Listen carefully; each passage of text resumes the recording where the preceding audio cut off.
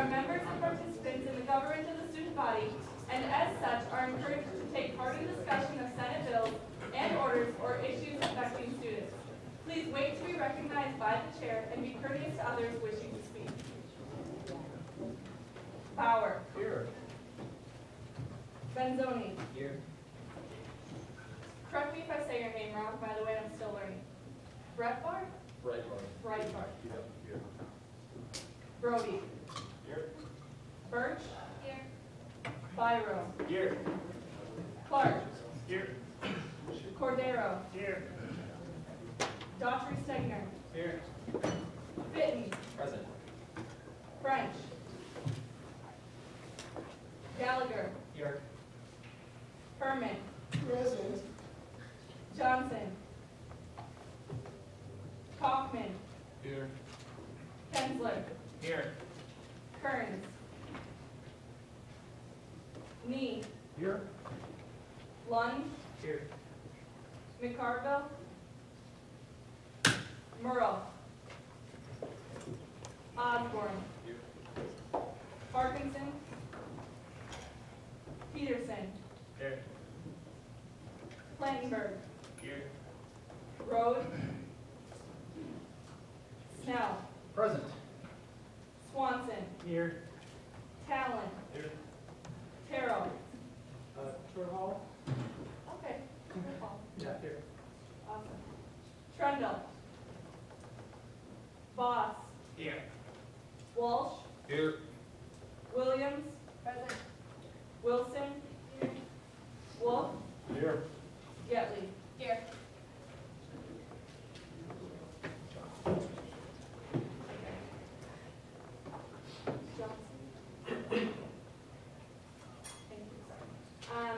We're now moving to the approval of the minutes.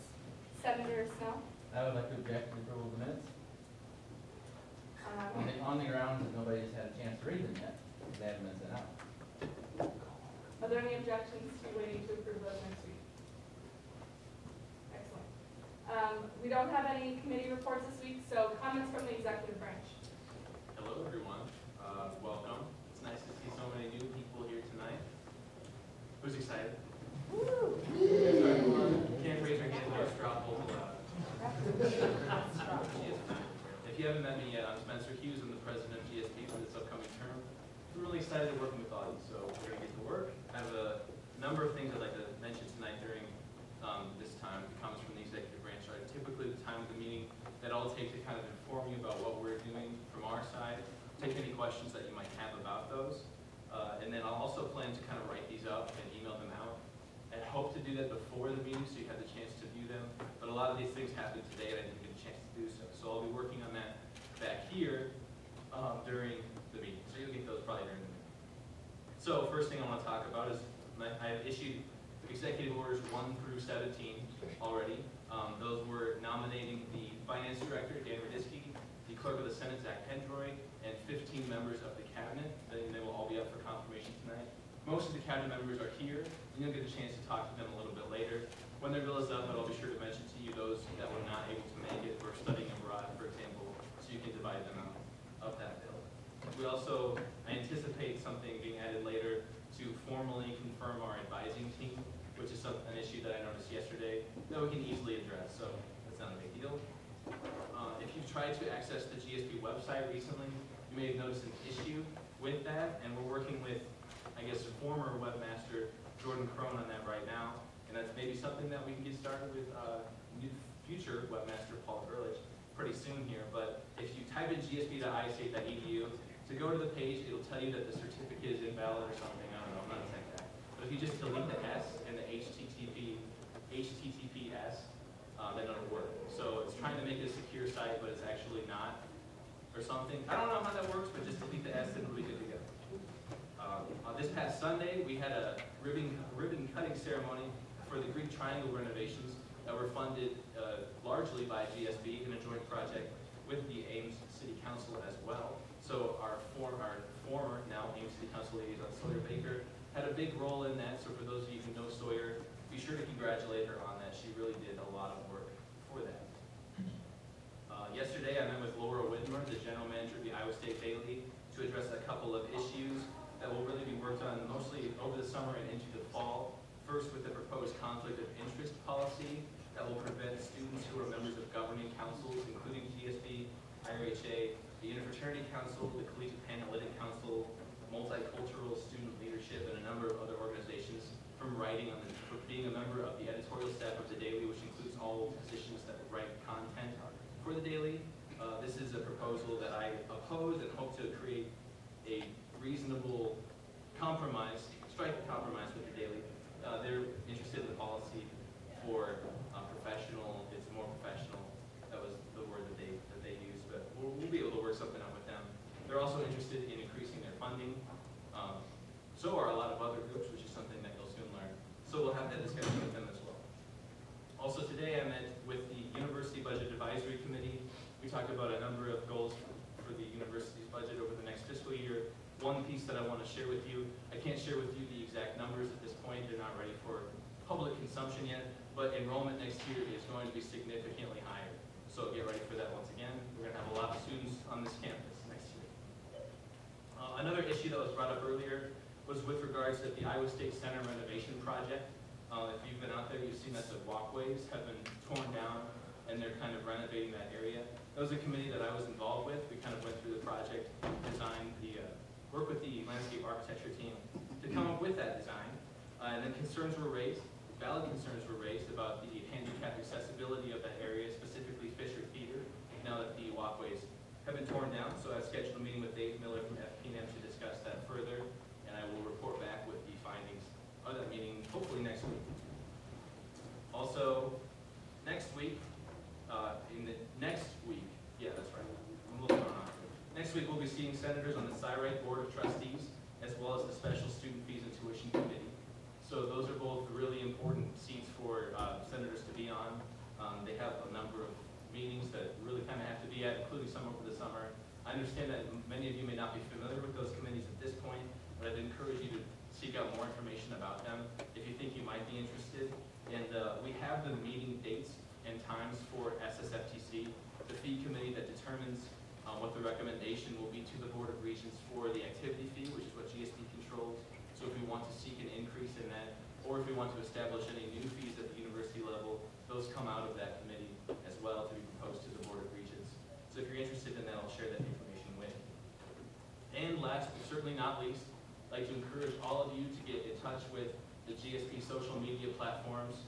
You can like us on Facebook. The name of our page is Government of the Student Body, Iowa State University. You can also follow us on Twitter. We have 3 official Twitter accounts representing the government. The first is @ISUGSB, which represents the government as a whole. The second is @ISUGSB Court, which was representing the Supreme Court of GSB. And then the third one is @GSB President, which is an account that is managed by the President of GSB. They all have a little bit different scope and focus, but all 3 of them have some pretty valuable information and will keep you up to date with what's going on in GSB. So, with that, like I said, I'll share this all in written form as well. So if you tuned out over the last few minutes, you'll still get that info. At this point, I would entertain any questions.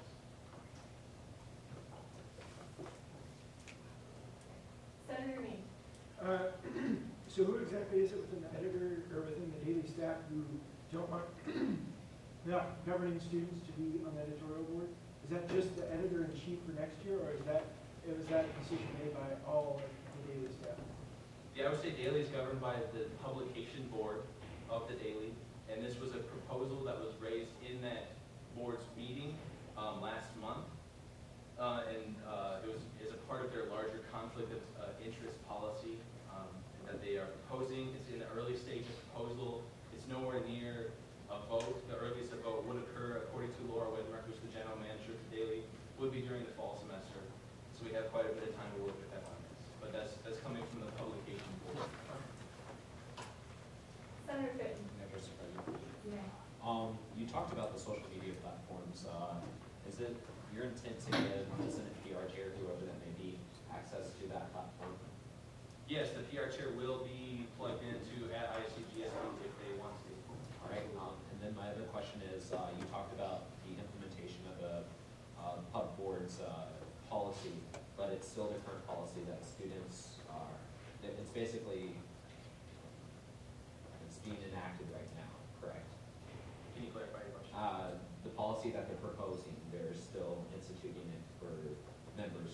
so I couldn't, as a senator, go and apply and be accepted. I'm not familiar with current policy, just All right, I yield. Senator Bauer, Madam Vice President. you may. Thank you for your comments. Just one thing, could you please turn the microphone on? Thank you. I didn't think it was on, but my It was on before, but then someone else. speaks so weird. Senator Snell. I don't need it. It's on. I'll wait a second. Please give me a moment. This is a bad start for me, isn't it? It's a little embarrassing. Text. We don't need it.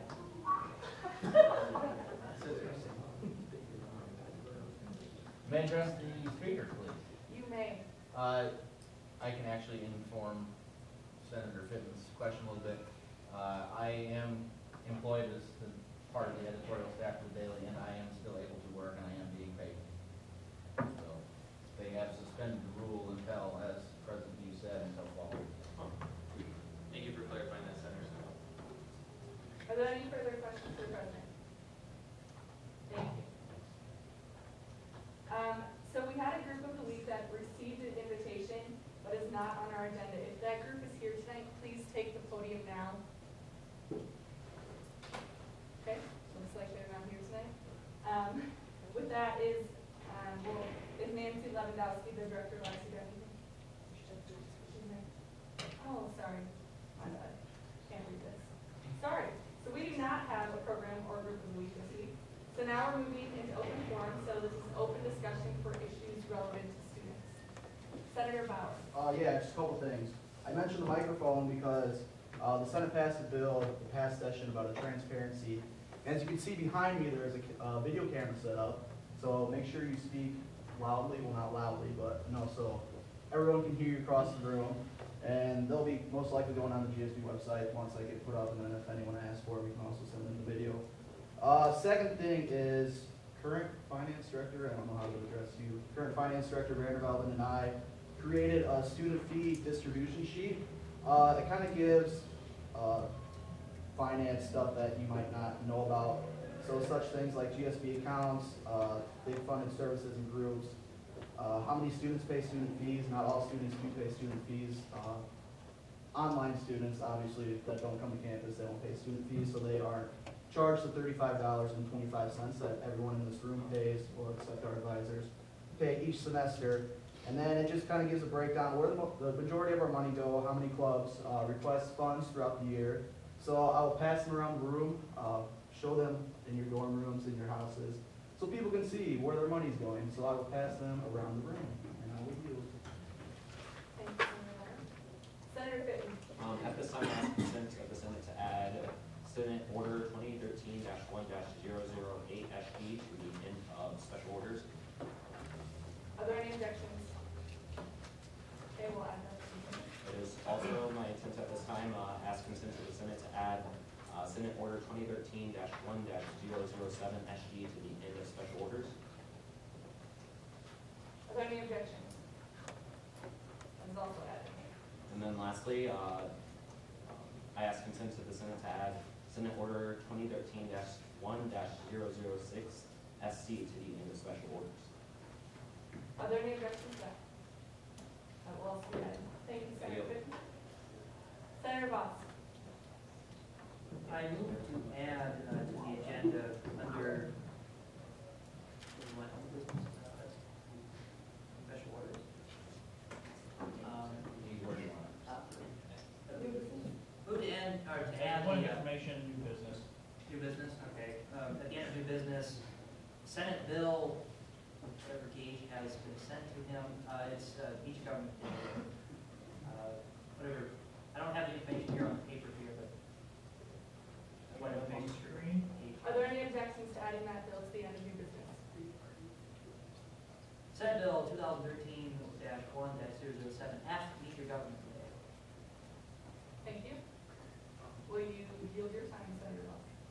Thank you. I will, thank you.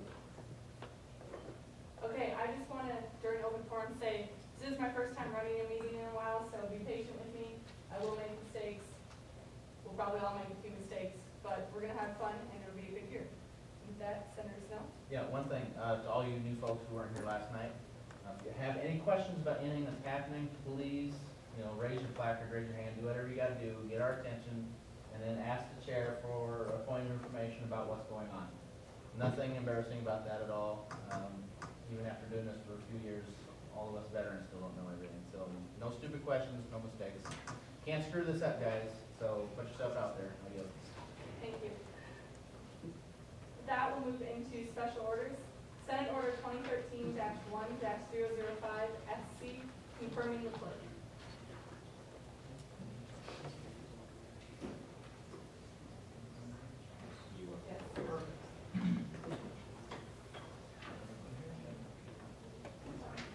All right. Title, Confirming the Clerk of the Senate. Whereas by way of executive order, President Hughes has nominated Zach Pendroy as the Clerk of the Senate for the government student body. And whereas this nomination requires Senate confirmation, be it therefore ordered that Zach Pendroy be confirmed as Clerk of the Senate, and be it further ordered that Mr. Pendroy immediately assume all rights and responsibilities of the position as delineated in the open law. I will, turn it over to Mr. Pendroy. Hi everyone, I was a senator last semester. It was a lot of fun and experience. I'm here at this point. I will yield to any questions. Gallery Member Hofer. I'd like to acquire to the words per minute of your typing skills, Mr. President. Not that fast, but I'm working on it. Okay, that's all I want to hear. Thanks. Oh, President Hughes. I just want to say that well, I guess not necessarily traditionally, but it has been a few years since we actually have confirmed the clerk. It is actually technically a requirement. We just have kind of neglected that in the past. So I just wanted to point that out, that if you have been around before and are wondering why this bill is up, we are supposed to confirm the clerk, so that's why we're doing this now. And since this was my executive order, I guess I'll explain why. Zach is going to do a great job, so you should definitely vote yes. Yield your time to Sure. Senator Fitch. Well, President Hughes, yields our question. Absolutely. You said one of your executive orders, the bylaws delineated as a vice presidential nomination. Can you speak on that? Sure. So she talked to me about this. Well, we know that Zach was the right call for this position, so I guess it came out of the office of the president, and we share an office, right? So, I'll call the question then. Sounds like it. Object. I was going to do that. Okay, I withdraw my objection. UC. Are there any objections to UC? This passes.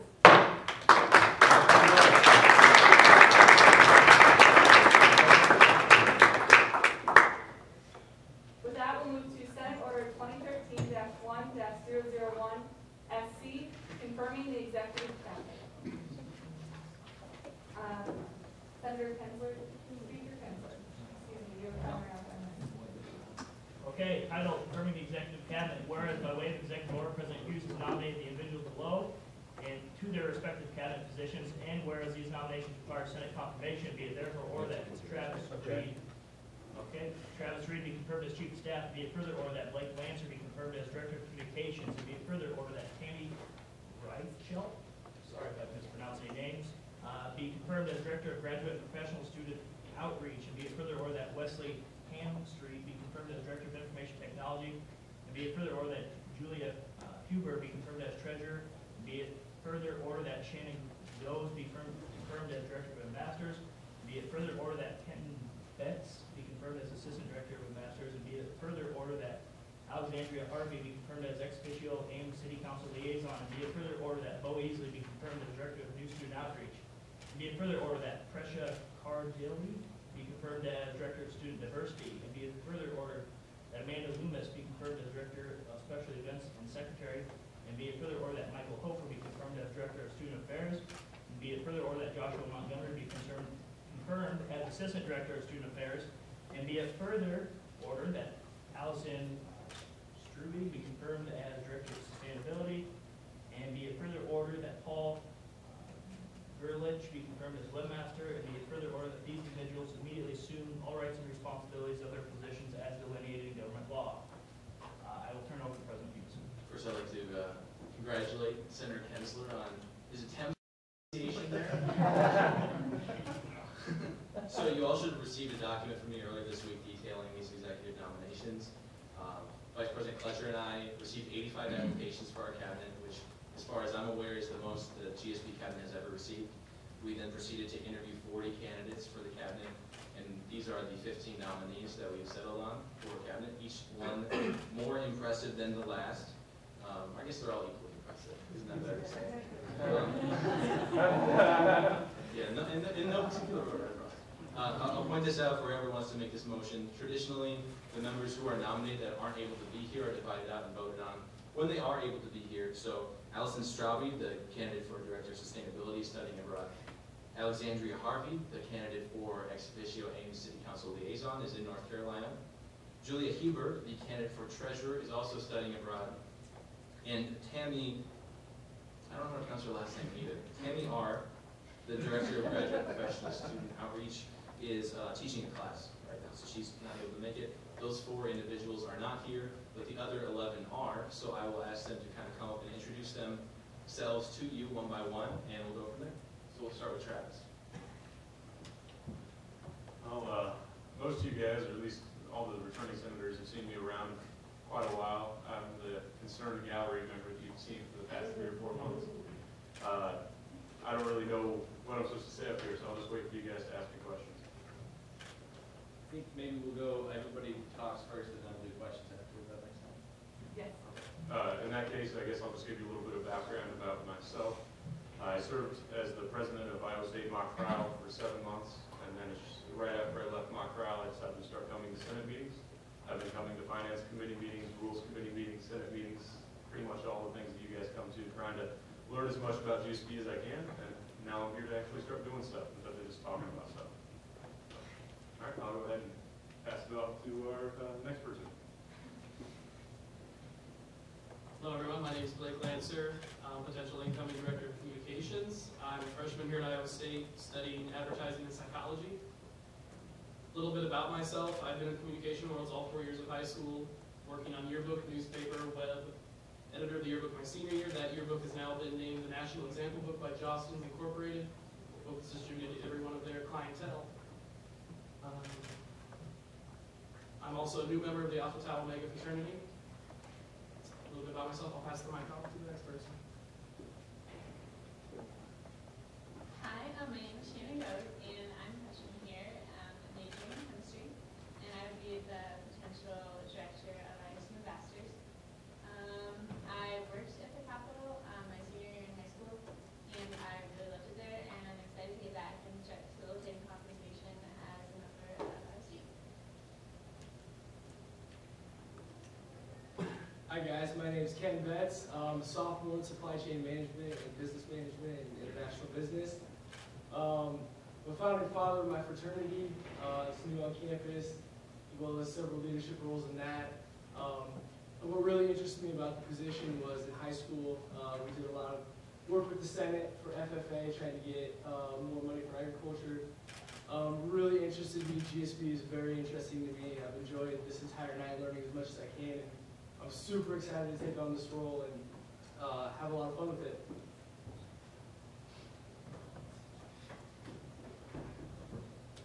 Hey everybody, my name is Michael Hofer. I'm currently a sophomore studying industrial engineering. I was a senator last year, so I'm seeing some familiar faces. I'll be back for a little bit. I drove 3 hours out here, so I expect to get a couple questions when this is all over. But anyway, I was on Senate last year on the UA committee. Worked on a couple projects there, so I'm excited to take over the role as the Director of Student Affairs. Hopefully work on a lot of projects with the team, cabinet team, and get a lot of good things done this year. So, thank you. Hello everyone, my name is Prisha Perdule, and I'm a junior in management and the new Director of Student Diversity. I believe that this position is a great platform to reach out to multicultural students across campus and introduce them to GSB. GSB personally for me is a new experience, and I believe I'm going to enjoy it a lot. And feel free to ask me any questions. Thank you. Hi everybody, my name is Amanda Loomis. I'm your nominee for Director of Special Events as well as Secretary. This is a new position.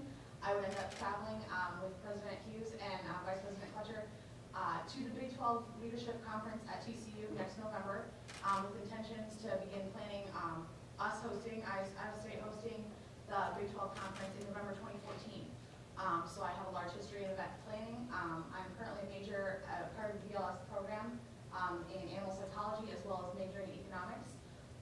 So any further questions I'd like to answer. Hello, I'm Les Camstreet. I'm a non-traditional returning student to ISU, double majoring MIS and business economics.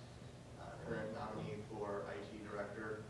I have probably well over 15 years of management experience, and a lot of it has to do with technology or the implementation of technology within the workplace. Look forward to serving you.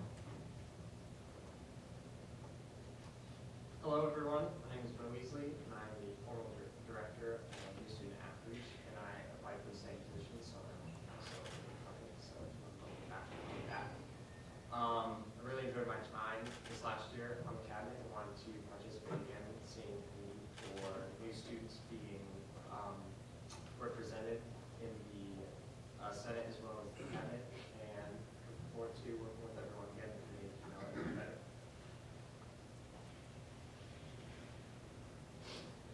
Hello everyone, my name is Paul Ehrlich. I'm a freshman in software engineering. I am the potential next webmaster. I believe this is the first year that it's going to be a required position. I've been able to make websites since I was like 12. You guys were like handout friends. I was not. I mean, that's pretty much my interest. I plan to do that in information security eventually. Anyways, if you guys have any questions, feel free to ask me. Oh, and this is Josh Montgomery, the next guy. How's it going, guys? My name is Josh Montgomery. A little bit about me. I'm a doer, not a talker. I really care about the kids that I go to school with, and I was appointed to be potential director or assistant director of student affairs. I'm going to try really hard. I'm looking forward to working with all of you. Thanks a lot. So those were the 11 people. Like I said before, I really couldn't have any more confidence in them. I was saying this during the application process, during the interview process, how difficult it would be to make these decisions. So we made the tough decisions already, so now it's time for the fun part. We can pick the best people, so I'm really looking forward to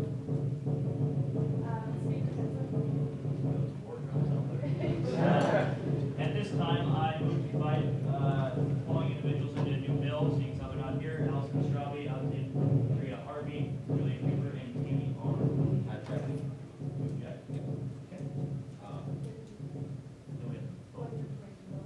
Yeah, we can vote on whether or not to divide them out. Okay, so you're now voting on whether or not to divide the question on this bill, which would move those 4 individuals to a later bill. So yes means that you want to divide the question, and no means that you do not. All those in favor, yes, please raise your flag right now.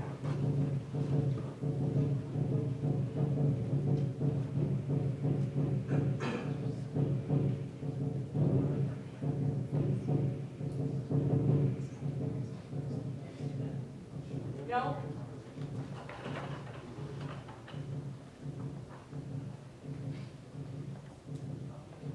Abstentions? We will be dividing questions, so.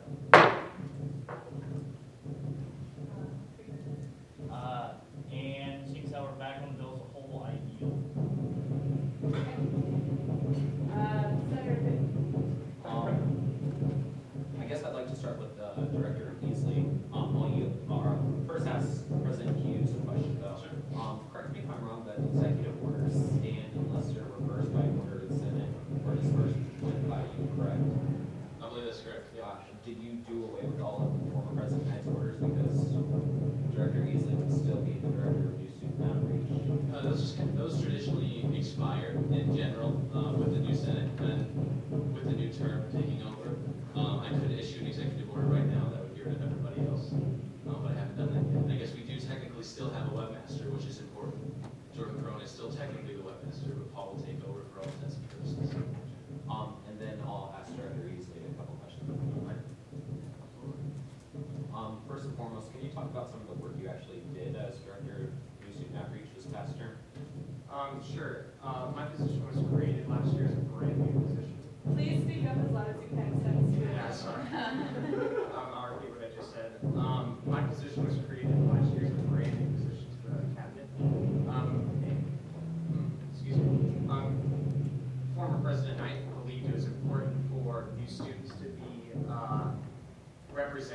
saw a need to have a new student perspective on the cabinet. And I was a freshman, representing freshmen last year. So I was still getting accustomed to university life. And the first project that I was interested in and saw a need that new students need to be represented and heard was students living in the towers, and felt that they were not accompanied for. They kind of got left out and had some disadvantages.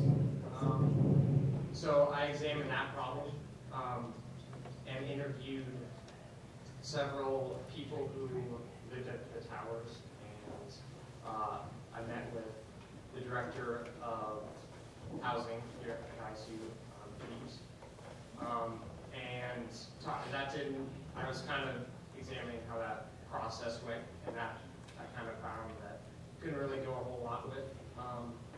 Then I tried to start working with freshman council a little bit to incorporate them more in GSB processes. So I look to continue that work this year to create more of a link between freshman council and GSB. So that's one of my new goals. And then most recently I was involved in the Committee of Undergraduate Education. So that was a side note that came out of my position to help represent students better, have a link between students and faculty at the department level. All right, and then my second question, it's the Director of New Student Outreach. Do you have any plans to make an effort towards transfer students in this position as well? I have not considered that, but as the Director of New Students, that is something that I should take into consideration. And I'm looking to get suggestions and looking for the settings to encompass all new students better. Great, thank you. All you. Thank you. Senator Byron. May I direct a question to,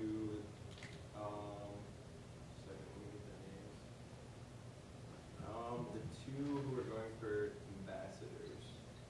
Yes, you may. Shannon and Kenton, is that pronounced right? Yes.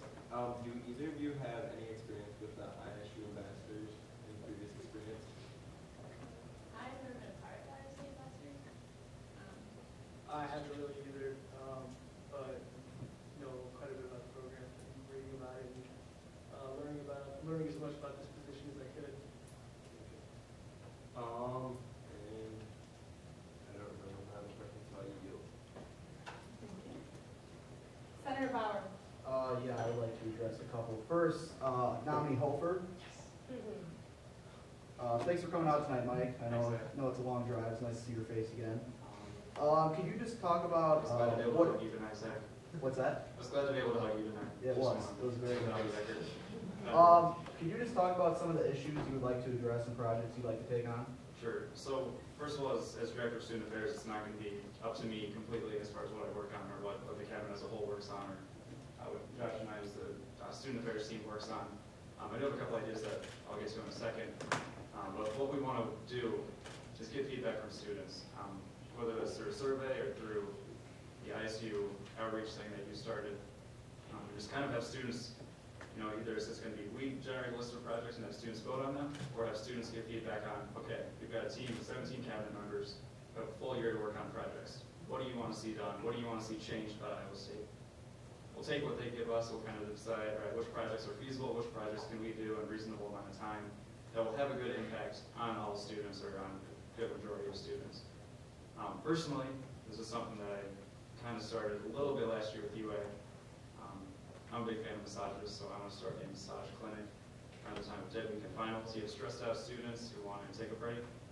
They can head down to the MU and get a free massage from a lovely masseuse. So that's going to be one thing I'm personally interested in and will personally work for.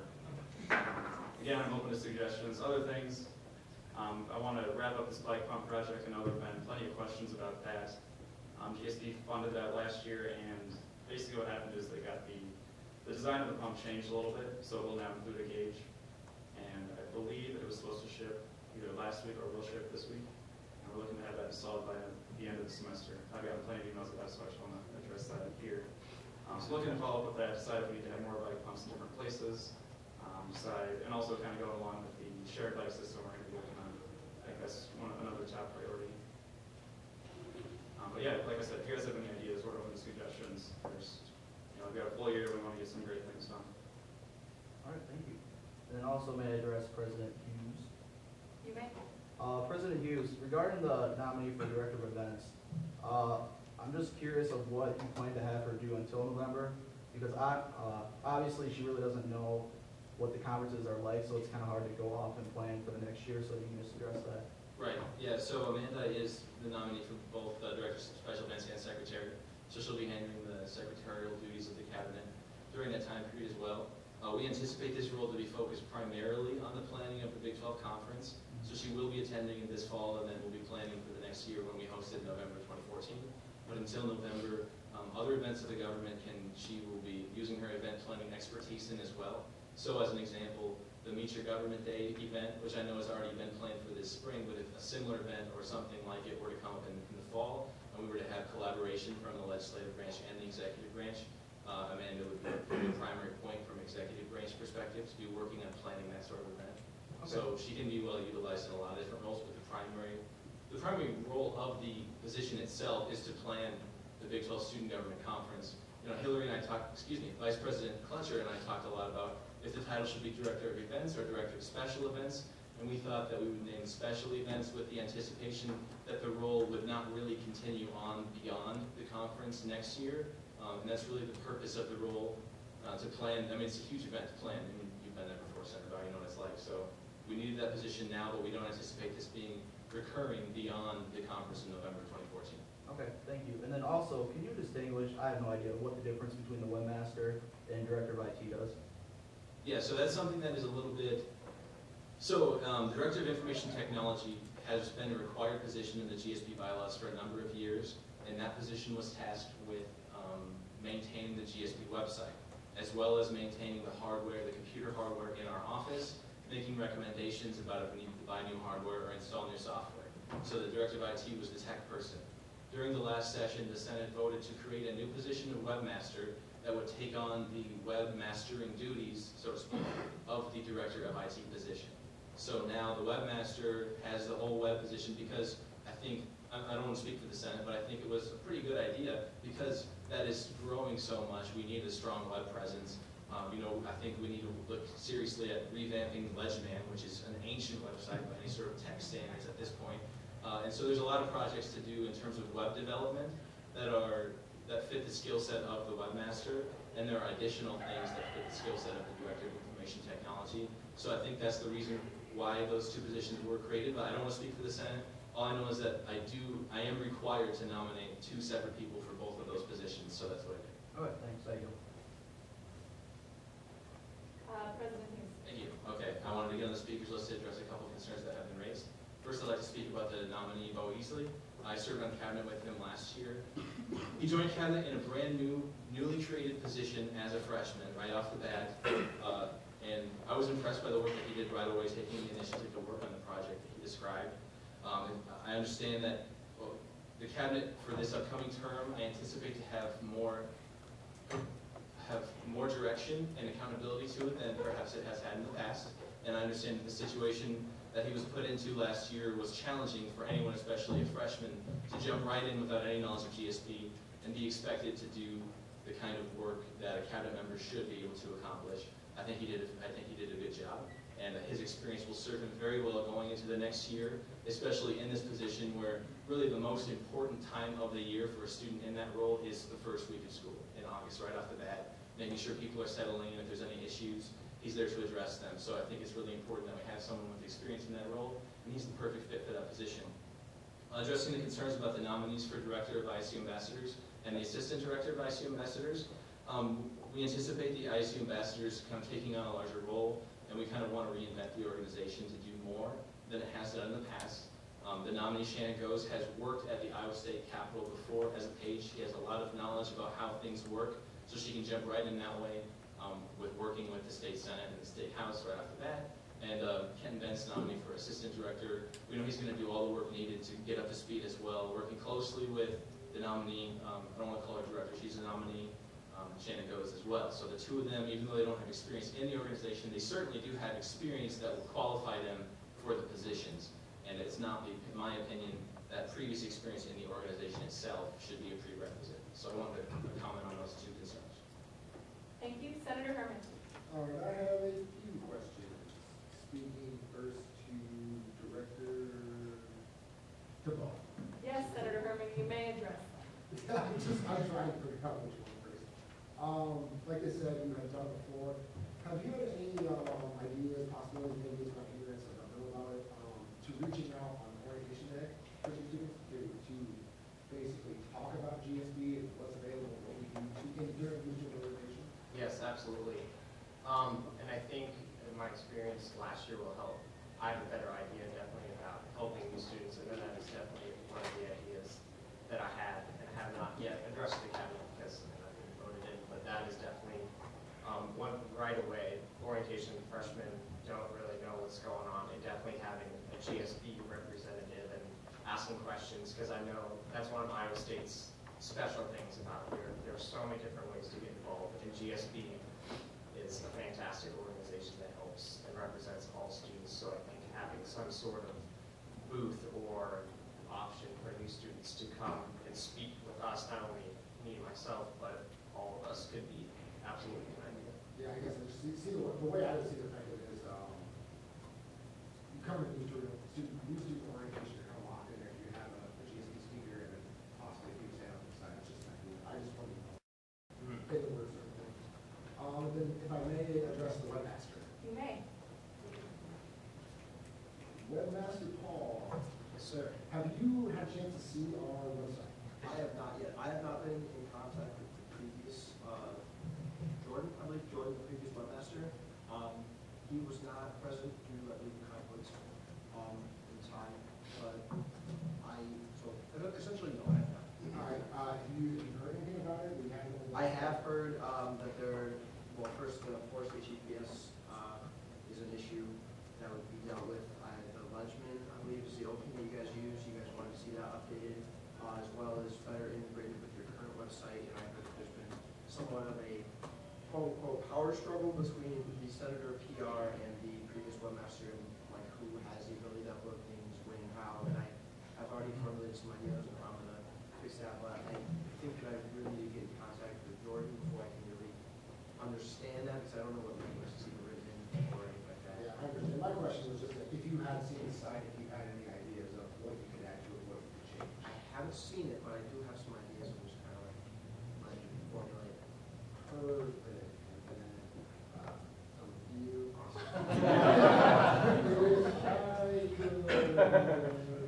Direct a question at President Hughes. You may. Treasurer Julia Huber. Right, Huber. Is she here yet? She's not, she's studying abroad. Okay, yeah. Can you just, any questions on our qualifications or what she does? Sure, absolutely. So the nominee, Julie Huber, had a really impressive interview, great application as well. She has served as the, I'm going to use the term finance director, but they This have is not germane, sorry to interrupt, but we did divide the question.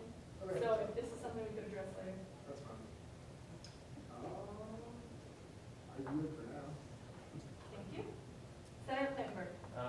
May I address Travis Reed? Hi, Travis. What are you gonna be? What are your plans for building up good relationship between the entire cabinet and the Senate over the course of the year after they all leave tonight? Yeah, I'm actually glad that you mentioned that. One of the things that President Hughes President Hughes mentioned the other day was that he wanted to see every cabinet member come to at least one Senate meeting a semester, which I think is definitely a good minimum to start with. Another thing that we want to work with is getting as many of you guys to come to at least one cabinet meeting a year as possible. And so I'll kind of work to help organize that, as well as with the Rules Committee and possibly PR Committee. Another thing that I want to work towards is making sure that our various, right now they're nominees, but the people who are in the director positions come to the meetings, the committee meetings that they would be associated with. And so I would like to see our communications director be able to come to the PR committees meetings. And so that's something I plan to work with the new speaker, make sure that we can get some stuff rescheduled possibly, and maybe in the bylaws, so that the cabinet meetings and the PR meetings don't conflict, so that can happen. Another thing I want to work with is making sure that as much as possible, the university affairs and student affairs directors and co-directors are able to come to university affairs meetings, and just overall getting as much communication back and forth as possible. All right, thank you.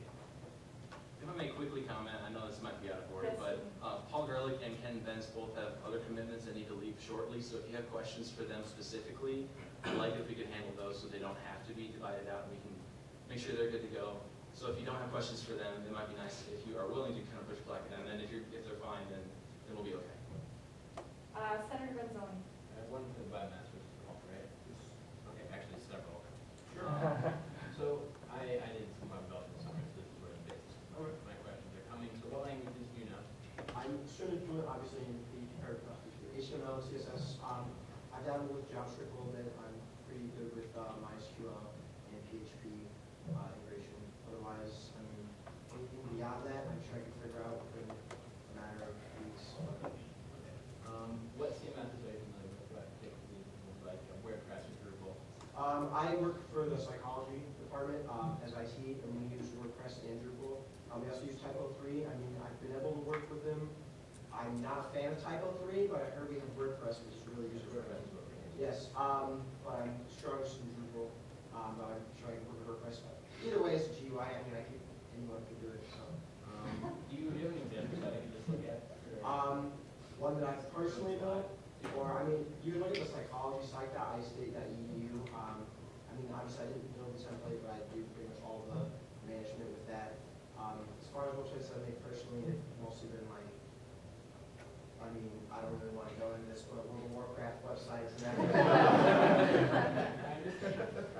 Okay, do you have any professional, like, I guess, job experience? But I guess you kind of answered that with your working. Yeah, I mean, I do that. That's mostly with like the CMSs and whatnot. But I mean, there was a website that I made for a chiropractor several years ago. But since then, he's not very tech savvy, so he moved on to Facebook because he couldn't figure out how to use it at all. But I don't have anything that I specifically made on there. I can show you day-to-day things that I could mostly say when I show on that kind of stuff. Oh, perfect. So, okay. And what do you expect this job to entail? It might be more or less. Okay, I mean, Spencer kind of tried to give me a rundown. I really haven't gotten in contact with Jordan, so I don't know 100%, but I know that you guys were looking to improve the legend.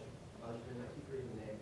And then, I mean, a lot of just like, from what I've been told, a lot of like content management, changing stuff like that, updating your website so that it's more integrated with like your social networking websites and budgeting, that kind of thing. So as of right now, I can see it being a decent time commitment, but I'm not necessarily sure how much or where, like what specifically it is, because I really haven't had like a chance to sit down and talk with the previous webmaster. I can attest to Jordan being hard to contact. Okay. That's awesome. All right. Thank you. Do you have anything else? Are there any other questions for Kenton or Paul? Okay, Senator Fitton. Student the webmaster nominee real quick Can again. I take any questions first? Absolutely, actually, I move to divide the question on nominees goes, and that's at this time. Okay. Can you explain the motion? To divide the question on the two ambassadors nominees. Okay, so one second, so, You see? Objection.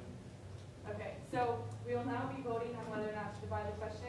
If you want to divide the question, that means we will vote separately on the director and assistant director of the ambassadors.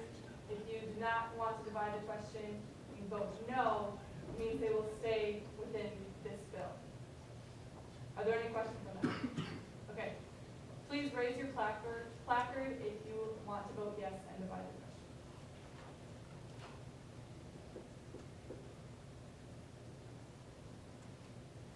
Up for no?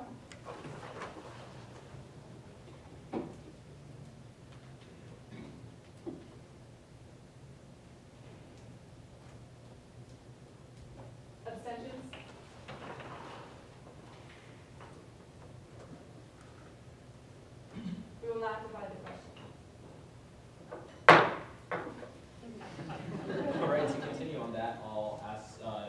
a nominee goes right now, we have that listed that you worked as a page. Can you speak to your lobbying experiences specifically? Information, since the other, as the Vice President Clutcher was about to say, I feel that we should probably return to questions to the nominees and people who.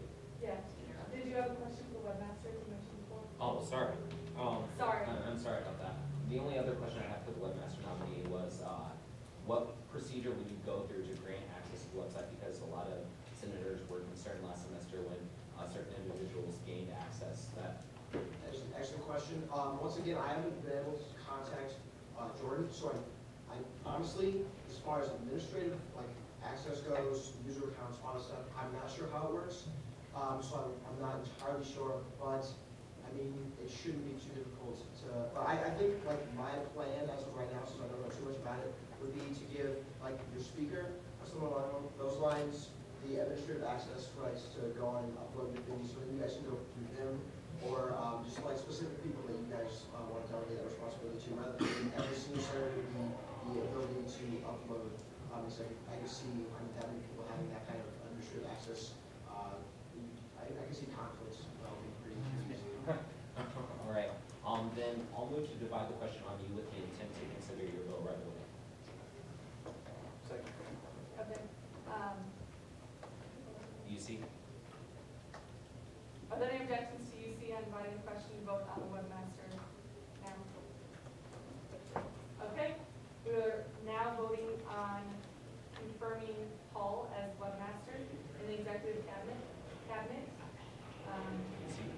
Are there any objections to UC? Seeing none, congratulations.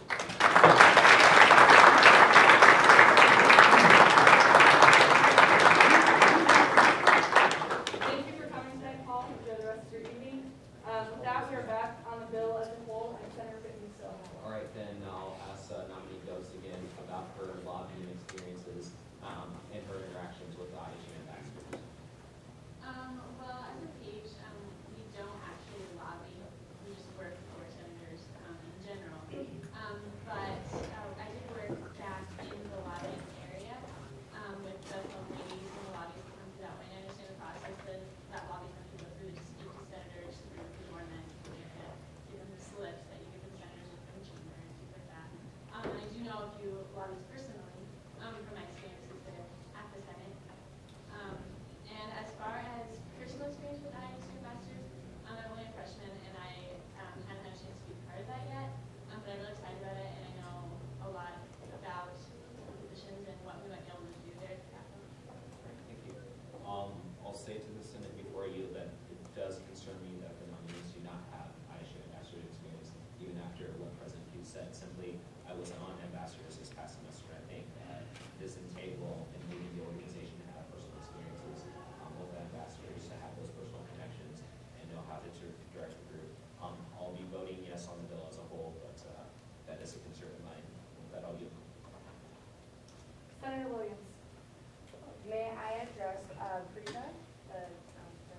Prisha? Yep, sorry. You may. How are you doing? Good. I just wanted to ask you a quick question. I've actually spoken with President Hughes about this as well. But for your position, under your requirements, it talks about diversity as race, ethnicity, religion, sexual orientation, gender identity, and geographical background. It does not discuss disabilities or diverse abilities, as some people have mentioned. So I was wondering if that was something that's under your radar. As been mentioned before, there have been some issues around campus, and there continue to be with not addressing certain issues for people that do have disabilities or different physical needs or any other type of needs as well. So would you consider that part of your job description, or do you have any background with that, or would you like to continue something like that with your job at all? Yeah, definitely. I think diversity is a very broad term. I spoke with Naya earlier today, and we did discuss the possibility of reaching out to different groups across campus. I have a very clear-cut idea of what I want to do. Over the span of the next 3 weeks, I will be going to a lot of different offices across campus, including the Dean of Students office, the International Students and Scholars office. as well as the office that deals with disabilities and special accommodations. And my intent for this position is to really reach out to offices and student organizations as to what they expect from GSB. And I plan to make sure that I set up these programs during the summer and execute them during the fall and the spring, so that I really don't want to waste time in the fall thinking about what I want to do. I just really want to start this right now altogether. Even though I don't really have an experience with the disabilities part of it, I really want to reach out to that category as well, because when I read the bylaws for the director of diversity, I thought it was too limited to the color of your skin, your religion, and your national origin. However, I believe that diversity is in thoughts, and it's in the way you perceive things as well. So I think definitely your issue is really relevant, and I would definitely work on it. Thank you so much. Oh, no. Yeah, thank you. Okay, Senator Herman. Actually, can you start the conference for me? Ready? Regardless, question for Director Hughes. That's right. President Hughes. Sorry, I'm not trying to. No, it's okay. I'm getting used to it. Was I correct in hearing that neither of the ISU ambassadors are ISU ambassadors? Yeah, that is true. And to talk a little bit more about that, because I understand that is an issue of concern. So with the ISU ambassadors, the outgoing directors, I think, did a good job with the group this year as a whole. There were some things that I'd like to have seen done differently. And one example is they were kind of thrown into a situation which was very difficult with Regents Day and ISU Day becoming separate. And having the two things differently, and they were both supposed to be one day, but we had issues with dates, and there was a lot of things going on and mixed up. That was a very difficult situation for them to be in, so don't get me wrong on that, that was hard to handle. But I think that largely both of those days could have been done better as a whole, and what ISU Ambassadors does, the scope of the organization is such that they're very limited in what they do, but they can do so much more. One example is of something, a way to have ISU ambassadors do more, is the open forum that GSB hosted in December with university administration. You know, that's, in a sense, that's something that the ambassadors could and should be involved with, not necessarily, or not only with university administration, but with local government, with the Ames City Council, with the Story County Board of Supervisors, and beyond, with state legislators, with Lisa Heddens and Beth Wessel-Rochelle and Herman Kornbach, as just a few examples. We can do more things like that the ambassadors can be involved with. My main point here is that the ambassador's scope can really be changed. We anticipate that happening, and I am certain that Shannon and Ken are the right people to be in charge of the organization moving forward, to have the organization do what it can do and reach that potential. I guess, well, I believe they're probably qualified. I would just personally like to see somebody with ISU ambassador experience. At this point, I'd like to move to the line of question to have the two ISU ambassadors on a separate bill. Point of information, we did vote on this. Oh, do we?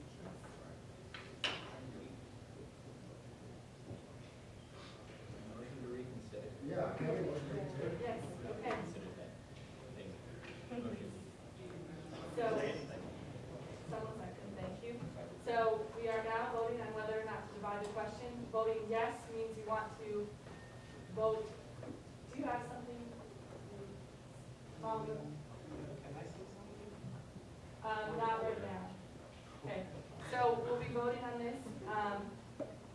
Yes, if you want to vote on the ISU ambassadors positions separately, and no if you do not and want to leave them as part of the entire bill. So, placards up for yes if you want to divide it.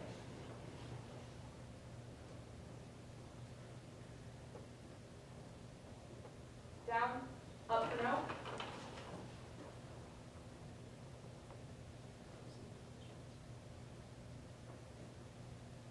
Down, up for abstentions.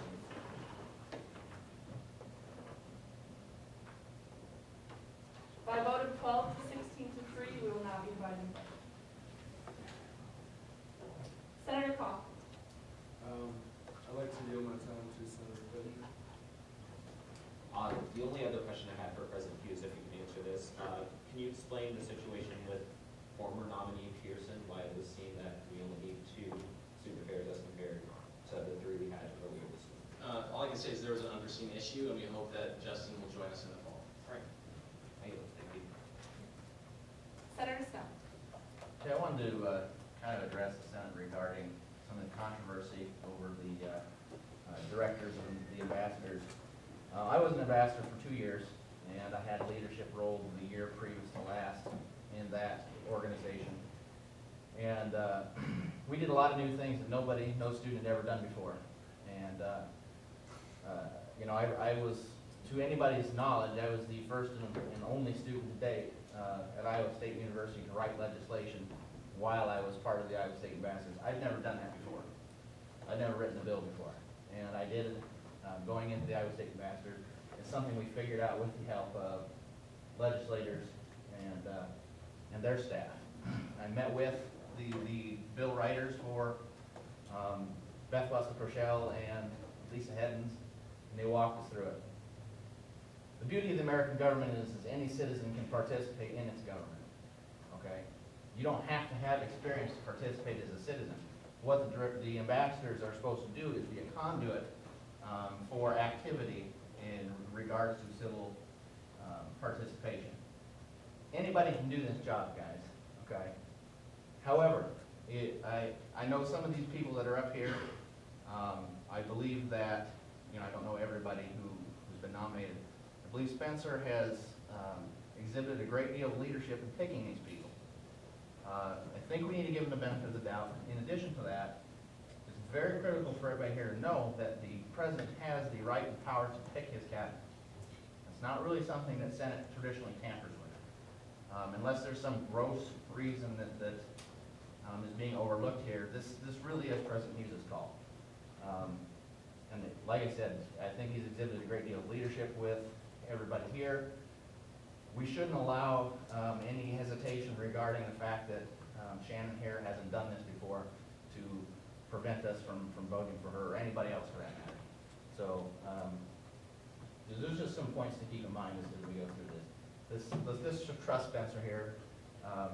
Let's get this going on the right foot here. We don't need to get into a power struggle on the first night with the executive branch. So, thank you. Thank you, Senator Snow. Point of information, I totally helped Spencer talk through decisions. Just saying. So. That's your Vice President question. With that, Speaker Gensler. I would also like to speak up on behalf of the nominations for Director of Ambassador. Like Senator Snell, I was also an ambassador for 2 years. And what I wanted to say was it wasn't necessarily an issue whether or not you had experience in lobbying to lead the ambassadors. I know I saw 2 different directors, actually 3 different directors in my time. And with each director, it completely changed the scope of what the ambassadors were supposed to do. I'm actually looking forward to seeing what new direction the ambassadors are going to take, and I have the utmost confidence in the nominees. Thank you. Senator Bauer. Yeah, may I address a question to the nominee for Communications Director? Yes, you may. Okay. As you may or may not know, GSB doesn't have the best image with the students of Iowa State, and we have a bad participation with students, with 8.5% of the student population voting, and as you can see, low participation in GSB Senate meetings, those types of things. So I'd just like to ask you what ideas you have for improving GSB's image and connecting GSB to the Iowa State students. Well, to start with, what I saw the role mainly being is having a social influence with the student body. That social influence being through Twitter, Facebook. The way that I see Twitter and Facebook is an informal way for students to address senators, members of the cabinet, without being face-to-face. I know face-to-face confrontation and questioning can kind of, what's the word I'm looking for? Kind of make people hesitant to fully express their opinions. And I see through Twitter and Facebook being a way for students to fully express their opinions. With those full opinions, I find it easier for the senators, for executive branch to communicate with those students with full opinions. Along with that, I just feel that we need a more stronger influence on Twitter. My suggestion was at least 2 posts, at least 2 tweets a day, at least 1 Facebook post a day. Whether those just be meet your senator, whether those be general questions, just ways for students to continually be in contact with us, continually know that we are there, waiting to listen to any of their concerns or needs. All right, thank you.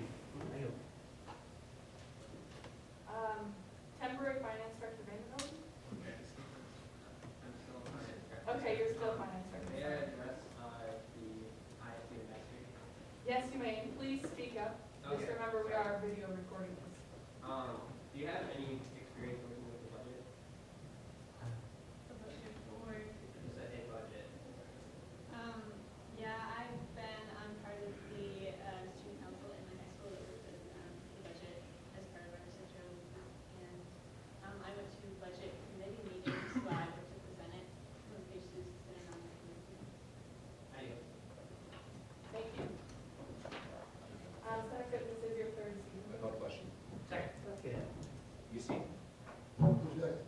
Yes. We will take a roll call vote. No, we will take a roll call vote. Bauer? Yes. Benzoni? Yes. Breitbart, yes. Excuse me for 1 second, I'm going to write this down.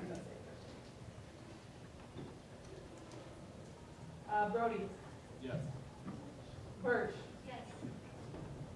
Byro? Yes. Clark? Yes. Cordero? Yes. Daughtry Stegner? Yes. Fitton? Yes. Gallagher? Yes. Herman? Nope. Johnson? Yes. Kaufman? Yes. Kensler? Yes. Kearns? Yes. Meade? Yep. Lund? Yep. Osborne? Yes. That was a yes, correct? Parkinson? Yes. Peterson? No. Plantenberg? Yes. Snell? Yes. Swanson? Yes. Talon? Yes. Turhall? Close enough. Yep.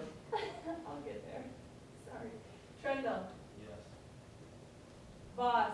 Absolutely. Yes. Walsh? Yes. Williams? Yes. Wilson? Yes. Wolf? Yes. Yetley? Yes. Sorry for a second, we're still getting down how we're counting these.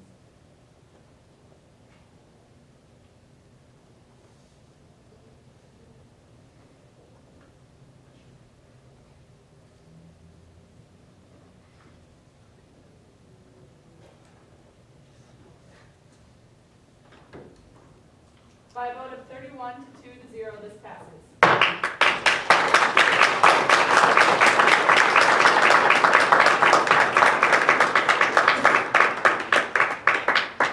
Senator Creighton? That's a point of order. Were there 3 no votes?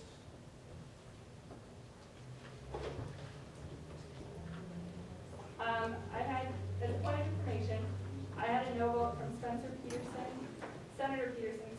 and Senator Herman. Did anyone else vote no that I missed?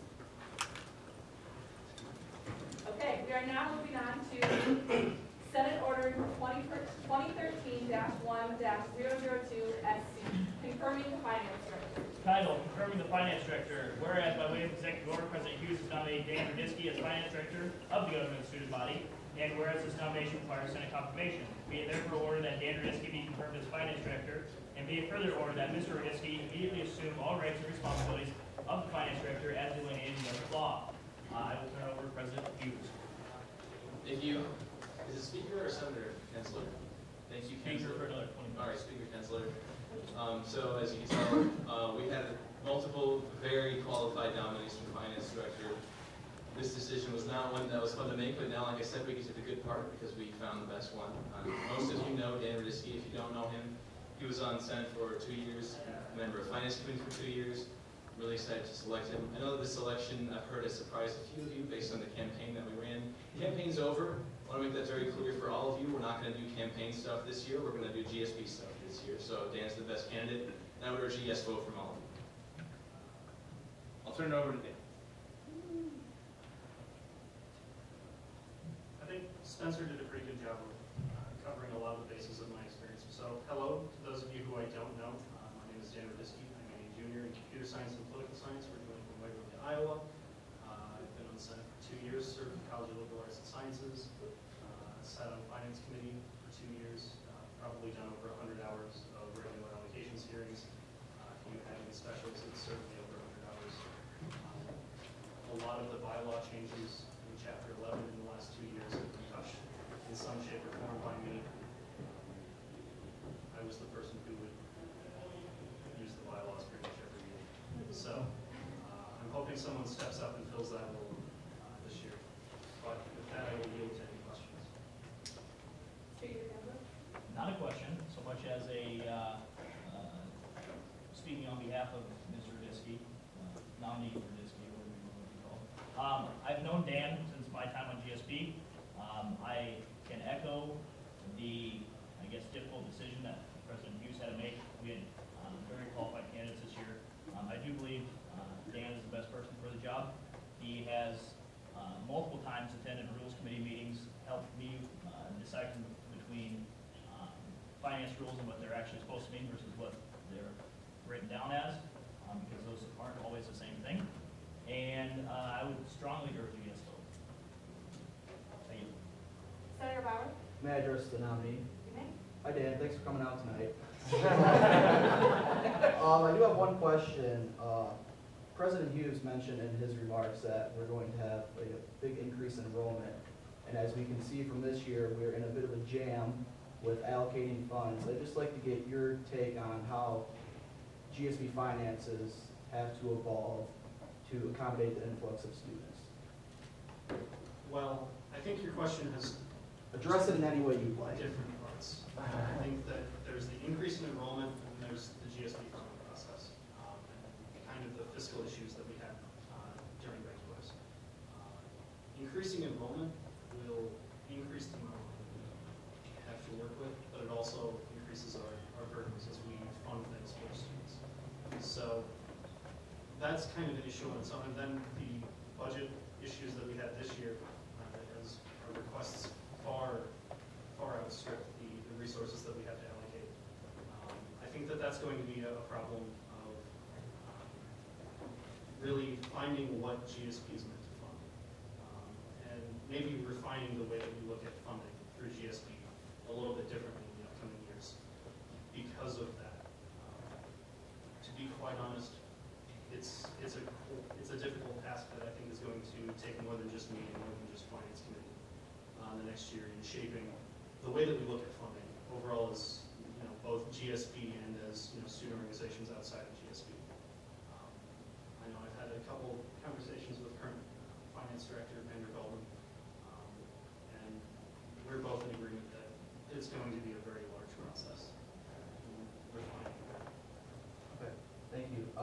Just to kind of reiterate what Senator Speaker Kensler said, there's no other person that's more dedicated to students and to the finances of GSB and knows more about the finances of GSB, maybe besides current finance director Brandon Bell back there.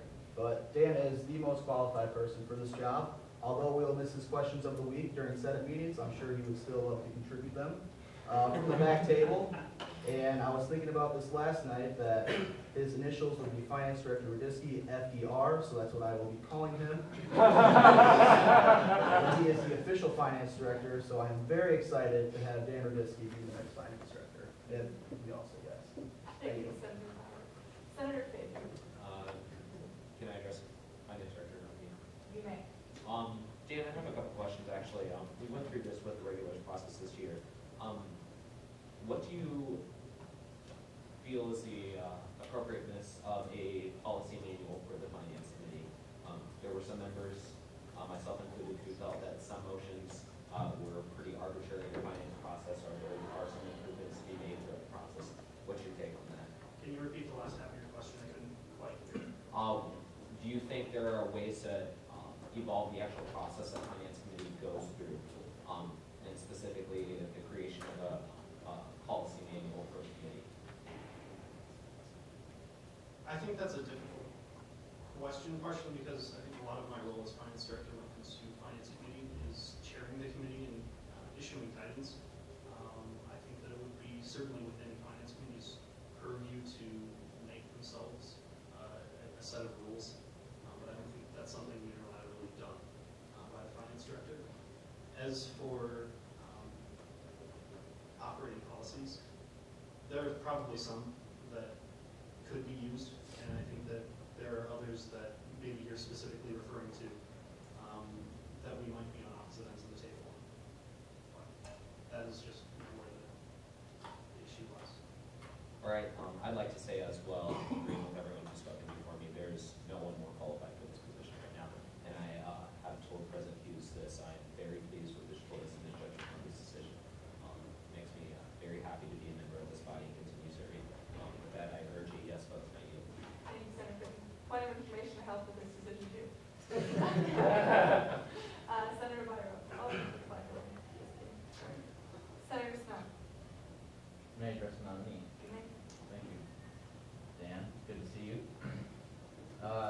regarding the question of the week problem that we are now facing with your removal from Senate, will you be posing the question of the week to the Finance Committee?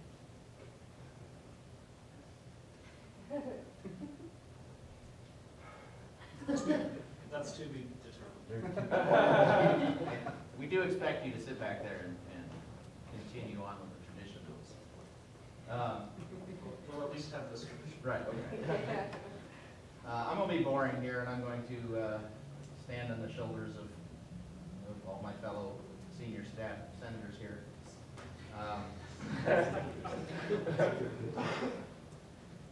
Dan is an exceptional individual, for those of you who don't know him as well as we do. The Daily, actually, opinion editor Michael Belding back there in the gallery can attest to this. The opinion did a study on GSB activity from the beginning of last year until sometime halfway through the semester. And it was, I'm a talking fool. You guys are going to get to know me really well. So even with the high amount of speaking that I do here, okay, I got like 10% of all the speaking done in GSB was a result of the study here. Dan beat me by like 4.4%. Okay, so he was just as active as I am. When it comes to writing legislation, same thing. Dan and I accounted for, I don't know what, 20–30% of all the legislation in GSB. So this guy right here, everybody, this is the guy. This is the man here. And I strongly urge a yes vote on this. I don't think it's going to be a problem. Again, this is exceptional leadership on President Hughes' behalf. As you may know, this was his former opponent in the GSB elections. So what we're seeing here is a good thing. We're getting off to a really solid start this year. And let's get this done, guys. Let's vote yes. Thank you. Senator Herman, do you have anything to add that's new? Yes. Okay, then Senator Herman. Yeah, it's not just regular. And if you're going to address the nominee, you may. Yes, thank you. 2 questions. The first one being the most difficult. How do you get such beautiful hair? Jermaine. Second. Next question. Serious question though. I know in finance this year we had a big discussion on food. What are your thoughts on that? I know what you thought when we regulars, a lot of it was abstention. I think that goes to your point more so to the great place the finance director as an impartial revenue committee. But that I would like serious opinion on because I think it's something that finance committee, or at least myself, would be looking into reporting this year. I think that that's one of the many discussions that's going to be had in the upcoming year. It certainly is something that will be addressed in some shape or form, whether it's reforming and not funding any food at all, or changing the way in which we classify it and go about that. I don't think I'm qualified to unilaterally make a judgment on that, and I think it would really depend on the proposals on the board. Perfect. Call the question. Second. Object. That's what I was going to do. Okay. I object. I withdraw my motion. Okay, with that, Senator Kim. May I address the nominee, please? You may. I only have one more question, Dan. I forgot to ask this the first time around. I apologize. As a finance director, you would sit on the fees committee. In previous administrations, we've seen unilateral promises not to raise student fees. Do you believe there is a place, with obviously a given conversation, to have that discussion and have that be a possibility?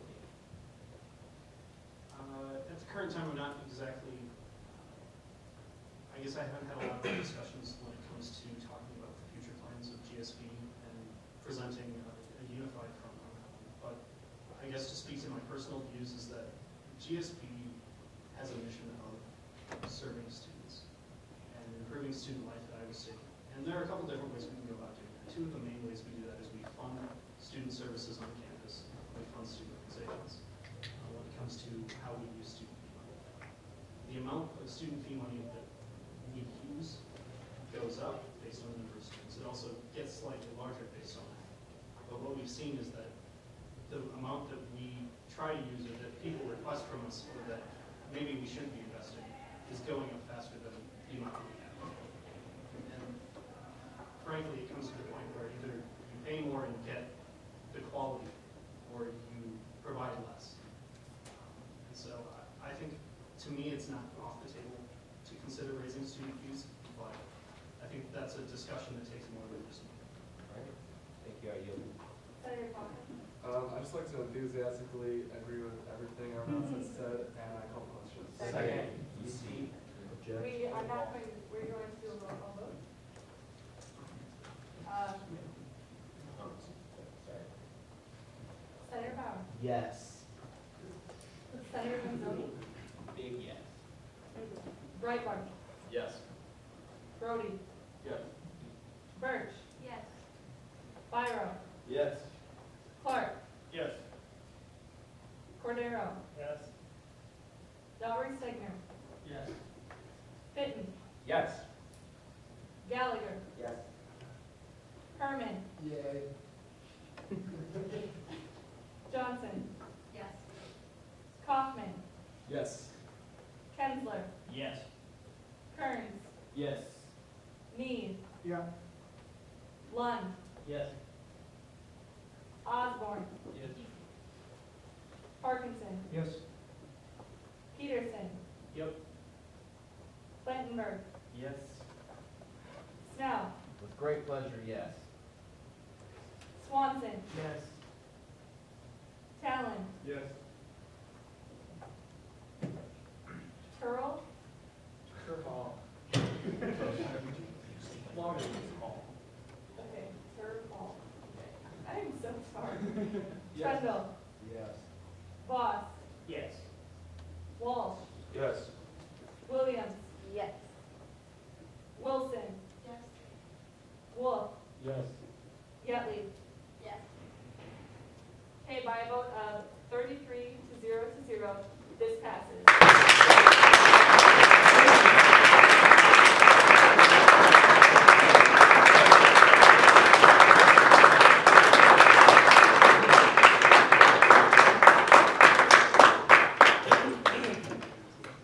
We're now on Senate Order 2013-1-003 SG, electing the Speaker of the Senate. Just as a point of information for all the new senators, we'll first do nominations, but before we start talking about candidates, we will have them leave the room. So I just want to make that known. Don't start discussing candidates until they leave the room. With that, Speaker Pence. Title, electing the Speaker of the Senate. Whereas, the Constitution requires that the Speaker be chosen from and by the Senate at the beginning of each term. Be it therefore ordered that Senator Blank be elected as Speaker of the Senate. And be it further ordered that Senator Blank immediately assume all rights and responsibilities of the Speaker of the Senate as delineated in government law. So if you want to be Speaker, if you want to sit at this table and do this job, feel free to nominate yourself. At this time, I will open the floor for nominations. Bauer. Move to nominate Senator Williams. Second. Do you accept? I do. Okay. Senator Herman. I move to nominate T.H. Kensler. Second. I You do respect. not need to second. Yeah. I respectfully decline. Can I nominate a second then? You may. I nominate Senator Snow. Senator Snow?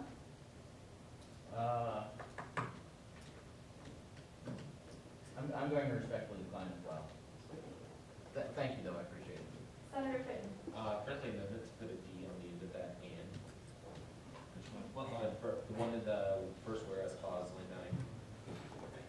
9. And I move to close the floor of nominations. Second. Thank you. Okay, Senator Williams has been nominated. And the floor is now closed. Wait, did I do that wrong? Motion to fill the blank. Yeah, motion to close. Probably ask questions with me. Okay, so I'm sorry, I just need to take point of order for a second. So when he moved to close the floor for nominations, is that okay, like we can, Objections? that's what I need to Okay. ask. Were there any objections? Okay. Okay, All right, I yield. perfect, thank you, Senator Fitton. Senator Bauer, May I address the nominee? you may. Senator Williams, how do you see the job of the Speaker in leading the Senate? And what would be one of the first things you would do as Speaker? Okay. Well, my name is Gabby Williams. I'm a senator for Campustown, in case you don't know me. Hopefully you will, well, you will be getting to know me. And so the role of speaker, I've been on Senate for 2 years, and I've been fortunate enough to see different types of speakers. I've seen speakers that are very expressive and very good at having debate among Senate. I've also seen speakers that like to see debate but don't quite participate as fully because they like to represent in a different way. And I respect both ways. And so I'd like to be a little bit in between. And I like to think of myself, and actually I've heard from some people that I tend to speak up when it's needed, but when it's not needed, I let others speak, and I find that to be a huge compliment. And that's how I see the role of speaker is when something needs to be said, it will be said, and especially outside of Senate, if you know me and if you talk to me for about 5 minutes, I am opinionated in a lot of things, and if you need me to stick up for you, I will be the first one to do so. And so the role I see is just speaking for Senate when it needs to be done, and facilitating debate and making sure that all of your voices are heard and all points are looked at for every piece of legislation. So one of the first things I would like to do on Senate is, since I would be a speaker and be speaking for Senate, I'd really like to see a better view of ourselves. A lot of the language that I've heard over the few years is a little self-defeating, and that is language that I will not be putting up for anymore. I see GSB as a whole and Senate as a whole as a fabulous institution, and I'm very excited for all of you to be here, and I'm very excited for the exec and for our new president, and so really getting confidence back into who we are is something that I will definitely be doing if I get to speak. So, Thank you. Yeah. Just stand up. Speaker Kimball. May I address the nominee? You may. Senator Williams, this question has been asked for a while, but it was asked quite religiously when I was running for speaker. Do you do the bylaws as black and white or gray? You know, I had an inkling that this question would be proposed, as it was proposed to me when I was first getting onto rules. And I thought about this actually a lot today, not last night, unfortunately, as some people think about Senate at the nighttime. Well, Oh, yeah. FDR. And a little in between, but I would like to say that I see it as black and white only because I see it as black for the ink that's been written, as well as the white that is space in between, which is the interpretation. So that is how I do it. And I would just say that I think Senator Williams, I've had the honor of serving with her on the Rules Committee for the past 2 years. She's been there, I think, the entire 2 years, if I'm not mistaken. So I think she's more than qualified. She's been a very contributing member of the Rules Committee, and she knows kind of how our meetings go. And the rules aren't necessarily the most, I guess, enjoyable thing to look over, but she's been there pretty regularly and has always given valuable input. So I strongly urge you to vote. Senator Fitton. May I address the nominee? You may. 2 things, Senator Williams. First of all, can you speak about your time commitments? I know you're a very active and busy person. How do you feel that you would be able to shape the role of speaker around your other time commitments? Yeah, one thing that I'm very proud of is that I do hold a lot of leadership positions here at Iowa State, and I am a type of person that needs to be busy. That's how my time management goes. If I'm not busy, I just kind of sit around, and so that's not what I plan on doing. So I do hold other positions that do take my time, but my role as speaker is definitely my top priority. Senate is something that's really dear to me and has actually kind of been the kickstart to a lot of my other leadership positions, and some of it is greatly related to GSB and Senate. So speaker would take priority for everything, and then other things will just have to revolve around that, actually. So. All right, and then my second question was, we have this discussion every year, and I know the view you took as a senator, but I want to understand the role of speaker, your view on addressing Oh, on the dress code. I don't think that is, I mean, as my role as speaker, I don't think that is something that I need to address to speak for Senate. I would like to, I mean, we've heard what Senate had to say on a previous bill, so if you'd like to bring that up again for the new Senate, I think you should do so, and then my opinion will stand after. All right, speaking to the Senate, I've gotten to know Senator Williams quite personally, actually, this past year, and been very influential to me personally, and I think she'd be very well in this position. So, I'll yield. Senator Snow. May I address the candidate? You may. Gabby, I know we've had this conversation already, so this won't be a surprise to you. But for the benefit of the Senate, when it comes to representing Senate, when the Senate's opinion differs from yours, how well do you think that you could manage portraying an opinion that you yourself don't believe?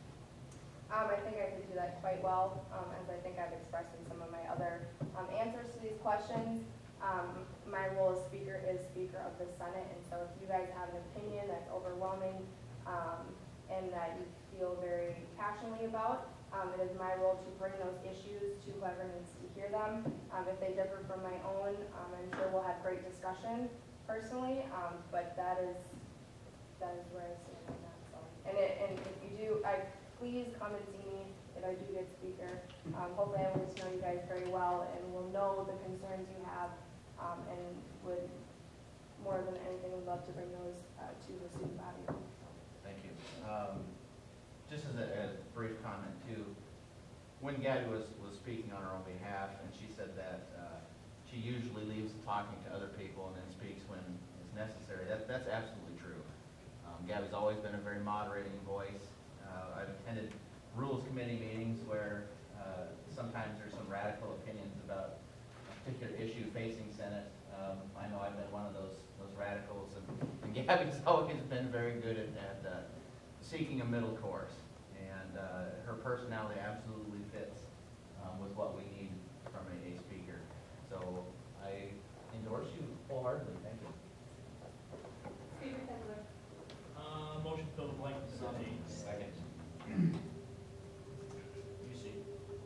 Is there any objection to using?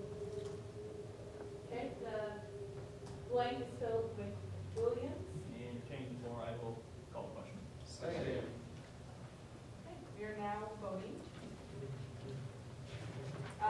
Yes, if you want Senator Williams to be speaker, and no if you don't. Bauer. Yes. Benzoni. Yes. Breitbart. Yes. Brody. Yes. Birch. Yes.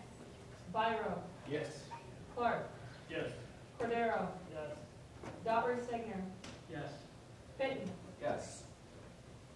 Gallagher. Yes. Herman. Yes. Johnson. Yes. Kaufman. Yes. Kensler. Abstain. Kearns. Yes. Need. Yeah. Lund. Yes. Osborne. Yes. Parkinson. Yes. Peterson. Yep. Vandenberg. Well, I suppose yes. Please keep your answers to yes and no, please. Rode. Sorry. Snell. Yes. Swanson. Yes. Talon. Yes. Turhall. Yep. Trundle. Yes. Voss. Yes. Walsh. Yes. Williams. Wilson. Yes. Wolf. Yes. Yetley. Yes.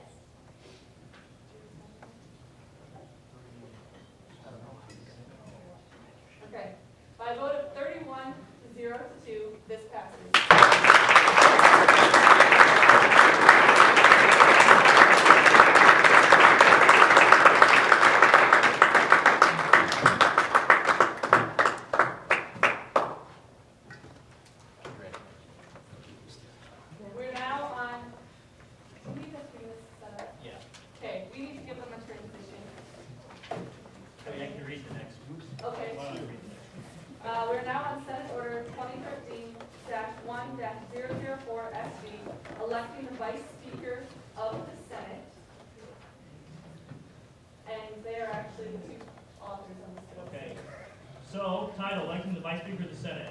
Constitution requires the Vice Speaker to be chosen from and by the Senate at the beginning of each term. Be it therefore ordered that Senator Blank be elected as Vice Speaker of the Senate, and be it further ordered that Senator Blank immediately assume all rights and responsibilities of the Vice Speaker as related to government law. It is my intention to add the friendly amendment to add the D in the word and at this time I'll motion for open the floor for nominations.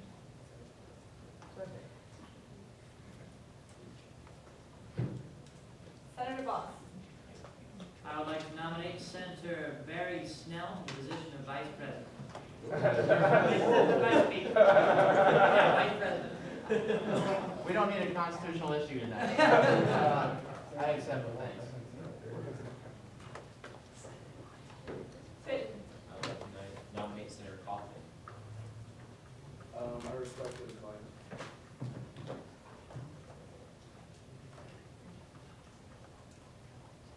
Are there any other nominations? Move to close floor for nominations. Second. Oh, Senator Bauer. Move to close floor for nominations. Okay. We are now discussing Senator Snell being nominated for Vice Speaker of the Senate. So, Bauer, May I address the nominee? you may. Senator Snell, thank you for coming out tonight. What do you see the role as Vice Speaker with regards to either leading the Senate or assisting the Speaker in her duties?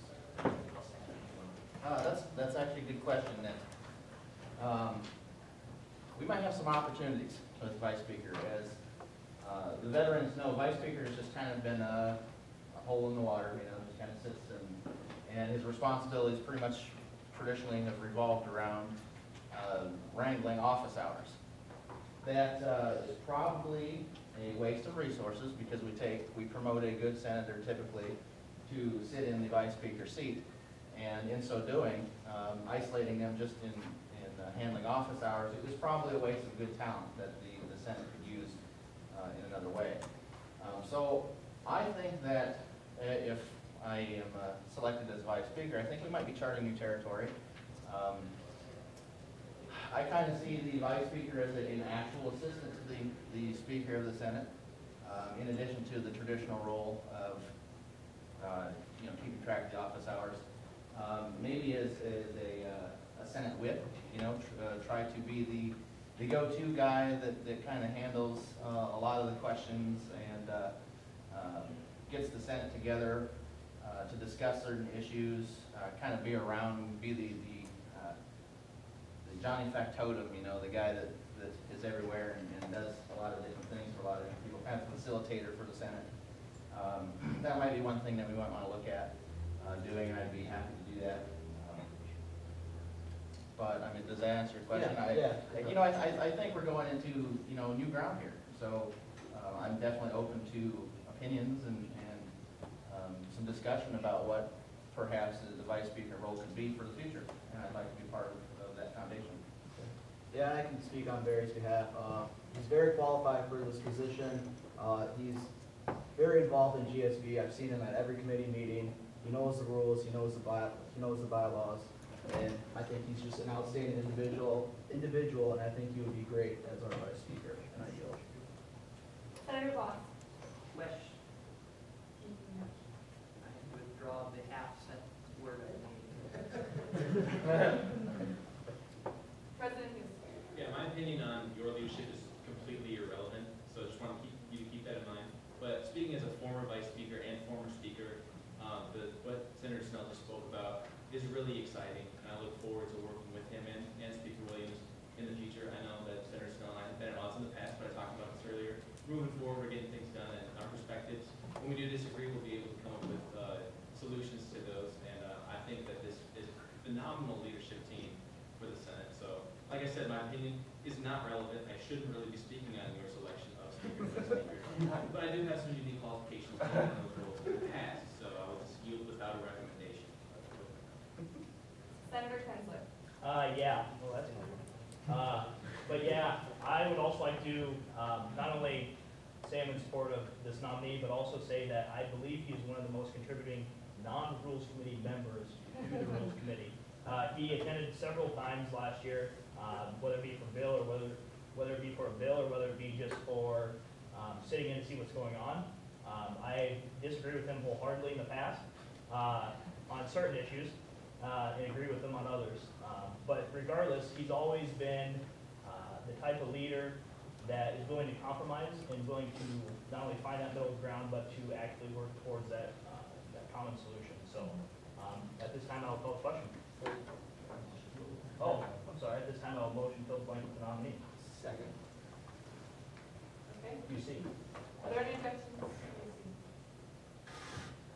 Okay. Senator Clifford. Is it a friendly amendment to make it so he assumes the duties of the vice speaker? Yeah. And then can I call the question? Oh, I do both. Question has been called, but not Second. Thank you. We will now vote on Senator Snell, the vice speaker of the Senate. Yes means you want to do that, no means you don't. Bauer. Yes. Benzoni. Yep. Breitbart. Yes. Brody. Yes. Birch. Yes. Byro. Yes. Clark. Yes. Cordero. Yes. Daughtry Stegner. Yes. Fitton. Abstain. Gallagher. Yes. Herman. Johnson. Yes. Kaufman. Yes. Kensler. Abstain. Kearns. Yes. Need. Yep. Lund. Yes. Osborne. Yes. Parkinson. Yes. Peterson. Yep. Plantenberg. Yes. Snell. Abstain. Swanson. Yes. Talon. Yes. Turhall. Yes. Trendle. Yes. Voss. Yes. Walsh. Yes. Williams. Abstain. Wilson. Yes. Wolf. Yes. Yetley. Yes.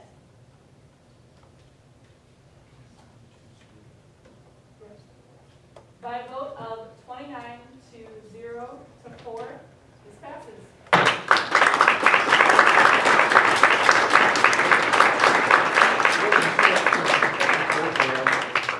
Thank you, everybody. We're now on Senate Order 2013-1-008 SG. I do not know the title.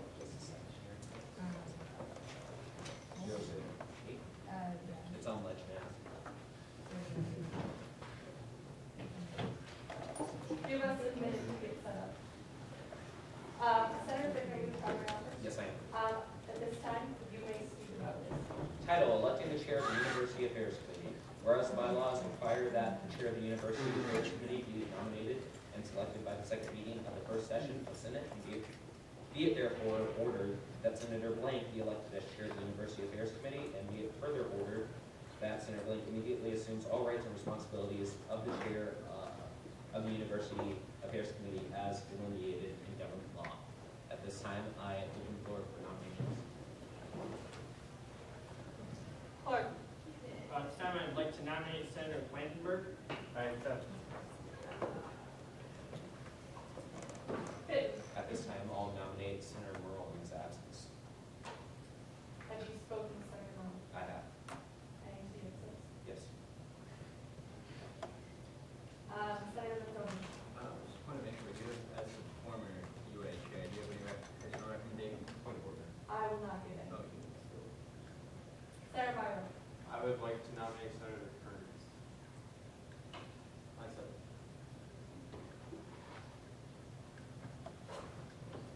Senator Kensler. At this time, I'd like to nominate Senator Benzoni. I accept. Just a minute. Point of information. Can we take this one nomination? Yeah. Sorry, the floor is still open for nominations. Senator Kensler. At this time, I move to close the floor. Second. Do you have the list?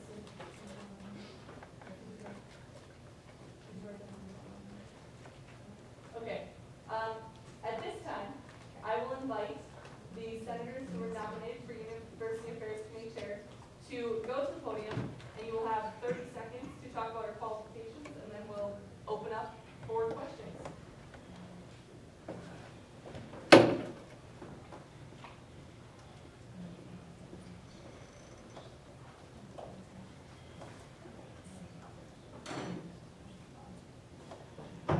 All right, may I go first?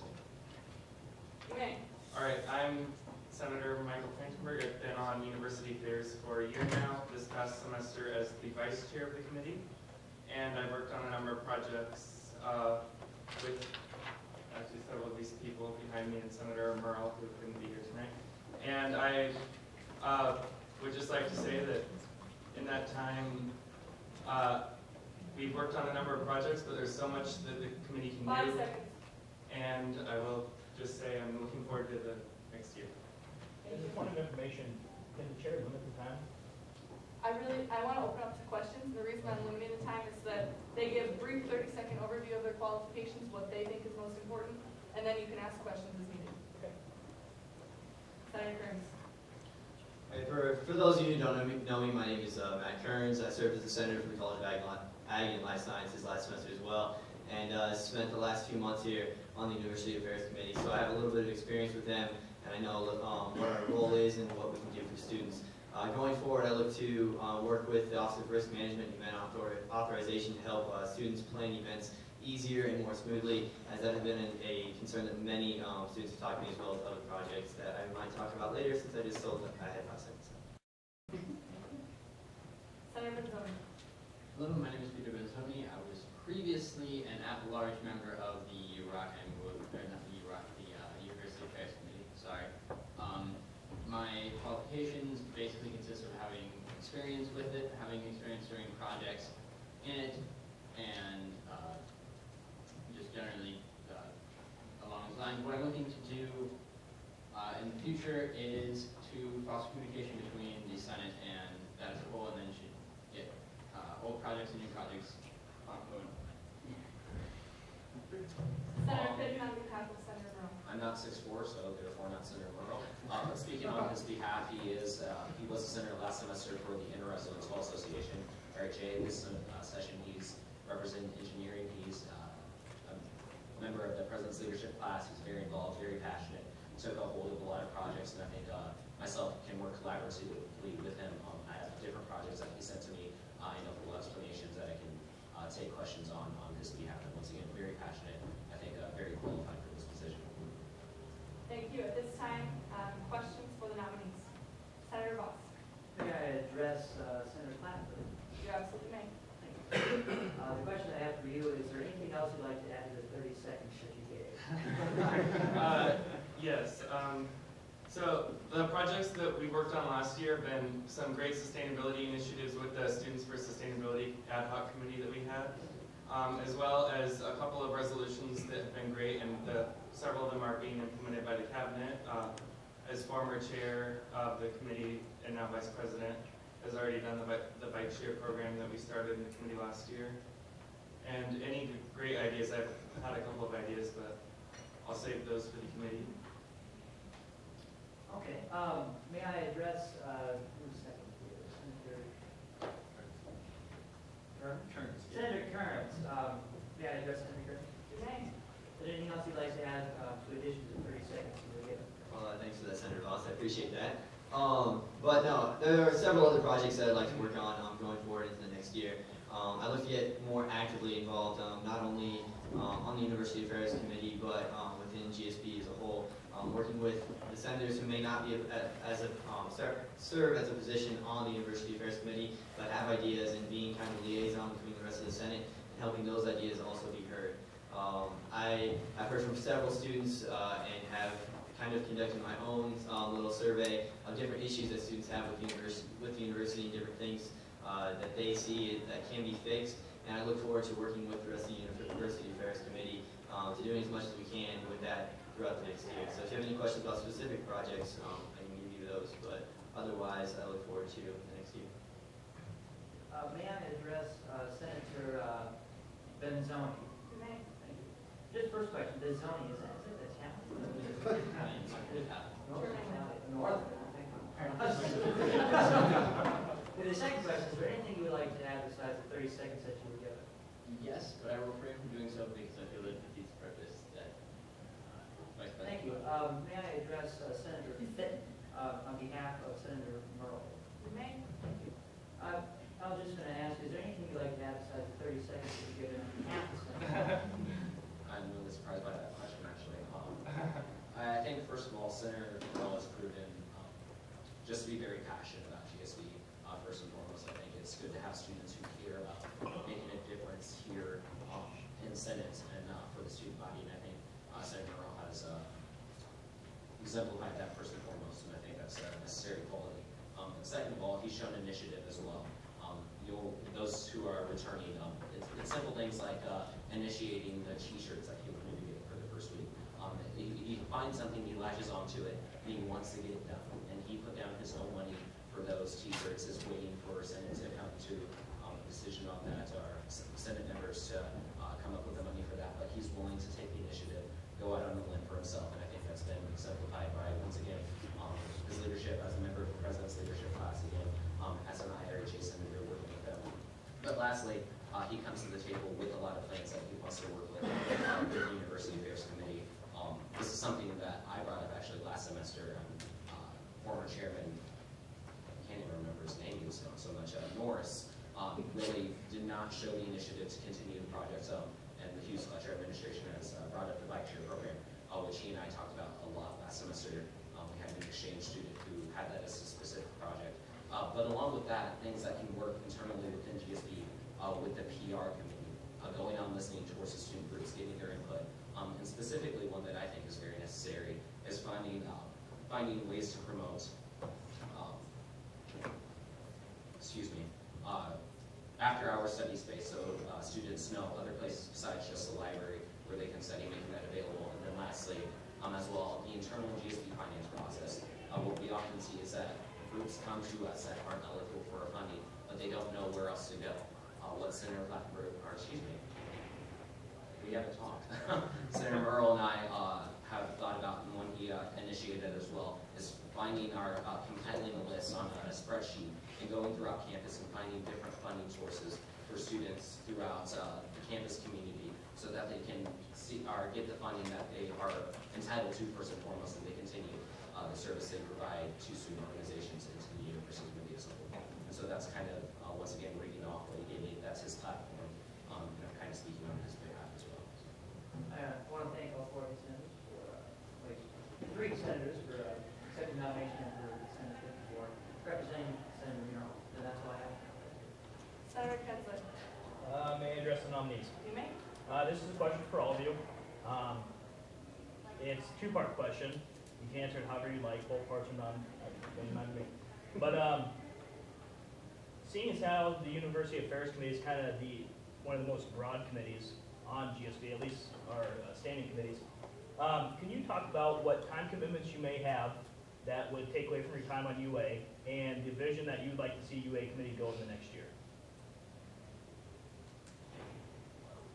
All right, I'll take that question first. I think that the fact that it's the miscellaneous committee, kind of, as you've called it in the past, is kind of exciting because we can work on whatever projects are relevant to any students or at the university as a whole, which is pretty much anything that we can imagine, other than funding the groups, which Finance Committee does, and creating our rules. We can do it, and that's pretty exciting. What was the second part of your question? Any prior time commitments? Most of my time commitments are just work and the wonderful time commitments of being a GSB senator. Thank you.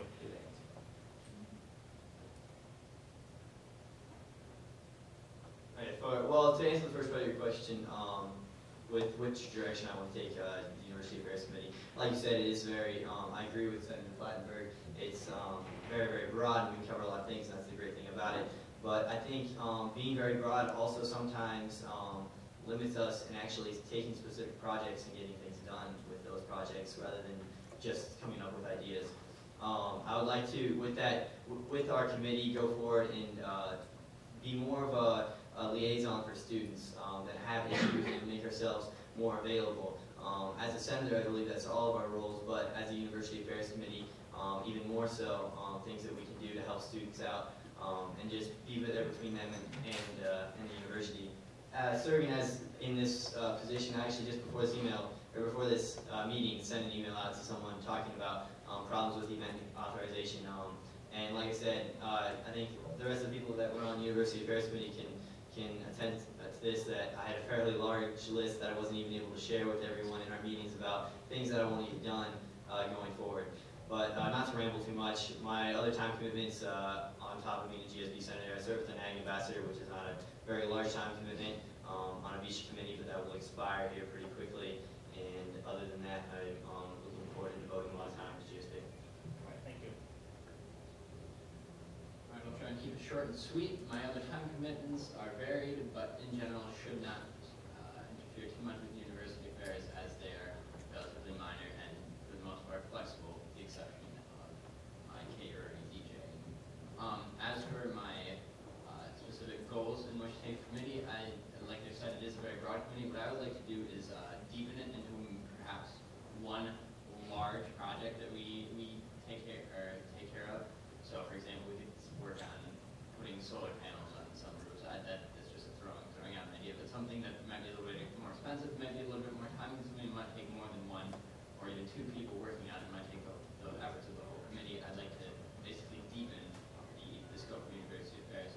And we can keep including those same side projects. But that basically outlines my time commitments and my goals for the year. Thank you. I can't speak to all of Senator Merle's time commitments, but I will preface it by saying once again that Senator Merle has done a good job of showing initiative, and he puts great commitment and priority to the things he invests his time in. And I think GSB will continue to be one of the top, if not the top, priorities for Senator Merle. Speaking largely, once again, to the committee overall, each of the people that we've had stand up tonight will be a member of that committee, and I think that's great to be able to contribute once again. I think where it differs with Senator Merle again is he's much of a quiet voice for those of you who have been in Senate know, and he'll be able to give the committee a little direction to seek and find needs of the students, which he has done once again with some of the projects I've stated, but also finding how best to utilize the committee members. And it does require a large portion of the committee when they're going to work towards that goal ultimately. But I think Senator Merle's vision overall, he sees both an internal need with GSP, things that we can do within ourselves that not only are they public relations, but they ultimately help the student body when they know more about the government. But secondly, things we can do externally with whether that's a bike share program or some other different things I didn't mention beforehand, a rate my employer or landlord, that making that accessible so students, incoming students, can know something about what they're getting themselves into in different aspects of their life. I think that once again speaks to Senator Merle's connection to the student population and his initiative and making GSB a priority. Thank you. I yield. Senator Lee. Mr. Kennedy. You may.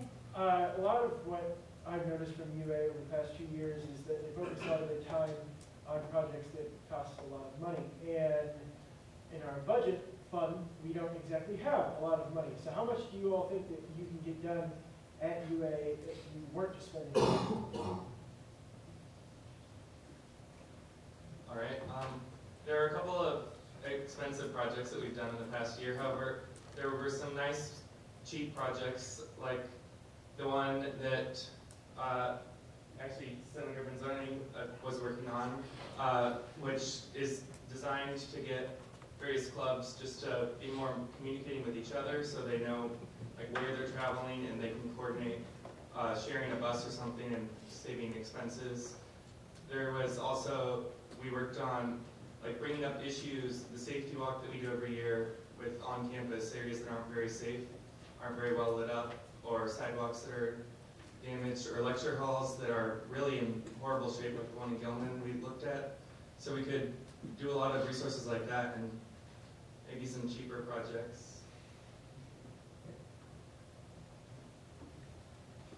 I think there's a lot of things that can be done without the use of actual money in terms of changing the actual ways that the university provides services and the policies that they have when they go about those. I know that those policies are in place for a reason, but things like event authorization and risk management has been something that multiple students have brought to my attention. I know that other senators have heard of this issue as well, of just simply keeping a record on hand so that they can always go back to an event that's happened for 60 years, that they don't have to remake it every single time. Other things that more collaboration between the offices of event authorization and risk management, as well as changing maybe some policies with the parking division, trying to foster a good relationship with the parking division so that we can actually our voices will be taken into consideration when we go to them. But there are many things that we can do without spending money. While there might be some minor costs in those things that I talk about, there are, like I said, there are things that we can do without spending money on top of the other projects that we may have to undertake that will put some financial burden on us. Alright, so when looking at how to more efficiently spend money or not spend money at all, there's basically two key things you need to look at. You look at volunteer projects that you can do with volunteers solely, and then how you can save money by basically cutting it elsewhere. And those would be my two focuses: efficiency and volunteerism. So as for volunteerism, I basically focus on projects that wouldn't cost anything. I don't have anything off the top of my head, but things that I could use as an example are like our safety walk, as Clinton brought up, or perhaps a cleanup campus day, such as the one that they do after PISHA, except for on a more regular basis. Those type of projects, things you can do, major things, but don't cost any money, just volunteers. The secondary thing is efficiency, which I've already personally gotten started on with my Club Connect.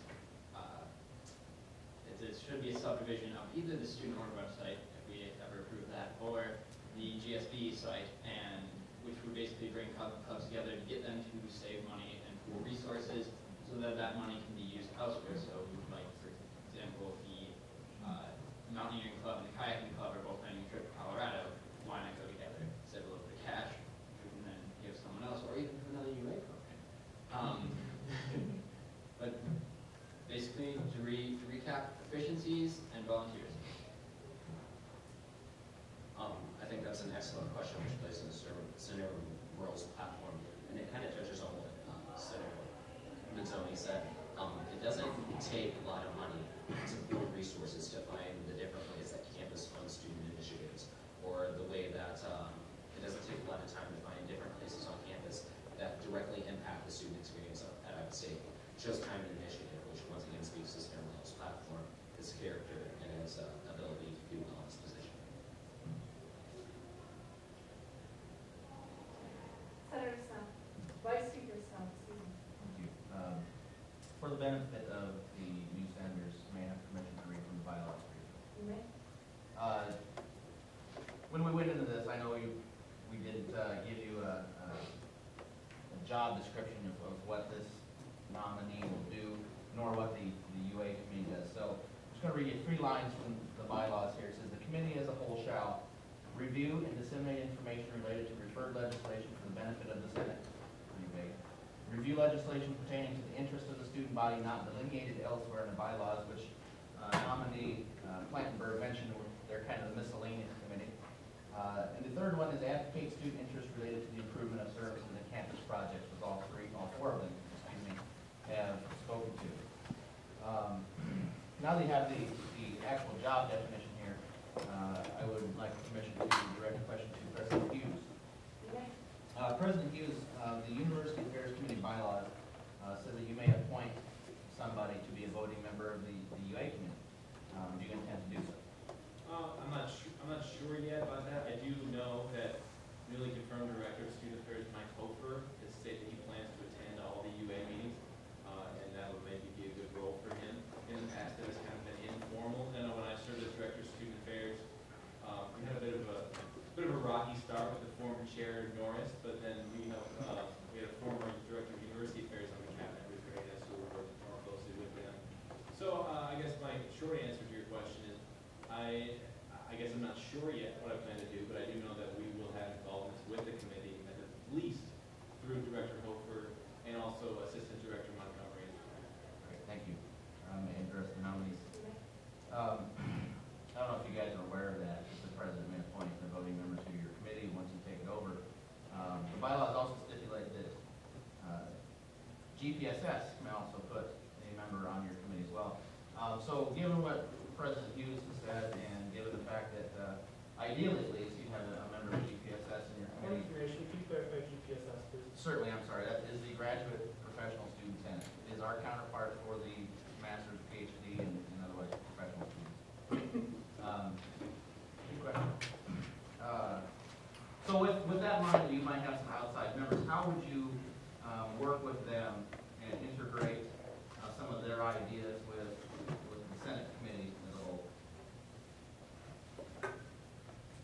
first of all, for the GPSS, I would be very excited for them to show up at a University Affairs Committee meeting for the first time in a year. And I would be very excited to work with either Director Hofer or Assistant Director Montgomery. I've worked with both of them in the past, and I'd actually be very excited to work with both of them if possible, because they're both incredibly dedicated people. Thank you, Mike. Yeah, if those positions are to be filled, I think their voice has just as much weight as anyone else on that committee. I'd be happy to work with them, but I mean, when it comes down to it, if they are to show up, I think they would serve as just another member of the committee, and I don't see why their voice would be weakened any more than anyone else's. So. Okay, so basically echoing them, I actually came in as an at-large member, so I was coming in as kind of one of them, but not restricted to those categories. So I believe it'd be very easy, as I went through it myself, to integrate them in. And then I think it'd be great to use them as a liaison to those particular groups, GPSS and the executive. Sorry, correct me if I'm wrong, Vice Speaker Snell, but I believe your question was more towards how do you integrate the needs of those populations in the committee, correct? That is correct, but you may answer as me. So I actually want to answer your question. I think Senator Murrell's platform speaks to that there are unique needs for each of the populations that the appointees would be serving, specifically GPSS. And that's part of this platform, once again, the funding mechanisms, the rate my employer, or finding different campus resources speak to the different needs on campus.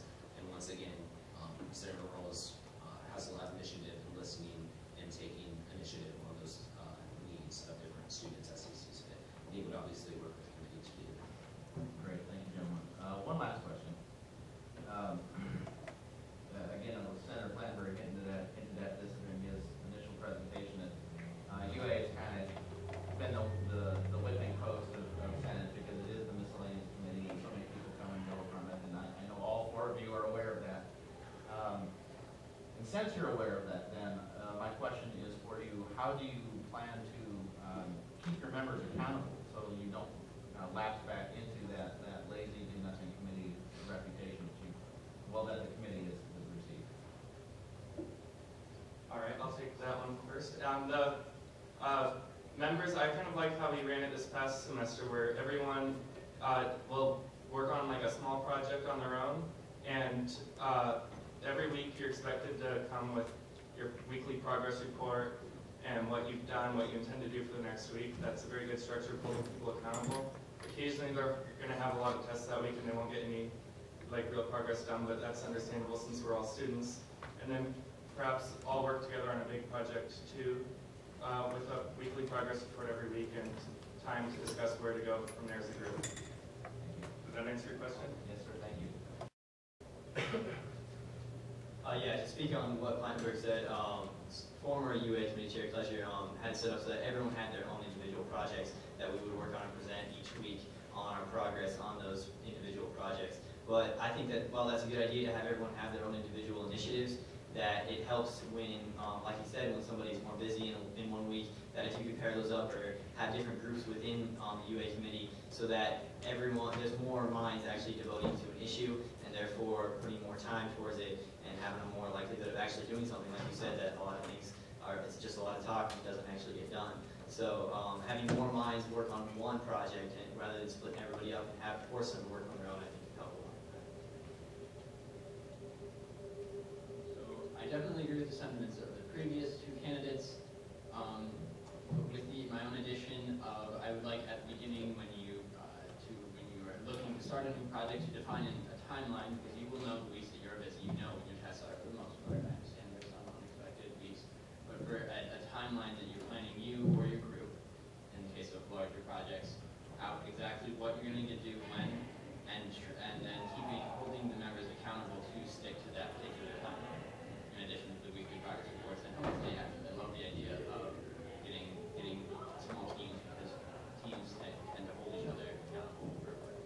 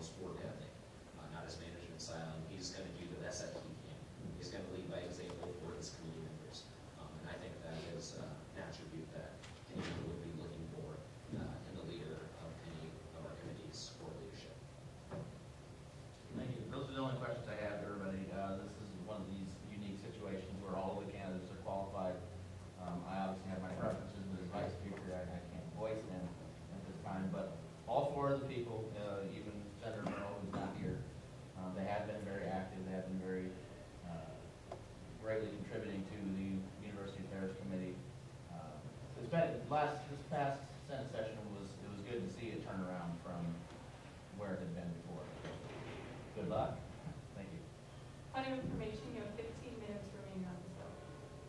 Speaker, or Senator Kensler. No, I'm joking. May I address one of the nominees? You may. Just a quick question for Senator Benzoni. Were you a at-large member all year last year, or did you join midway through? I joined midway through, actually, after I failed to gain engineering senator. I was kicked out, where I was beaten out by Jeremy Clark over there. There's some lingering resentment, but having worked with him on UA committee for effectively, I guess since January or February, it hasn't been all year, but I do feel that I've gotten the experience with the committee down, and I am familiar with its limitations as well as its product goals. Okay, thank you. And then I guess at this time I'd like to discuss the nominees, so. At this time, I'm going to ask the three nominees who are present, please leave the room while we have discussion. Thank you, gentlemen. We'll have someone get you when we are ready. Okay, at this time, we are discussing all four of the nominees. So, the floor is open to that discussion. Speak. Senator Kensler. I would just like to voice my support for Senator Benzoni. Like he said, he hasn't been a member of the committee all year, but from the meetings that I've attended of UA committee last semester, this semester, he's been a pretty vocal, I guess, proponent of certain projects he has, and I think that he's really hit the ground running. I know he's made what I would consider a pretty large improvement or implementation of a certain section of the website, the GSB website. So yeah, just in a short time, he's done quite a bit of work already on UA, so I urge a vote for Benzoni. I yield. Senator Fitton. Once again, explaining the situation or circumstances here, Senator Merle had initiation ceremonies for his returning this evening. That's why he couldn't be with us. He regularly does not miss any meetings and does a good job of being present. And I think I tried to make the best case I could for him, and I look forward to Senate's decision on this matter. I yield. Senator Turvall. Thank you. I'm just speaking on behalf of Senator Merrill. I've had the pleasure of working with him on the Residence Health Association. I actually had to interview him for that position. He was interviewed less than 15 days for GSB positions, and he stood out most definitely. He's a hard worker. He comes out here enthusiastically and tells us how you guys are doing, which I quite admire. He's been a GSB senator, especially attend both those meetings. It takes quite an individual to do that. So I very highly recommend Senator Merrill. Thank you. Senator Clark. Right. I'd like to speak on behalf of Senator Plantenberg. First of all, I'd like to say he was vice chair last semester. He chaired the meeting once, and he did an excellent job. He also reported to the Senate. He has the experience to do all the duties necessary that his job requires. Second of all, I'd like to point out that he actually worked on 2 projects at the same time last year. I often say we do 1 project at a time. He worked on 2 projects at the same time. One of them with Senator Merle, ironically. He worked on the extending the 6A nightly bus routes, which is a real problem that needs to be addressed. He worked very hard on that.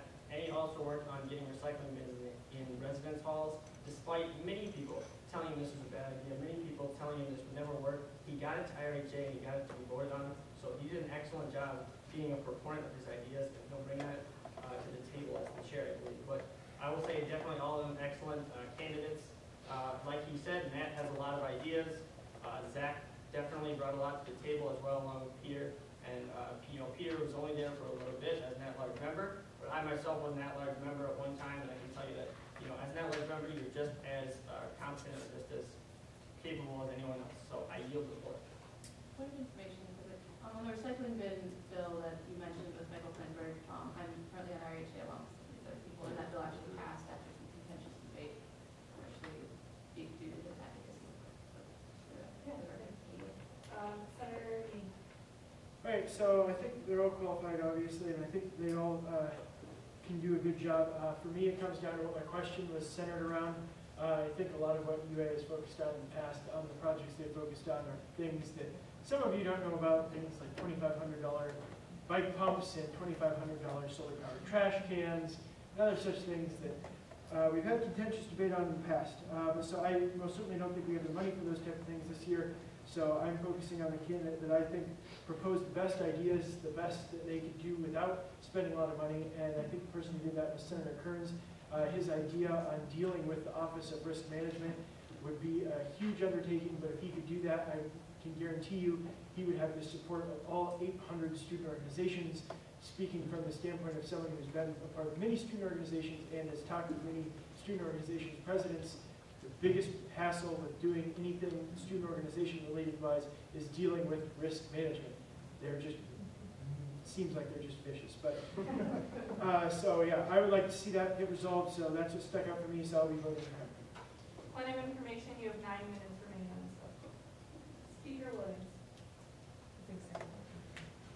I move to extend debate by 5 minutes. Okay, are there any objections? Debate will be extended by 10 minutes. I would like to also speak on behalf of Senator Plattenberg. He just speaks to me as a great person that has a lot of initiative and a great leader. He works with me on Campus Down Student Association, and he is one of the few people that are just always there, always ready to work, always giving emails and updates. I think he's mentioned our association to everyone he meets. I think he says that before he says my name is Michael. And so he's just a great proponent of people's projects, and he would definitely work for students, and he would work for the people that work for him as well. And he is a great leader in that respect. Also, his ideas mentioned before, the Department of Residence is actually enacting his plan throughout all of the dorms on campus. And so that's a great feat, and for someone to be as resilient as he is, speaks great volumes and is something that I think this committee needs. But with that said, all of them are very qualified, and so this is an exciting time for UA, I think, to have so many qualified people as leaders, and also that will be on the committee. I'm sure that they'll want to be as well, so with that I yield. Senator Parkinson. I would like to speak on behalf of Mike, and just echo what Senator Clark and Speaker Williams said.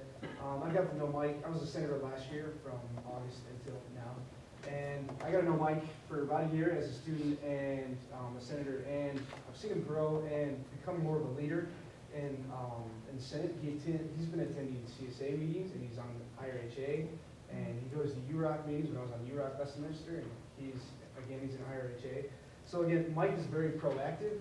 He's got a lot of great ideas, I think, and he's got a lot of, like you said, UA committee is very broad, and he's got a lot of broad ideas as well.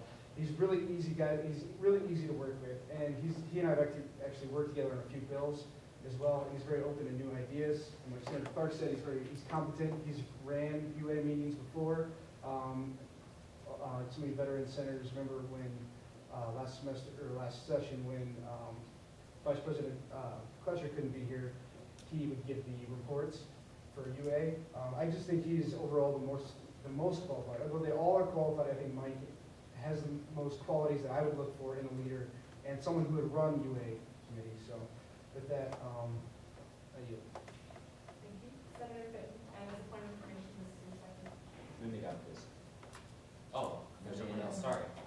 First of all, I'd like to note to new senators, points of information or requests for information or adding information. They're not points of debate or adding to debate, so I want to get that out there first and foremost. Second of all, we're talking about initiative and leadership on behalf of each of these candidates. I think one of the frustrations that many of us see within the student body is working with GSB, our overall image, and obviously that's a PR problem. That's something that they'll work on, but those are projects that we can work within our organization ourselves. And sitting as an at-large member of finance committee last semester, I saw firsthand the frustration people have when they come to GSB and we don't give them all the money they deserve, need, or want. And I think that's a great undertaking that Senator Merle is going to have in this next session. And leadership that he's shown, initiative of his own time, of his own money on behalf of this body and its members, self-sacrifice towards this body, and overall towards students, overall improving how GSB connects with students across campus and improves our services along with university projects, which I believe all the candidates will contribute towards once again. But I think that plays back in, once again, can we do internally? I like what I heard from all the candidates. Once again, they're going to be great members of the committee. But I think it also speaks to us as an organization and what we provide to the student body. And I think that is one of Senator Murrow's first priorities as well, because there are improvements to be made substantively on services that we can enhance for students. And so I urge support of that. I will yield. Good. I just wanted to quickly apologize for being out of order. My favorite reference for parliamentary procedures, RHA, that's going on. Interpretation of those things, so I was thinking for clarification. Move to fill the blank. We should probably read the nominees first. As a reminder, I have a question. So when we vote for them, do I need a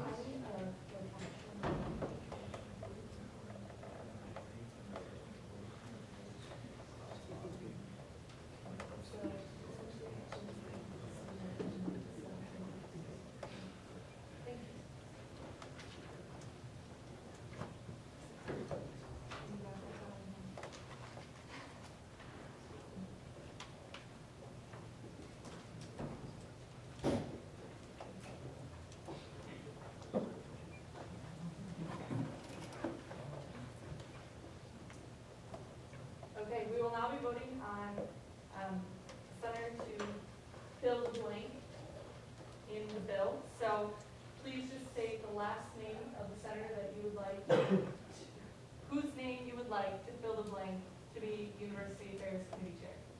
Does that make sense? Point of information, what are the names again? Yes, Senator Plettenberg, Raise your hand, Michael.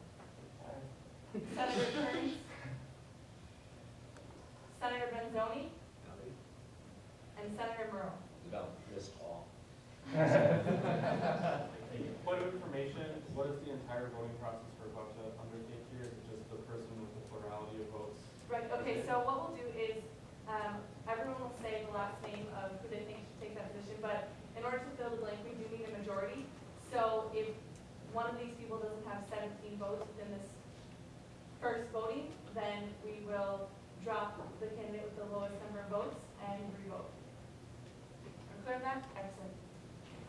With that, we will begin voting. Bauer. Abstain. Benzoni. Abstain. Breitbart. Kearns. Brody. Wow. Birch. Plattenberg. Byro. Kearns. Clark. Blankenberg. Cordero. Kearns. Daughtry Stegner. Benzoni. Point of information, that was Benzoni, correct? Sorry, the door opened, I just wanted to make sure. Fitton. Pass. Gallagher. Benzoni. Herman. Is that the room? Johnson. Blankenberg. Kaufman. Blankenberg. Kensler. Benzoni. Kearns. Abstain. Mead. Kearns. Lund. Blankenberg. Osborne. Kearns. Parkinson. Plattenberg. Peterson. Benzoni. Plantenberg. Abstain. Snell. Abstain. Swanson. Planenberg. Talon. Burns. Turhall. 0. Trendle. Kearns. Voss. Walsh. Kearns. Williams. Abstain. Wilson. Wolf. Kearns. Yetley. Yes. She left. Sorry about that. Fitton. Burrow.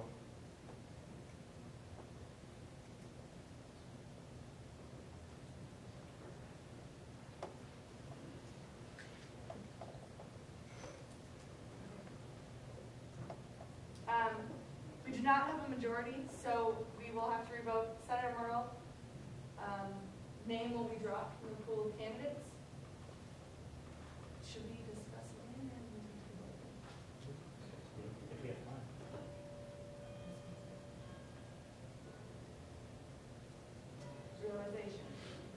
We actually just went over the time limit. So, Point of we'll, information, yes. with the abstentions, do those count towards the majority required? So is it a majority, do you need a majority of senators who are voting for a senator or who are voting period, including abstentions? Senator Fitz. As a point of as a point of information, in the past, we've done it, senators voting, so senators present. Because that's been an issue raised in the past, and we've gone with that. Point of information, can an outside speaker use point of information? Yes. Point of information, point of inquiry. Okay, so I just want to make sure I'm on the right page.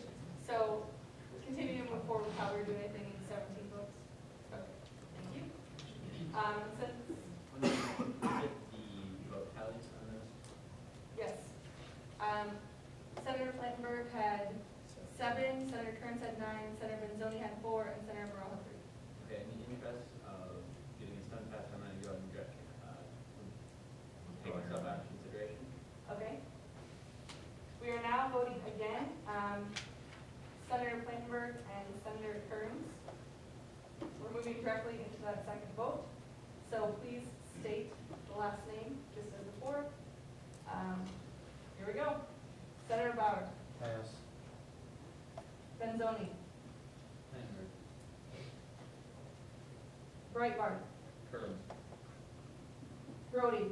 Kearns. Birch. Flankenberg. Biro. Kearns. Clark. Flankenberg. Cordero. Kearns. Daughtry Stegner. Kearns. Pass. Please wait for me to call you before you say anything. Gallagher. Kearns. Johnson. Kaufman. Flankenberg. Kensler. Pass. Kearns. Abstain. Meade. Kearns. Lund. Flankenberg. Osborne. Kearns. Parkinson. Flankenberg. Peterson. Abstain. Plantenberg. Abstain. Snell. Pass. Swanson. Flankenberg. Talon. Kearns. Turhall. Flankenberg. Trendle. Kearns. Voss. Flattenberg. Walsh. Kearns. Williams. Plattenberg. Wilson. Wolf. Kearns. Bauer. Abstain. Fitton. Kearns.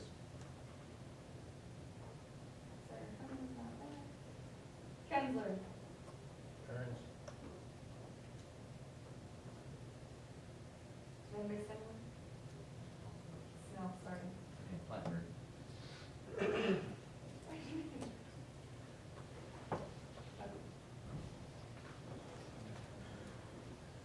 Okay. Just a moment, I need to ask.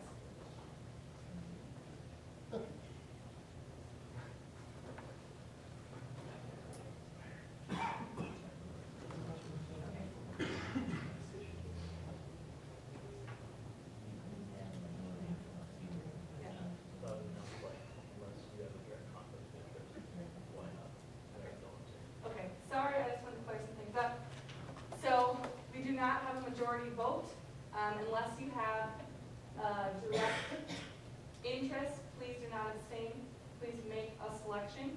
And with that, we will revote. May Once I again. inquire as to the previous vote tallies? Yes. Kearns 15, Plattenberg 12. And with that, we will move to voting for a third time. Bauer. Pass. Benzoni. Breitbart. Kearns. Brody. Kearns. Birch. Flankenberg. Biro. Kearns. Clark. Flankenberg. Cordero. Kearns. Daughtry Stegner. Kearns. Fitton. Pass. Gallagher. Kearns. Johnson. Vandenberg. Kaufman. Clancy-Burke. I'm sorry, point of information. Senator Johnson. Can you please- Vandenberg, Michael. Thank you. Sorry. Kensler. Pass. Kearns. Abstain. Need. Kearns. Lund. Clancy-Burke. Osborne. Kearns. Parkinson. Plattner. Peterson. Kearns. Plettenberg. Abstain. Snell. Blankenberg. Swanson. Blankenberg. Talon. Kearns. Turhall. Blankenberg. Trendle. Kearns. Voss. Vandenberg. Walsh. Kearns. Williams. Plettenberg. Wilson. Wolf. Kearns. Bauer. Kearns. Fitton. Kearns. Kensler. Kearns. Did I miss any? Comment. I will stay. Oh, you came back. Welcome back to the meeting, Senator. And by a vote of 17 to 12, Senator Kearns' name now fills the blank. Question? Second. Okay? We are now voting on the bill as a whole. Are there any objections to UC? Congratulations, Senator Kearns.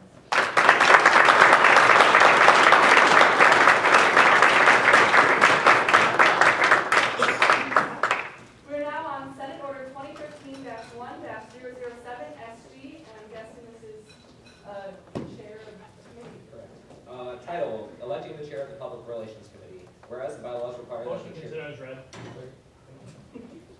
Object. Okay.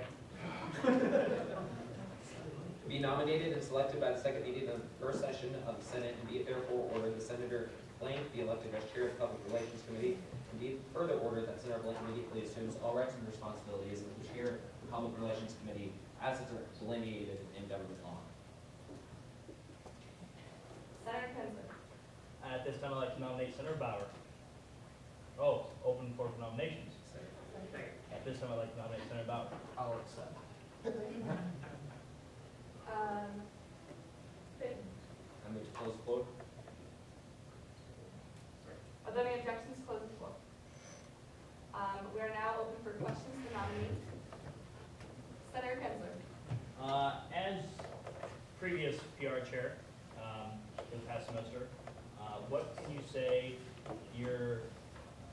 what you got accomplished, and what would you like to see change moving forward? Okay, I'll kind of start off by introducing myself a little bit. My name's Zachary Bauer. I served as PR chair since last November, and I've been seated on PR chair since last April. This is my second term on GSB. I would say one of my major accomplishments since being PR chair would be replacing the Connected with Constituents program with the Outreach ISU program. Previously, there's been a lot of conflicts with the Connected with Constituents program.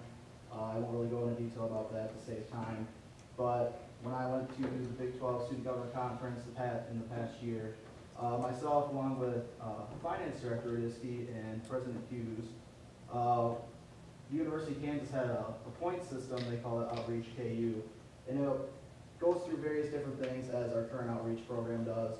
So you get points through social media, connecting with groups, going to community meetings, that sort of stuff. And so there's a point minimum that you have to get. I can explain that later on to fully familiarize everyone with that. But it's just an easier way for senators to fulfill the requirement by not really taking a whole lot of time as Connected with Constituents did. I know we're all students first, and I don't want to burden anyone with more requirements than we have to do, so I feel that Outreach ISU fulfilled that requirement by still connecting with constituents.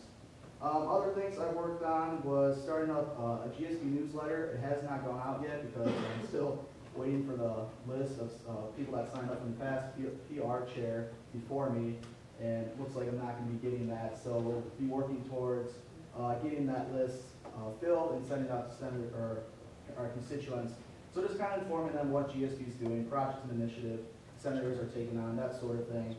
Other things I work towards is the student fee distribution sheet that I passed around tonight. I worked with previous finance director Vandervelden on that. After I was able to sit through numerous finance committee meetings with regards to regular allocations, and a lot of students don't know where their student fees are going, and a lot of students don't even realize that they pay a student fee and what that student fee is. And so I think the fact sheet really familiarizes our constituents with the monies that we spend, because we need to get student input in order to fulfill our mission, And so just kind of by using more social media, that type of thing, I think we'll really be able to connect to our constituents more, hopefully raise our election turnout higher than 8% this past year, and that's pretty much what I would focus on and what I've accomplished this past year there. I would just like to also point out that Senator Bauer, last semester was, or last session I should say, was Senator of the Year. He was very instrumental in many changes that went on within GSB, not just in PR committee. He also attended various rules committee meetings. I think he also attended probably the most of the regular allocations process, sitting through a grueling, I think, what was it, 15 hours budget balancing. So yeah, if anybody can do that, I think they're more than qualified to be PR chair. I yield. Gallery member Gunther. Hi, thank you. So, Senator Bauer, this year you worked on the election PR with me, as I'm the election official, and the voter turnout was abysmal, so I'm just curious. What goals or projects have you thought about to increase voter turnout in the next coming year? Sure. After talking with some of the people, some of the new senators that ran, along with other people not affiliated with GSB, I think a lot of the problem is with the election code. I feel that it's too complicated. We need to make it easier for students to run. A lot of the low turnout is due to not a lot of people running for positions. I mean, we had 23 people run for 42 seats, which is not good. So I think by advertising more for people to actually run for various Senate seats, by having Senate seats contested, it'll draw a voter turnout and raise it higher than 8.5%. 8.5%. So I don't think it can get much worse than that. Does that answer your question? Thank you so much. May I address the nominee? You may. Senator Bauer? Yes. I would just like to ask you, how do you think you will invoke a positive thought process of GSB, not only externally, but also internally as well? I think I would like to have more opportunities for senators to actually go out onto the campus and connect with their constituents. Typically, just in the fall, we do Meet Your Senator Day. I'd like to make that at least once per semester, hopefully twice if we can, because by actually having a face out there, being able to connect the name to what you do, I feel like constituents will be more likely to come talk to you. And also, not necessarily just going like, hey, what do you want to know about GSB? Going out and asking them a question, be like, hey, what do you think about this bill? What do you think about this bill? Giving them something they have to respond to, not forcing them to, but more something that they know how to answer the question.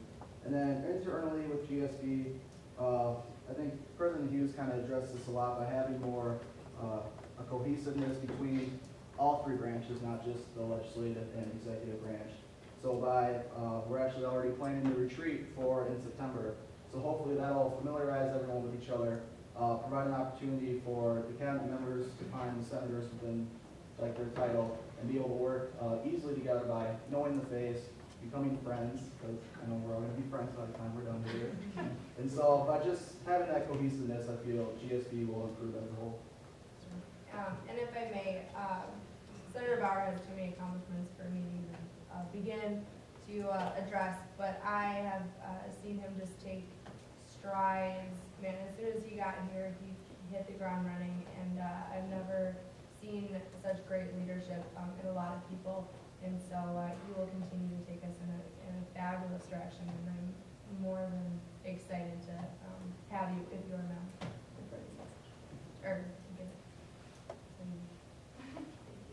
Senator Fitton. May I address? You may. Part of public relations is also knowing that the people coming in know what they're getting themselves into or know about GSB. What plans do you have to increase institutional knowledge within GSB? Kind of like I stated previously, we're actually already planning a retreat for in the fall. It wasn't really able to happen within the next 3 weeks because everyone has finals coming up, so we didn't want to burden them with that. But at the retreat, we'll go over in different breakout sessions. So general GSB info, finance info on all 3 branches. So they're able to familiarize themselves with the internal workings of GSB as a whole, so that way they're able to relay that knowledge onto their constituents when they ask them questions about it. And then also, previously, I think over winter break, I put together a new senator packet which goes through all the basics of GSB, writing legislation, the finances. Not to take away Senator Kensler's fire, but the PowerPoint that was used during Senate training was the one I made. Sorry, buddy. So I've been working towards that too, just familiarizing senators from the ground so they can hit the ground running when they take on their turn. Like Speaker Williams said, too many accomplishments to list, but I've had this conversation with Senator Bauer. I kind of see him as a Paul Ryan. He's not where he expected to be, but he's going to do the best job he can where he's at. I think he's uniquely qualified and ready for this position, so I already feel. Senator Snow. All right. There's no other guy qualified for this. Obviously, we all agree since he's the only one, so I move to fill the blank.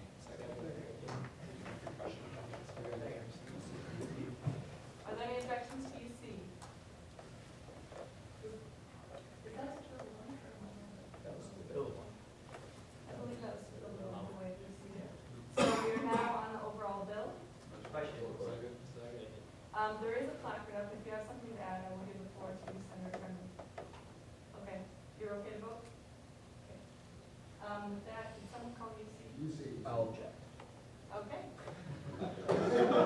Placard vote. All in favor of Senator Bauer being the PR chair, raise that placard high.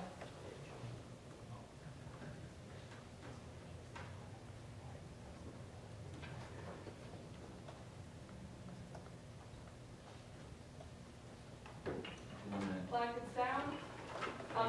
No. Kevin might be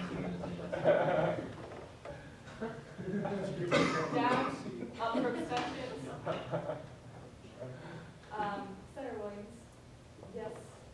No. Or abstain. Oh. It's close. Yes. By a vote of 29 to 2 to 1, Senator Bauer to be PR chair.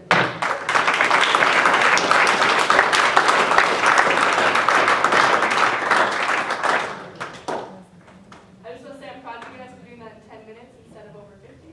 And we are now on Senate Order 2013-1-006 SC.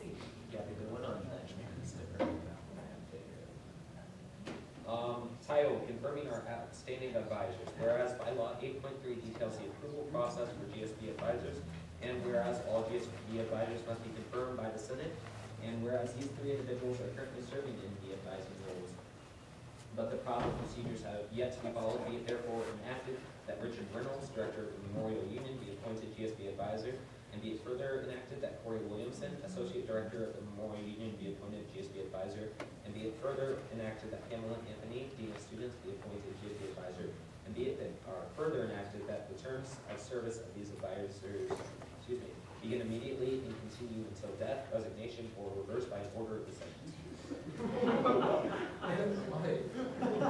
How it's put in the Constitution. I do apologize for the language. I'll yield to President Knight to speak later on this bill. President Hughes. That was bad. I'm sorry. I'll yield to President Motion to Hughes. censure, Senator. President Hughes, the floor is yours. I guess if we're doing that, then I say thank you, Senator Wadisky. Yes, this was actually something that I've been looking through the bylaws recently just to make sure that I'm in compliance with them in my new position. And I stumbled upon this one that had to do with the advising team. So Corey here has been helping out with advising us ever since he joined the staff this past year. And Richard and Dean Anthony have been involved as well. Dean Anthony since the start of the year, and Richard for just a little bit longer than that, since our previous advisor, Gail Ferlazzo, left the university. So we're kind of in a gray area. I think Richard had one of these. I'm pretty sure Dean Anthony didn't, but I know that Corey did not. So I figured we might as well just make it all official and do them all on this point, just confirm them all. Like I said, all 3 of them are already in these roles. For all intents and purposes, this is just pretty much making it official and being in compliance with the bylaws. So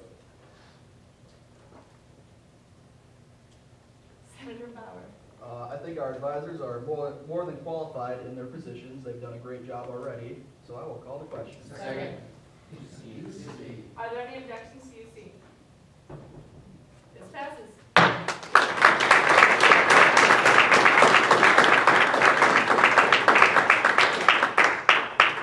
We're now moving into new business.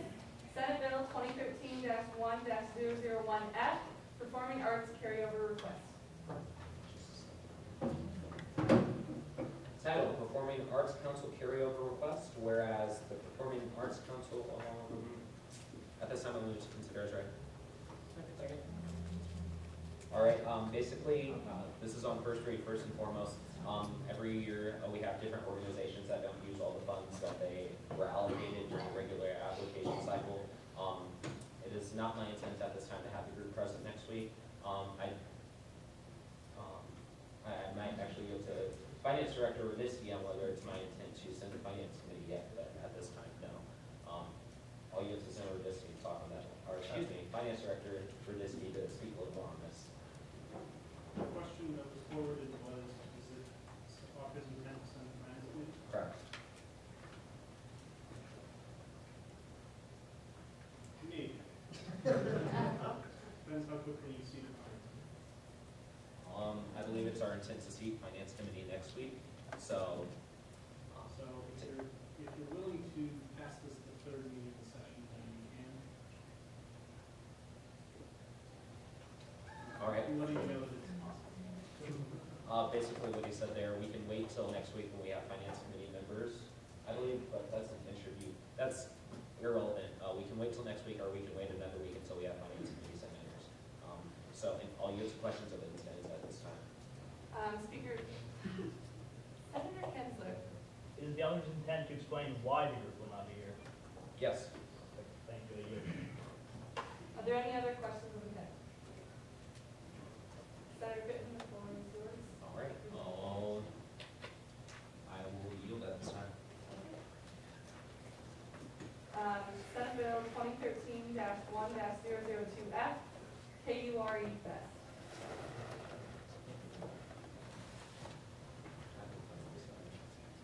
And just for new senators to clarify, when we have new business, the first time it's read on the Senate floor, we only ask questions of intent unless Senate read is waived. Can't talk tonight.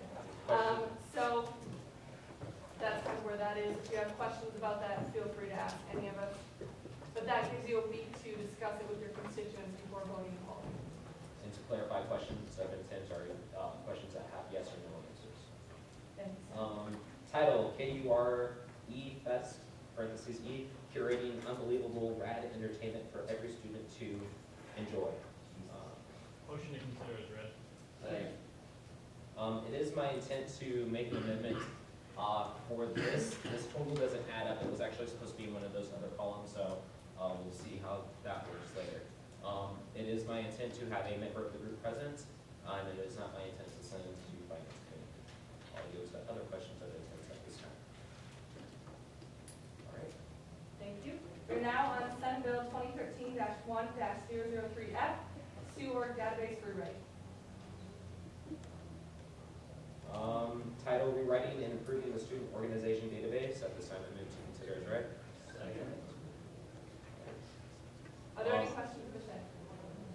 To explain this a little bit, we'll give some more background on this next week. This is something Senate considered last semester with a whole bunch of drama. Obviously, there's no group, and it is not my intent to send you Finance. Are there any questions? Oh, Senator Kinsler. It is the author's intent to have the, I believe, Jeff Sorensen at the meeting next week. At this time, no, but we can work on that. Okay. Are there any other questions of intent? Senator Pittman, anything else? I yield. We're now on Senator Snow, or Vice Senator Snow. There's a bit of information for you guys. When we motion to consider something is read, you may object to that. If you want the author to read the bill so you may hear it, that's perfectly acceptable. That's normal. So go ahead and if you want to hear it, objection, we'll read it. Thank you, Vice Senator Snow. We're now on Senate Bill 2013-1-003 2013-1-0048, Senate policies. Title, Senate Policies. Whereas during the 2012-2 Senate session, I'm sure that's wrong, but the GSB Senate decided it would be best for Senate policies process to follow that of the executive orders and therefore require review at the beginning of every new Senate. And whereas the last Senate passed bylaws that now require Senate to do just that. And whereas the Senate will make a motion to retain after discussion of a policy. And whereas at which point the chair of the meeting will take a vote on said policy. And whereas the process will continue until all policies are dealt with, be it therefore enacted that Senate takes this action on the following Senate policies. Just to speak a little bit on this bill, I guess it was last fall, that the Rules Committee thought that this would be a good idea, considering we don't know half the policies which we probably are currently under. So they all expired at the end of the last session. So this new bylaw that the Rules Committee and Senate voted on would require us as a whole to vote on every Senate policy that is known, and then we basically decide what policies are for the year. I explained pretty well, but are there any questions of intent? And you can look these up on Ledgeman, as far as the policies, because they're given with the numbers there, so.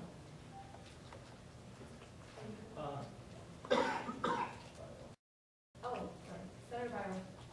Does the author intend to provide the logo for that policy as it is not on the plan? No. Are there any other questions of intent? Thank you. And just as a point of information, Speaker Williams or Vice Speaker Snell will be sending out more detailed instructions on what Ledgeman is and how to access it. That's really the hub of all of our legislation. So if you have any questions regarding that, please address that to either one of them. And with that, we are on Senate Bill 2013-1-005F, Iranian Students Carryover Request. Carryover request for the Iranian Students and Scholars Association. Okay, I will yield the question again.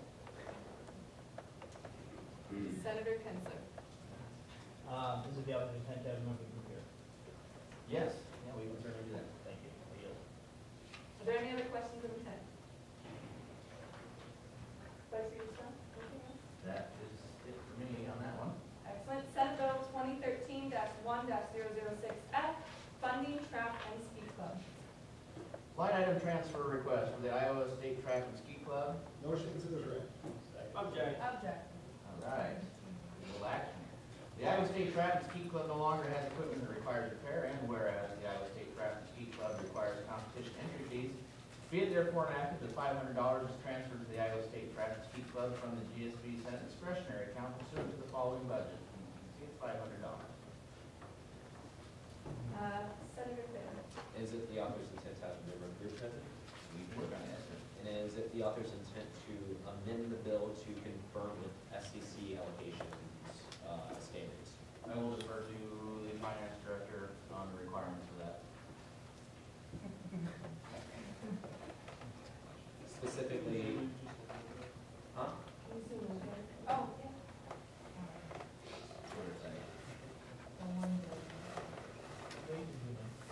Since I have the floor here, I'll just let you know what's happening. Former finance director Vanderbilt forwarded these bills to me to take care of. I would have to look for a split budget to tell you whether it falls in line. To be quite honest with you.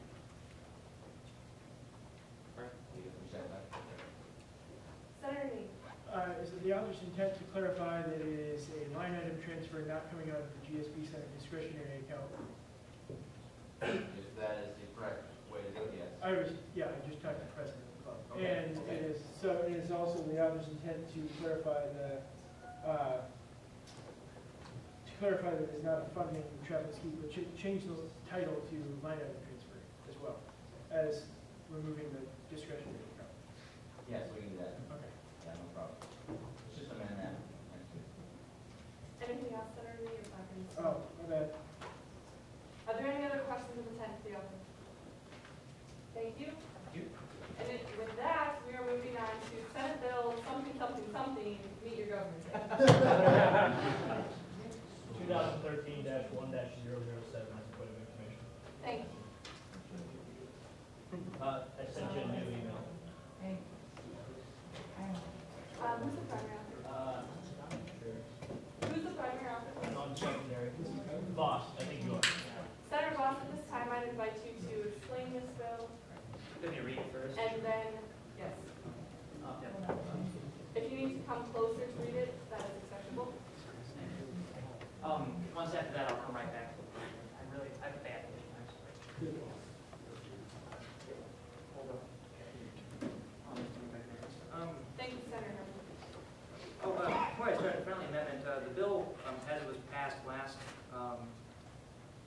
session did not have the whereas UROC is funded, i.e. or there's more help such as GSB to help sponsor this event to get there. And point of information, move with that. Would you like to defer to me? Okay, I can read it here.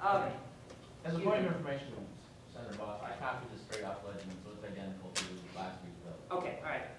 Title, Meet Your Government Day 2013. Whereas UROC is sponsoring an event for students of Iowa State University, be it therefore enacted that $957.08 be allocated to UROC from the events account pursuant to the following budget. Floor is now open for questions of intent. Senator Kinsley. Is it the author's intent to waive second reading? Yes. Senator Dean.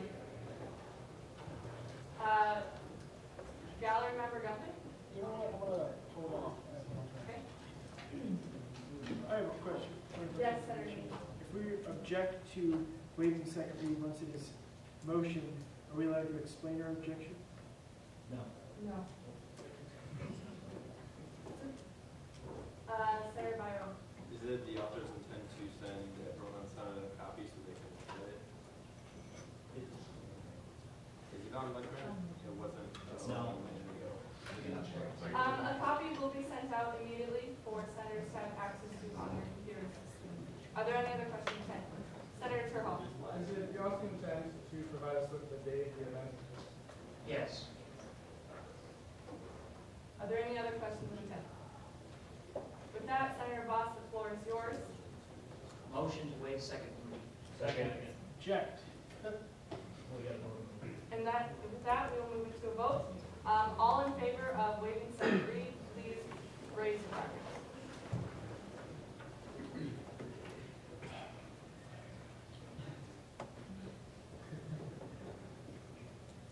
Raise your placard, Boss.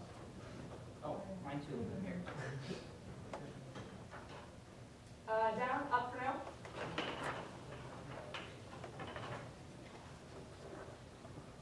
Down, up for abstentions. By a vote of 24 to 7 to 1, we are waiving second read. And with that, the floor is open for discussion on this bill. Senator Herman. To give the new senators a little background about this, a little might be understated, but I'll try. So last week, the last meeting of the previous term, we passed this bill to fund the Meet Your Government Day. It was subsequently vetoed on the grounds that it was a decision for this Senate to be made, which was the ninth veto said. So we decided to bring it up at this Senate. Basically, as you've kind of heard maybe from the UA and the BR chair confirmations tonight, that Senate has, GSB as a whole, solving this problem. Whether it's us coming down ourselves or just the general population of Iowa State having a bad view of us. This is stemming from, our lack of presence on campus. People actually seeing us on campus. We can look at the fact that we had 8.5% voter turnout, and we can look at that we had, correct me if I'm wrong, 23 people running for 48 seats. This isn't to say that this is a cure-all, fix-all for our woes, but what we'd like to see, this is a start to giving ourselves a greater presence on campus. So basically, this bill would allow us to have an event the Monday after the issue of setting up a tent by the Camp Hill and provide free food to students. As well as that, we would like to have student legal services, counseling, financial counseling, KURE, all these big things that students use but don't know we actually fund. So that's the idea of this bill. Gallery member Guthrie. Okay, thank you. So among some of the other senators, I'm a member of the Inter-Residence Hall Association, and we met last week and we did help fund this event. It's an unfortunate circumstance that former President and I vetoed it. I know that this project has been in the works for some time now, so I encourage you all to consider voting in favor of this bill, since we've already had it voted for once, and then IHA is also partially funding it. Thank you. Senator Kinsley. I would just like to first point out that I did send a copy of the bill that's on the screen right now to all of you. So you should have an electronic copy of that. And, something else I forgot. I yield at this time. Thank you. President Hughes. All right, I think the situation has been pretty well explained with what happened before. For those of you who aren't familiar, the bill was voted on last week. It did pass. It was vetoed. There was concerns about the timing of the veto relative to everyone in here taking over compared to the previous Senate. And so that's all up in the air right now. So here's where I am on this bill. I just want to let you know, lay it all out there up front. The idea of having this event having an event like this is something that I do think is a good idea. Outreach from GSB is important. We need to make sure students know what resources they can access, and this is going to help. This would help inform them of that. So the idea of the event as a whole is positive, and I would like to support an event like this in the future. With the bill that is before us now, I have concerns about this outreach event in April, the third to last week of school. I wish we could have an outreach event every day, and if we had money in the budget for that, then that would be perfect. I mean, I guess if we had unlimited funds, that would be perfect. But obviously we don't, and this event, from the GSB standpoint, is going to be $950 from our budget of student fee money that we'll be spending on this event. So my concerns are that the timing of the event is not ideal, given what else is going on at the university, as well as given an outreach event near the end of the year when a significant portion of our constituents will be leaving the university as students shortly thereafter, and outreach to them will be fairly worthless. I would support an event like this much more strongly in the fall, the early part of the fall. September is the example I'd like to throw. So that's where I stand on that. Now, given all of that, if I were a senator, I would vote no, but not necessarily too strongly, I guess, because I do see the merits of this. Like I said, the outreach is positive. It is a positive thing for GSB to be doing. We do have partnerships with IRHA. Senator Voss has worked very hard to plan the event, to schedule the event. There are things set in motion with that already. And now the counterpoint to that is that the planning should be done early enough so that to expect things like this to happen and be able to roll with the punches, so to speak. But I do commend him for taking a leadership role in the planning of this event as well, so I do view that as a positive. So to sum up my long-winded comments, essentially what I'm saying is that I'm not in favor of this event, but I also am not a strong opponent of this. And I do plan to respect the will of the Senate in terms of signing the bill if it does pass. So if this bill does pass in its current form, so not amending it's like a $100,000 expense or something. If it does pass in its current form, you do have my word that I will sign the bill. There will be no veto situation coming from my desk, and then we can let the Supreme Court action end, hopefully. We don't have to deal with that. So if you fail the bill, that's your prerogative. Like I said, if I was in your seat, I would vote no, but if you do pass the bill, I will respect the will of the Senate and sign the bill. Thank you. Senator Clark. All right, I'd like to point out a few of the negatives. I'd love to echo what President Hughes just said about the timing being unfortunate. Another thing that's important to point out, I think, is that people are really tired after DSHA. They're really tired of all these events that are really kind of, focused, around the central hub of Iowa State. People want to relax and get into that mindset of studying. I'm not sure that's a great time for an event. However, I will say it's a great time in the sense that we're all new senators and we all have an opportunity to show that we're the new people. So that's good in that sense. Furthermore, I'd like to point out that, well, the timing was the first issue, and then the second issue I had, actually, I will do it before, because I lost my train of thought. I apologize, everyone. Somebody can go on, and I'll go back to that. Fine, thank you. Senator Byron. I personally am against this. I agree with Senator Hughes, or not Senator Hughes, President Hughes, that the timing is not ideal for an outreach program.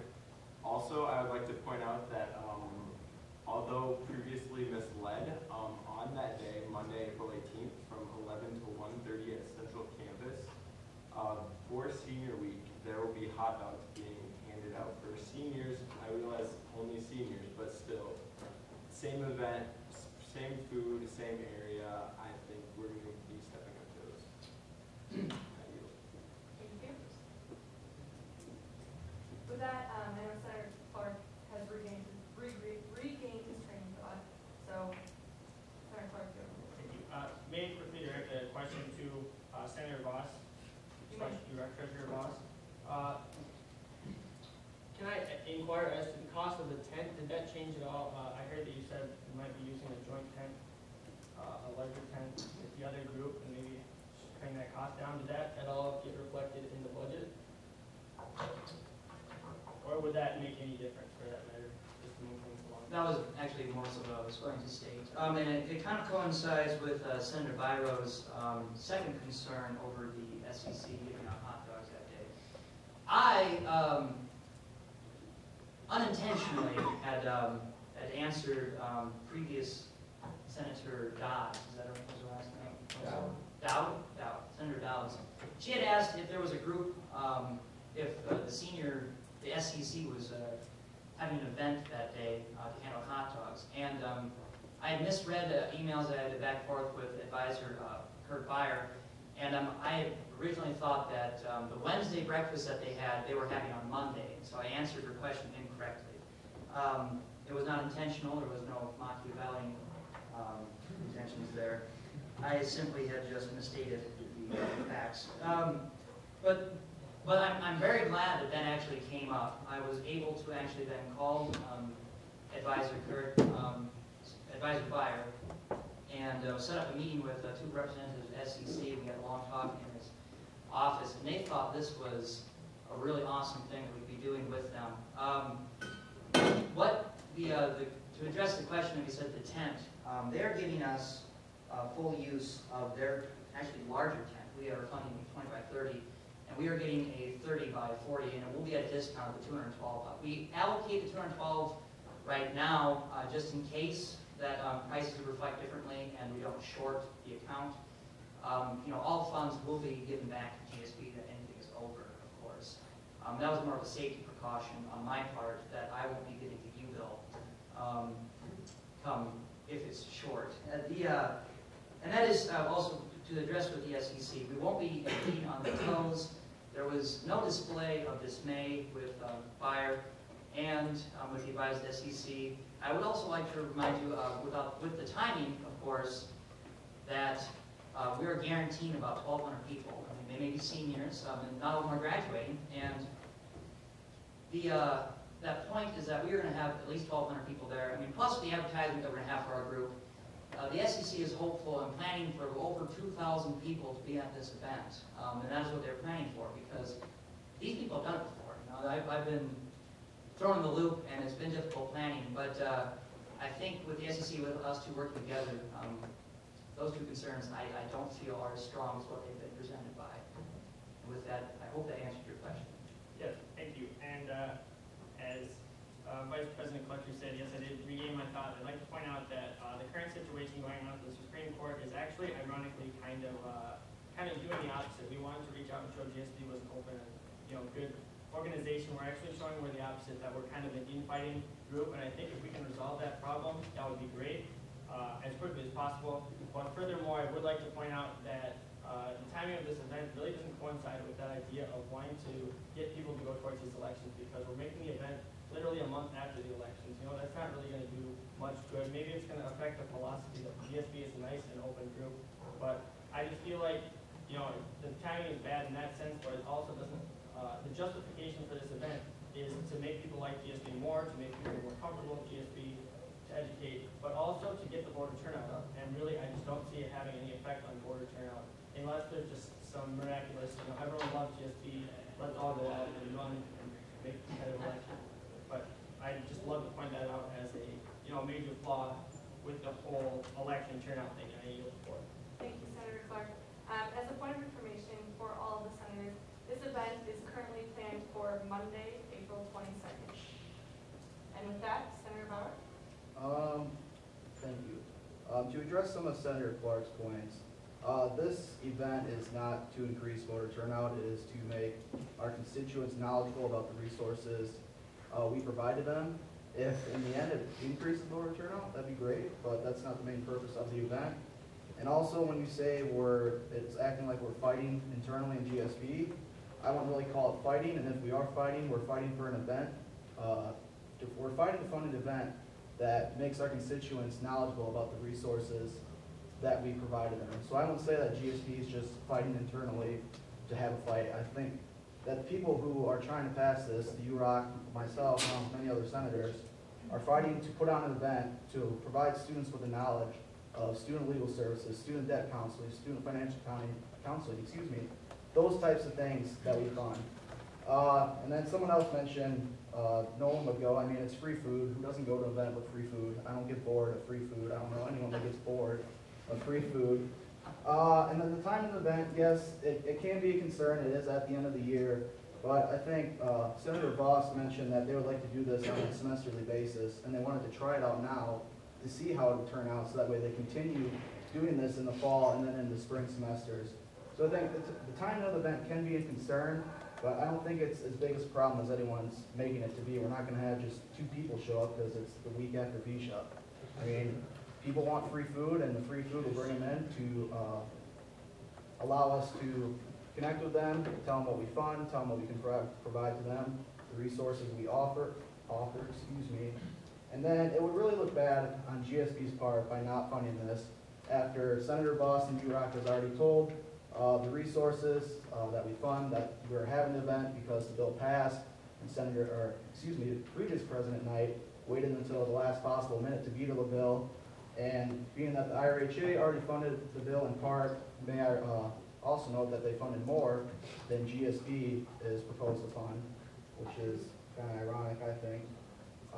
So by canceling it now, I mean, we're going to be letting down IRHA because they were excited about it. We're going to be letting down all these resources that we already contacted to say that the event was going on. So I think that we should pass this bill. I think the time constraint should not be the main problem because we're still going to have people turn out. Like Senator Voss said, we'll be mutually going with the senior council, so it'll help draw in more people, and I will yield. Thank you, Senator. As a request to all the senators, please angle your placards towards me so I can read your last name. I would really appreciate that. And with that, I'll give the floor to Senator Ross. All right, I kind of like to find a kind of realistic picture of this event. So I was walking across the campus on Monday, it was like Saturday, and there were 100, 200 students on Center campus playing frisbee. So if I get a picture of this right, there's going to be a ton of kids on Center campus hanging out. And I don't know about you guys, but if I'm walking across the campus, I see a bunch of guys standing around in suits, I'm like, oh, what are they doing? Or then if I can see they have a bunch of coolers with the food, like, whoa, why don't you go check that out? I don't see a problem of getting the average college student to come talk to us. I'd also like to provide a new senator perspective. I haven't been on GSB before, so I don't know what's going on. So I'll be the first to admit that. But bringing out my perspective, I think it's actually an advantage.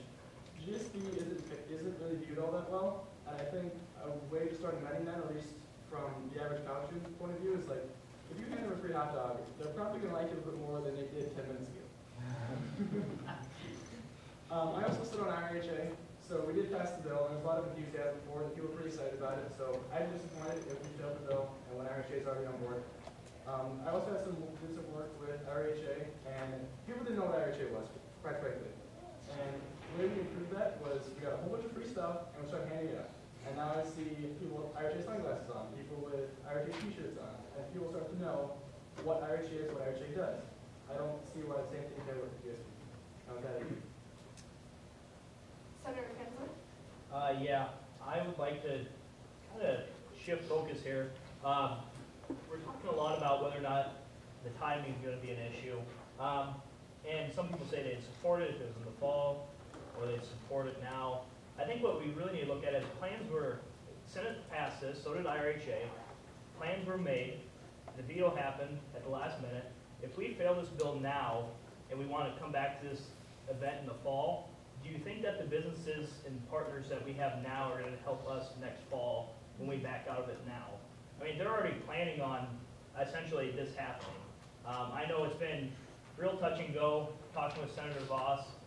These people, they want an answer whether or not this is happening or not. That's why this bill's come back up in front of everybody here, is because if we let the court decide, it may take a while. It may eventually happen, but it's going to take a while. And these people, they'd really like to know because they're waiting on our response. Everybody else is in. I don't see why we're not. So I yield. Senator Herman? Yeah, kind of talking about what's been talked about, to go back to it one more time. The timing thing, I know that's an issue, so I need to get horse. But the other thing that you have to consider is, even if we would do this in the fall, I know I myself, I'm graduating in the fall, and majority, or is it not the majority, but there's a considerable amount of people who graduate halfway through. So regardless, I mean, there's gonna be people who are gonna be giving away free food to, and then they're gonna be graduating.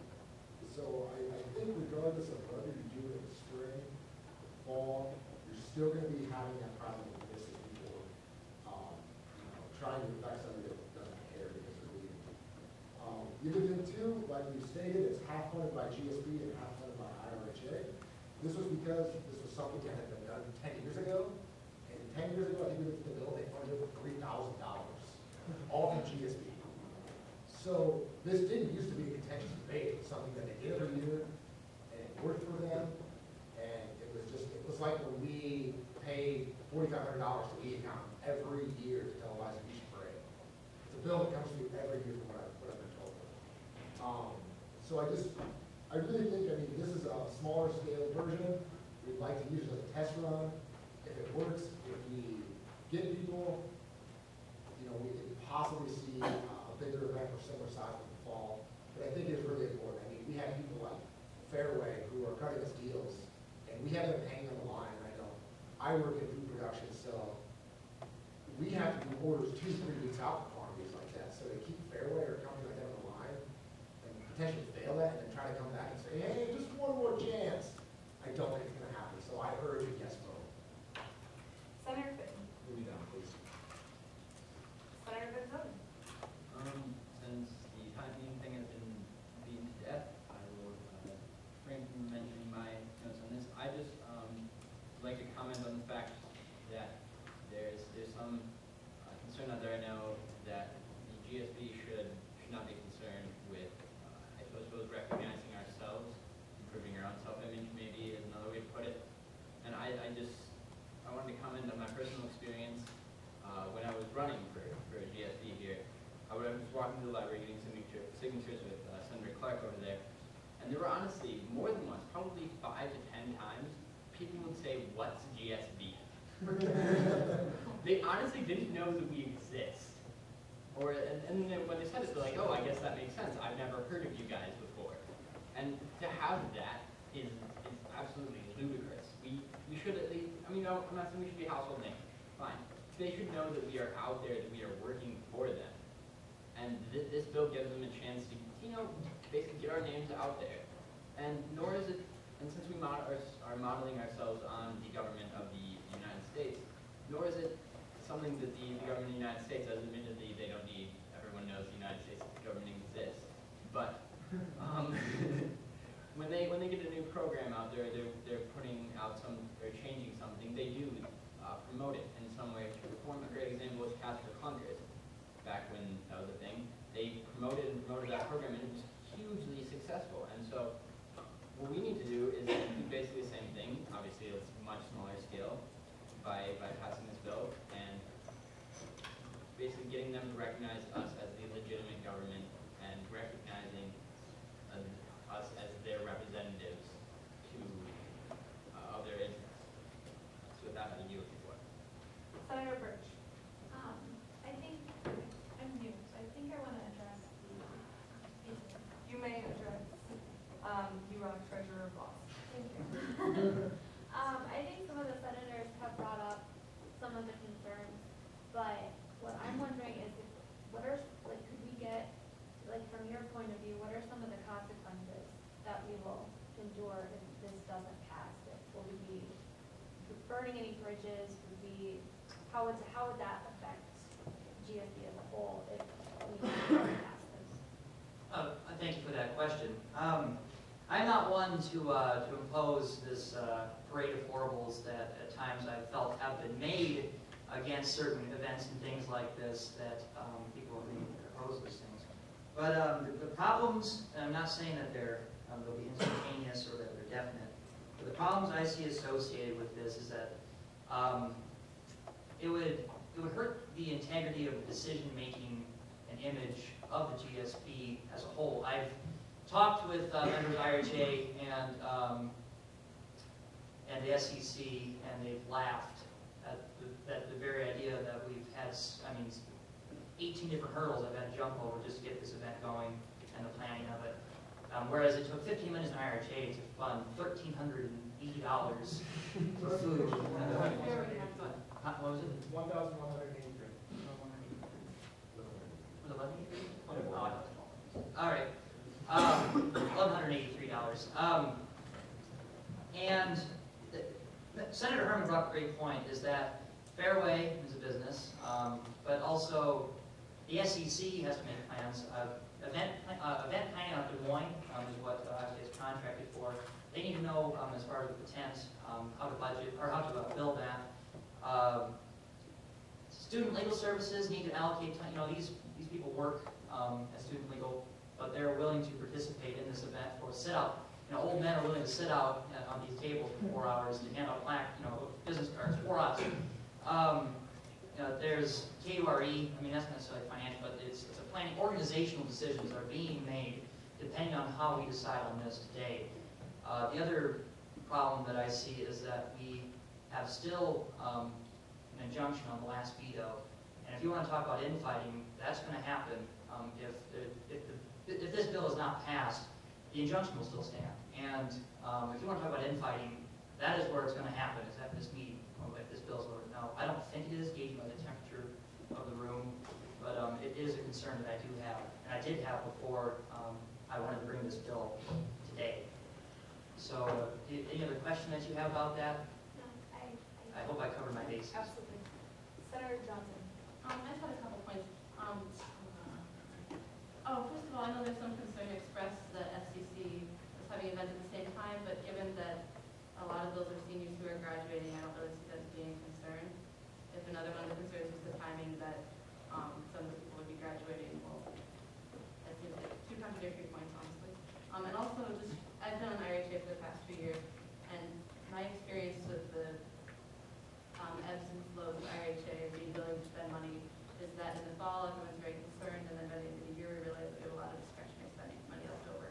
So I think this now, yes, it passed quickly, but I think in the fall, we would probably have a pretty hard time getting it past IRHA, honestly, especially if this happened. So, Yes. Senator Parkinson. All right, I just wanted to touch on one little thing here. I know some of you guys might be concerned about money, but we get $1.6 million here, and I did a little math, and this is 0.0006% of the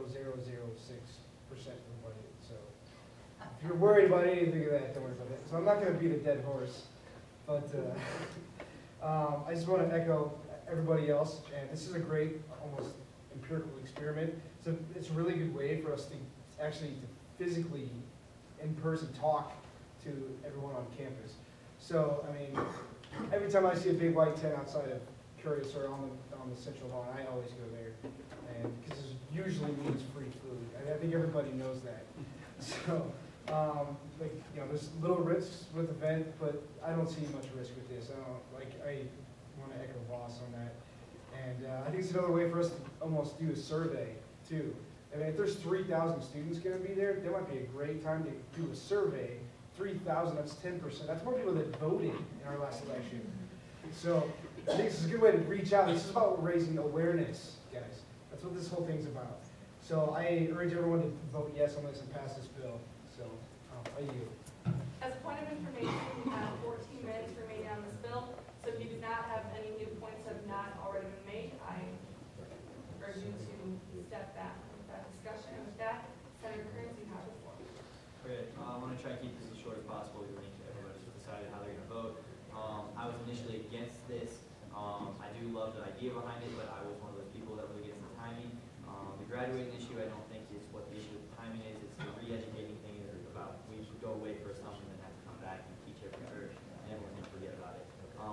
Like I said, I don't support the timing of this, but now that we've already had these relationships with the businesses and different things that we are having, and it's been kind of forced through, I think that it would be kind of, it would be a bad reflection on GSB if we would pull out at that time. So I am in support of this bill primarily for that reason, but I do have a question for Senator Bauer about if we were planning any PR to promote this event. Yeah, it would be the typical, I think, actually, what is I this? saw the daily ad, Yeah, but daily ad, mass email, and then we can also do, like, free advertising, so sidewalk talking, writing on chalkboards in classrooms, which really helps because everyone looks at the chalkboard. And then we can just do, just other free thing. I mean, we're not gonna be requesting any more money for PR for this. And so it'll also provide a good opportunity for PR during the actual event. Senator Parkinson talked about making a possible video of the event. Also talked about doing surveys, having 3,000 people there. So yeah, we won't be requesting any more money for PR, but we'll still be doing it. Yeah, and like money wasn't too much an issue for me. I just wanted to make sure that we were planning some PR going forward with this. As well, I think we should go ahead and do this in Phoenix Fall because I'm not sure how good of a reflection this is going to be on the actual successfulness of the event because of what the timing is. We should do it again in the fall to get a better measure of how it will actually be worked for us. But with that, I guess I won't call the question, but I'm sure it's a little bit. Senator Gallagher? Do you want to still have your name up for discussion or? Okay. Move me down means like move me down the list. And so if you just don't want to talk, then you just put your placard down and I won't call it. Just as a point of information. Vice Speaker Snow. Since this actually is kind of an important thing, so I'm going to move to extend the debate by 30 minutes just to allow people to have their say. Second. Okay, thank you, everybody. Are there any objections? I object, that's a little long. Okay, I'll burn up some time then. We're talking about the timing and we're talking about the validity of the event and all this stuff. And really, guys, it needs to be pointed out that that's actually irrelevant. We've spun our wheels talking about stuff that isn't relevant. What we're trying to do here is come to a solution outside of the Supreme Court to fund this, okay? This has already been funded. The Supreme Court placed an injunction on the veto, and then we're going to have a hearing. The Supreme Court Chief Justice has informed me of the opinions of the justices on the court. There is a majority in favor of this. If it goes to hearing, they will uphold the injunction, and this is the bad part. That's good, obviously, for the event, but here's the bad part, and I know President Hughes and I agree completely on this. And Senator Voss. The Supreme Court, in issuing its opinion on the constitutionality or lack thereof of the veto, will place binding constitutional rules upon the legislative process and possible veto process in the last couple of weeks of the session every year. All right? So basically what we're doing is we are handing over, by not acting here and solving this ourselves, we are handing over the responsibility for setting our rules to the Supreme Court. Now we can avoid that at all costs, so we can avoid this. I, again, spoken with President Hughes here. We will be having a meeting with one another, and we will form a committee to try and resolve this problem in-house. We would like to keep this in-house, rather than let the Supreme Court uphold the injunction. We get the money, we wasted a bunch of time, we get a bunch of rules that we probably might not agree with, particularly the executive branch. It's probably going to come down against the executive branch, not Spencer, just the executive branch. So we can sit here and screw around and talk about, the timing and this and that and the other thing. Really what we need to do is try to avoid having a constitutional problem here, okay? We've already got the money, people. It's going to happen, one way or the other. So I would urge you to vote for this so we can halt the injunction in the court and then visit the bylaws and the constitutional issue on our own time, obviously before the end of next year. Just want to throw that out there, and you guys can talk about whatever. Senator Walsh. I just wanted to say that I know I'm just kind of new to this, but we were kind of discussing the other night on this bill a little bit, and the way I see it is that we were just elected, just actually a couple of weeks ago, but gaveled in the other night. And to think that we're going to wait until the fall for people to have any idea who their senators are, I think is kind of a bad idea. So people come up and talk to us and say, hey, who are you? Well, I'm actually your senator, I represent you. Well, I understand there might be a chance that they might not remember us by fall, but if they're interested, they'll at least get on the website, look up who their senator is in their area.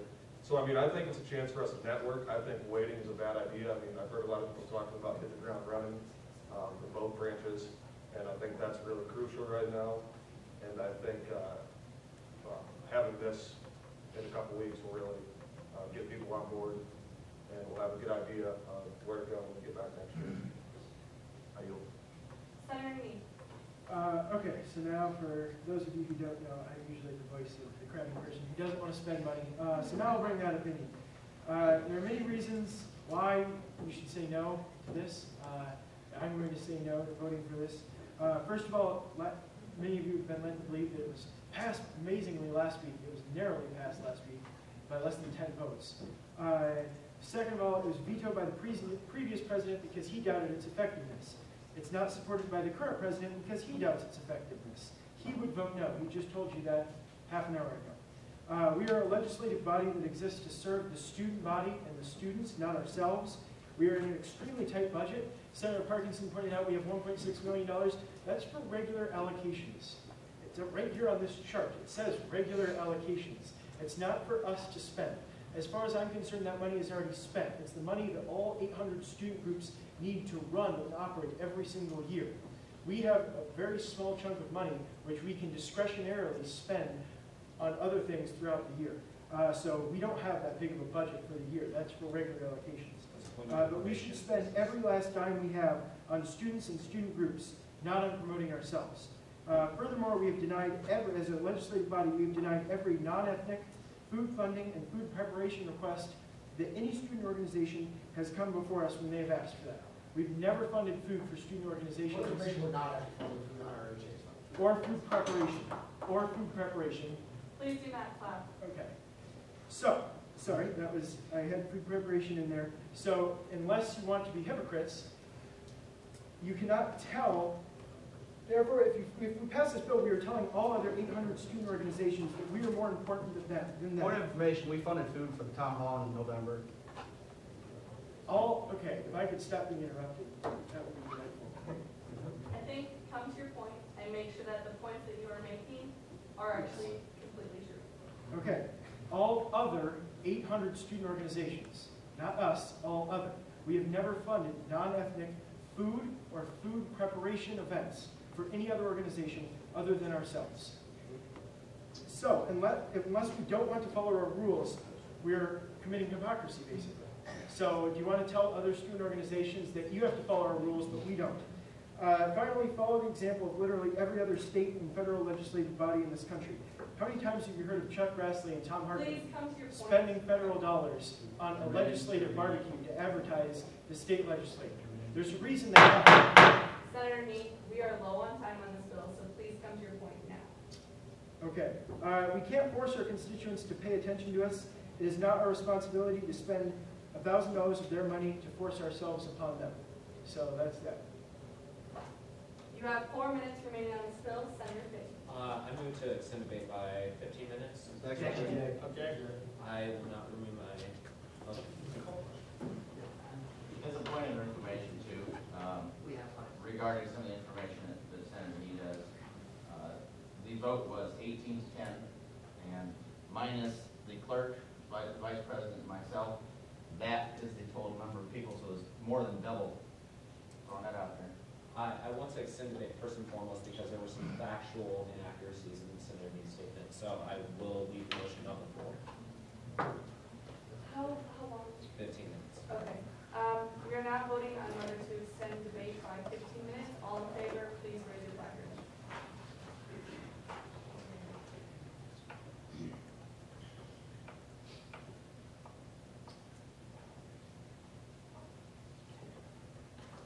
Down, up, down.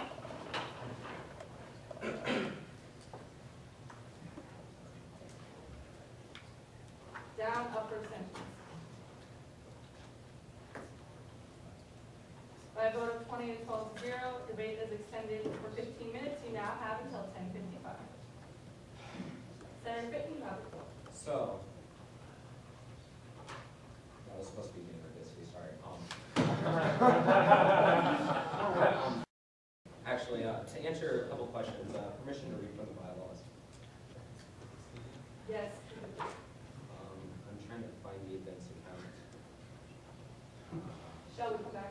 Actually, okay, basically, we're not subject to the same rules. Events account, which this is coming out of, has more money than Center Needs, saying there's no financial situation with this, our events account. And we're not subject to P&C, which are overall rules.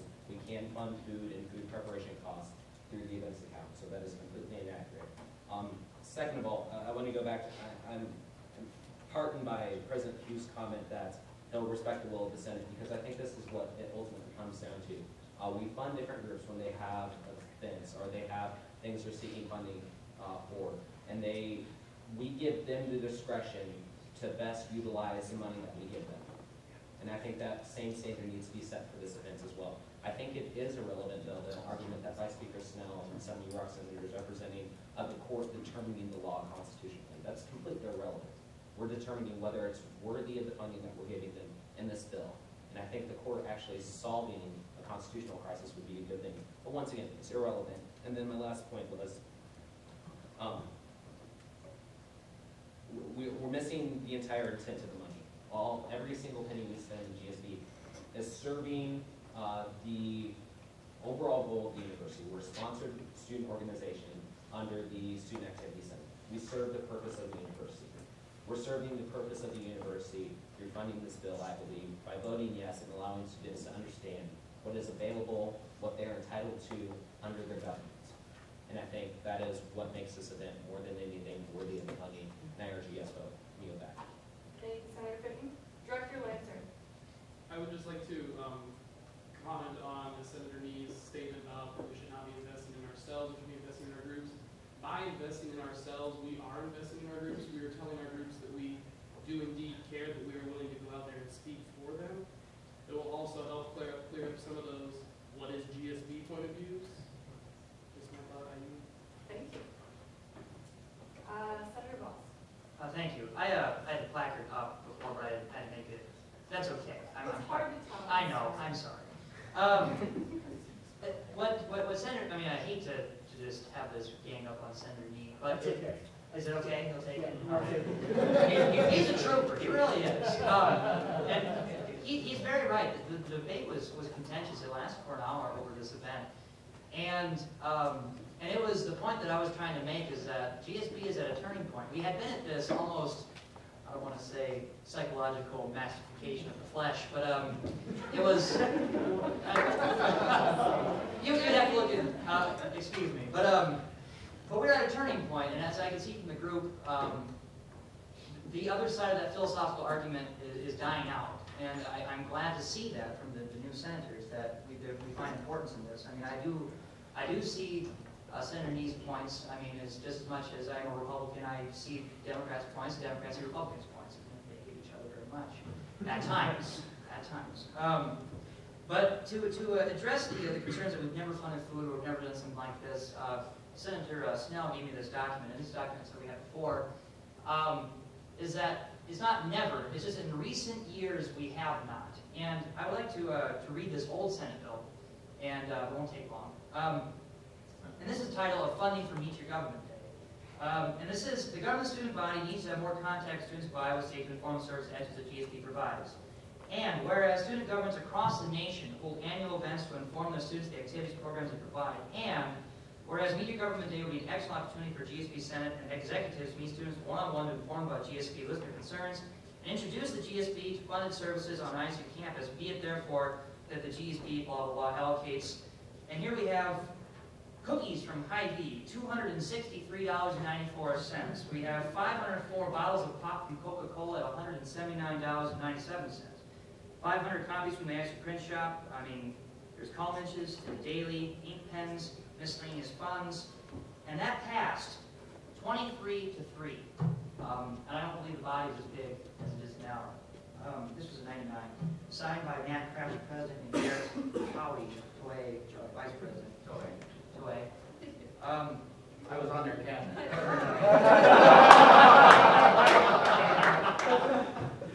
That's how I knew about it. I was involved in it. So, unless Herman and Kinsler, I wouldn't call it a question, but was that okay? I got a real quick point.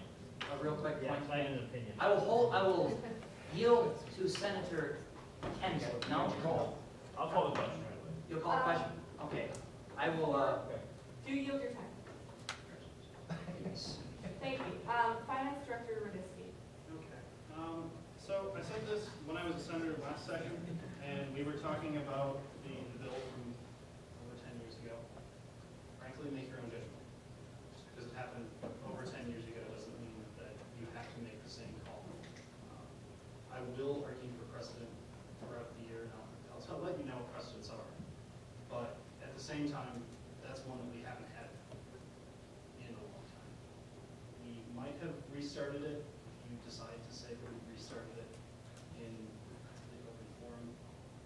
But I would encourage going about this in a little bit of a different fashion in the future, which we can talk about at a different time. But I would ask that you don't let the fact that we did this in 1999 as a swaying argument. So that's what I got. Thank you. And Senator Kensler and Senator Herman, you both have used all of your speaking privileges on this bill. Question? Question? So, I'll go to Senator. Okay, then I'll go to Senator Kensler. Just real quick, just to let you, go ahead. Yeah, you do. Just real quick, just to let you know, because a lot of numbers are being thrown out. What we have in our accounts right now is $93,614. That's what was left over from the previous Senate. That is not yet the money we get back from groups that haven't used it. That's been allocated through the $2.3 million. Some of that money will be coming back. We don't know how much, but what we have in the account right now is $93,614. I call the question. Second. Okay, we are now doing a roll call vote. So yes means you want to pass this, and no means you don't want to. And abstain means abstain. Bauer. I'm gonna pass. Benzoni. Yes. What? Yes. Breitbart. Aye. Yes or no answers? Yes. Brody. Pass. Birch. Yes. Byram. Yes. Clark. No. Cordero. Yes. Daughtry Stegner. Yes. Fitton. Yes. Gallagher. Yes. Herman. Yes. Johnson. Yes. Kaufman. Yes. Kensler. Yes. Kearns. Yes. Need. No. Lund. Yes. Osborne. Yes. Parkinson. Yep. Peterson. Yep. Blankenberg. Yes. Snell. Abstain. Swanson. Yes. Talon. Yes. Turhall. Yep. Trendle. Yes. Voss. Yes. Walsh. Yes. Williams. Yes. Wilson. Yes. Wolf. Yes. Bauer. Yes. Brody. Abstain.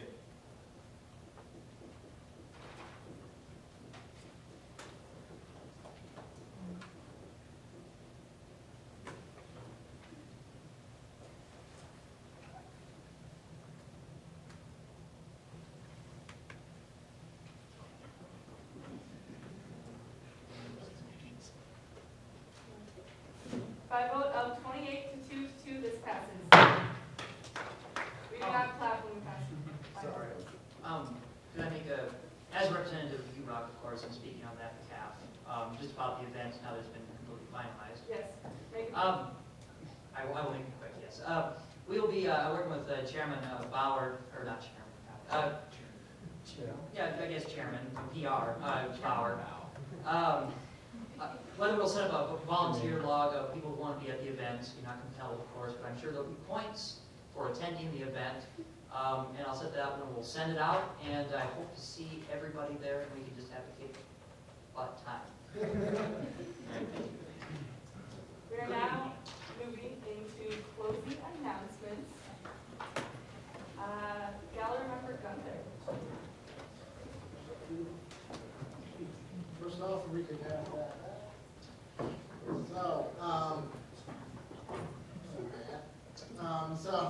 I just wanted to introduce myself. I have not had a chance to meet most of you.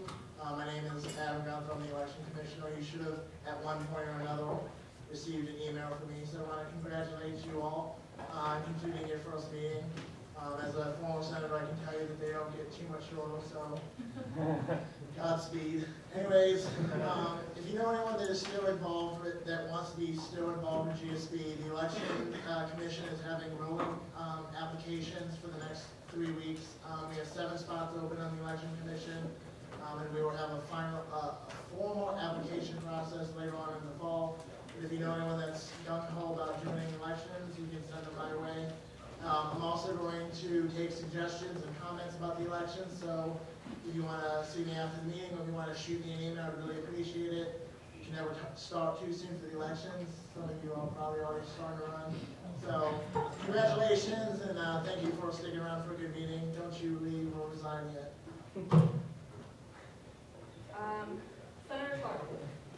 Right, I'd just like to quickly say, while I voted no on that bill, I will certainly be behind it because what's going to make it successful is all of us participating, all of us being there. Whether we spend $1,000 or $10,000, it would be a complete failure if no one showed up and if we weren't happy and excited to see people. So I hope all of you will get behind this and be very excited on that day. I don't care what you did on Sunday night, Bavisha, but be there and be excited because otherwise the event could be a complete failure. So it's up to us to make it a success.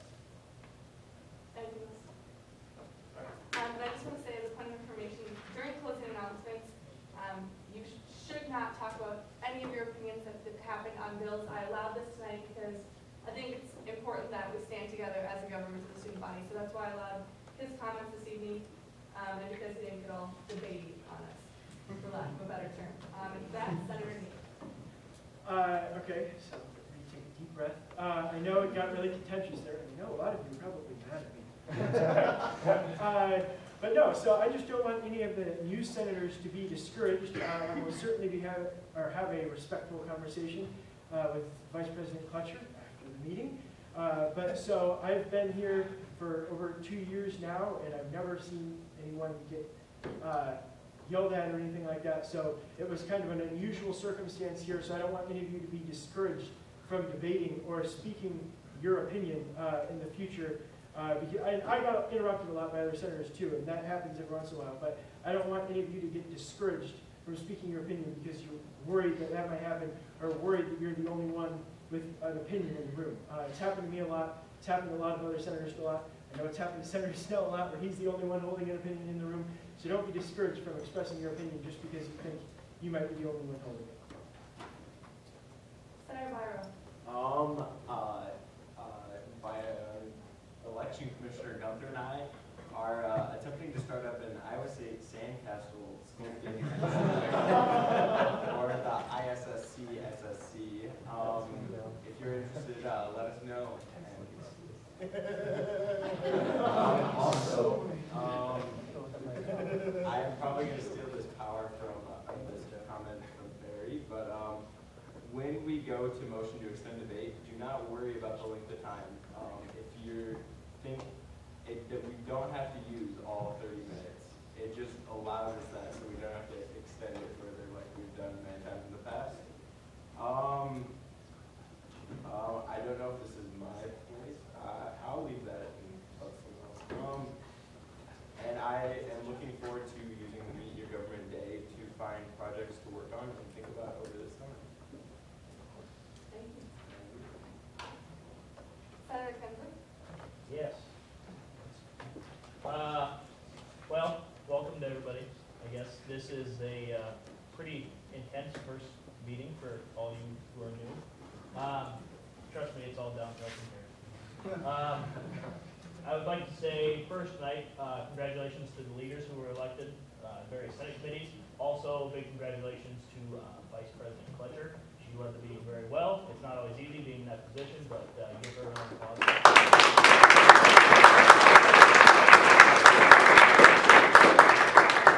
And I would like to invite all the new senators, if you have a question on anything, GSB related or not, please contact a senator who's returning or somebody who knows a little bit about GSB.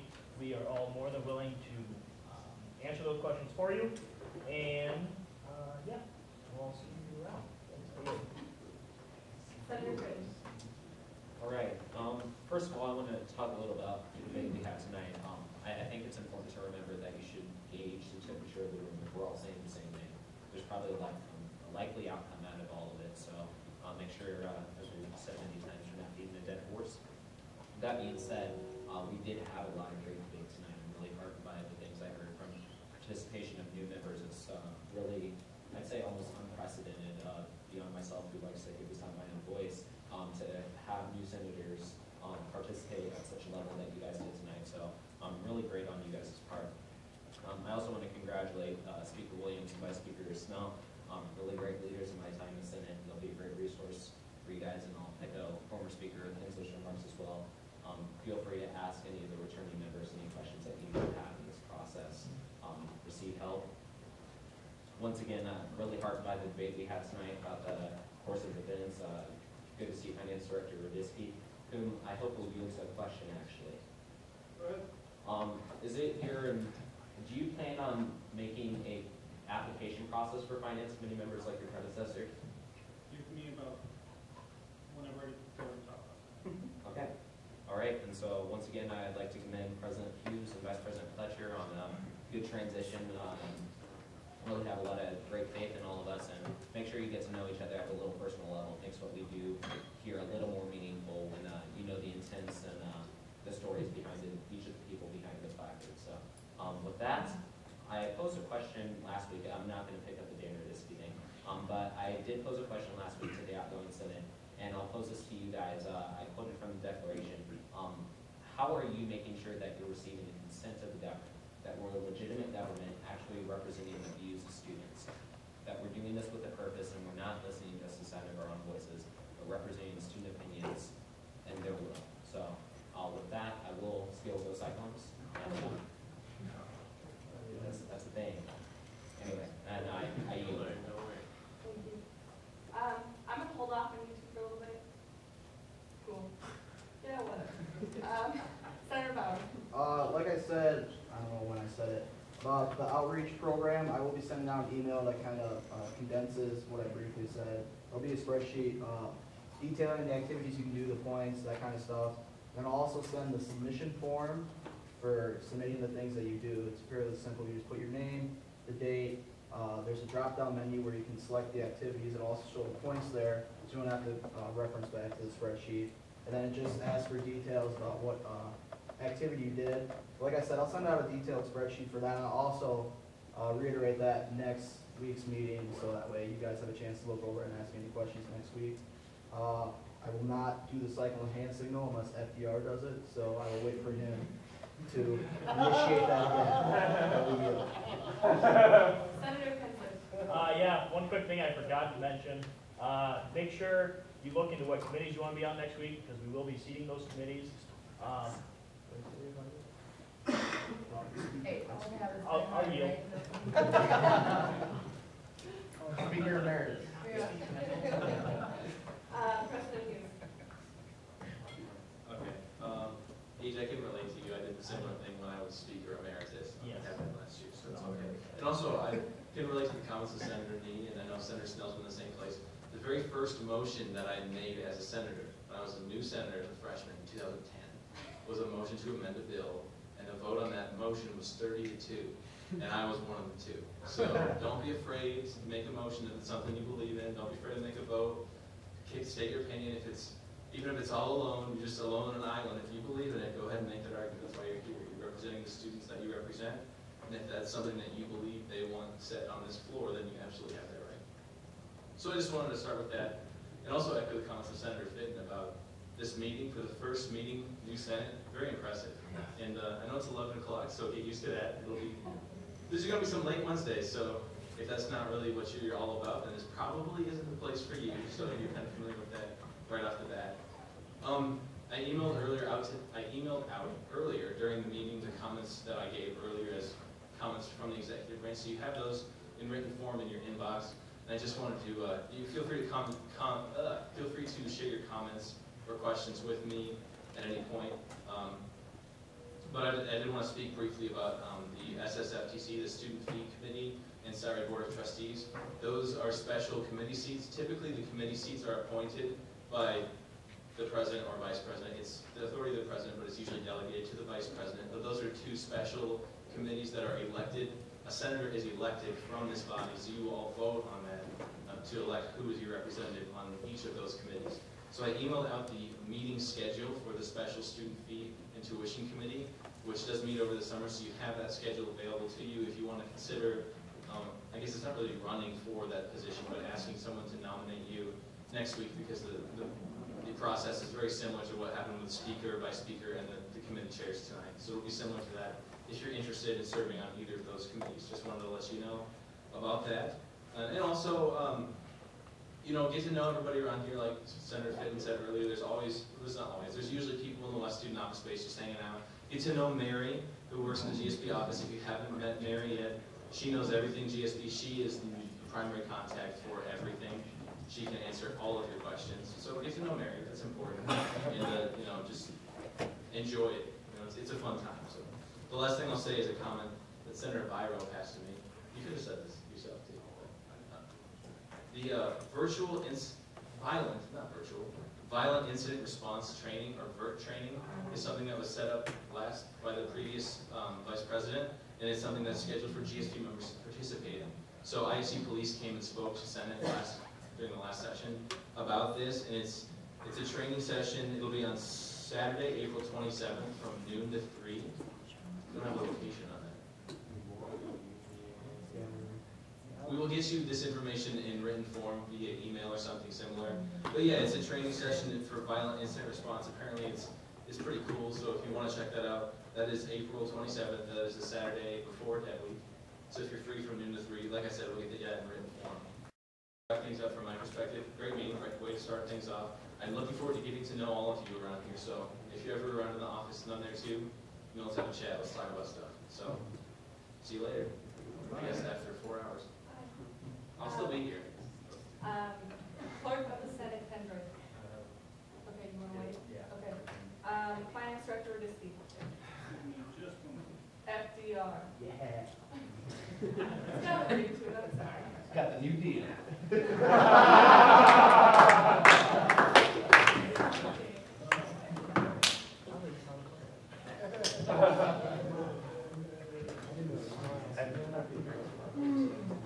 Okay, so one of the things you get for moving me down the list is actually what I end up with, like a sheet that looks like this, of things you talk about. I'm kidding. Really like this list right here. But first of all, I want to say thank you for all the kind words you said earlier, and for doing your due diligence in questioning members who were appointed, because that is, you know, part of your job is the advice and consent of the Senate. Now, stepping aside from Finance Director, taking that hat off, a couple of different roles that I'm in on campus. First off, SciRide had a public feedback session at 5:30 this afternoon on the Orange Route. They're doing research on the feasibility and the future of the Orange Route, because this is the most ridden route in Ames. In fact, it's like the most populated route in Iowa, if I'm not mistaken. So there's that.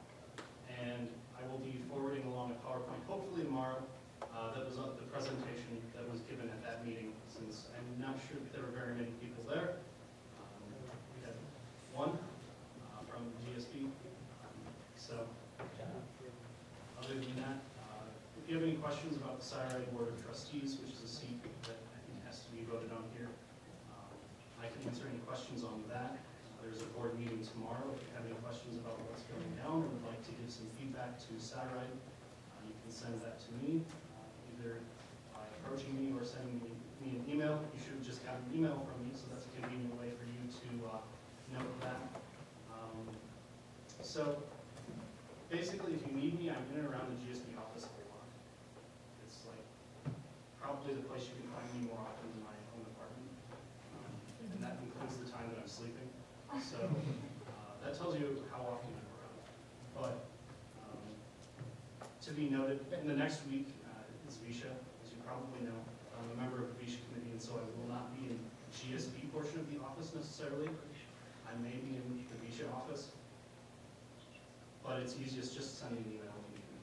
So with that, being a member of VISHA, you should buy your VISHA buttons.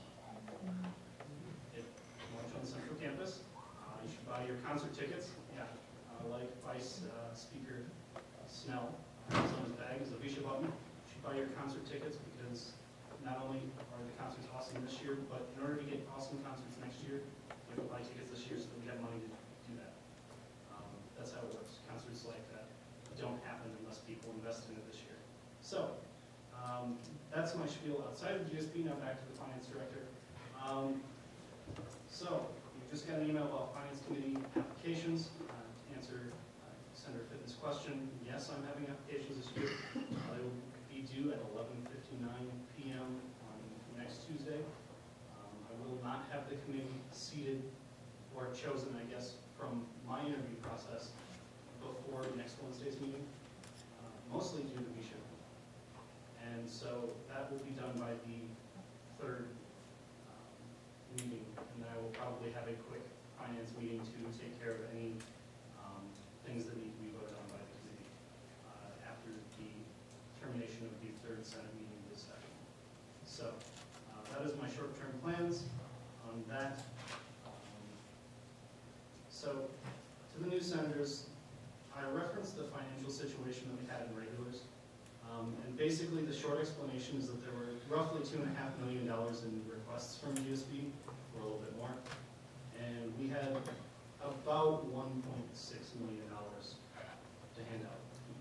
So finding the happy medium between those two things was a grueling process, to say the least. And it was not a whole lot of fun. So that is kind of a lot of the situation you might have heard referred to. That's a really, really simplified explanation of it. I can answer any questions you might have about it, but that's not done now. With that being said, to all the new senators and anyone else who wants to meet with me, I do want to have kind of a get-to-know GSB finances set of meetings with y'all, because I think it's important that we begin to understand that more thoroughly as a whole body, and not just the finance committee or just the finance director.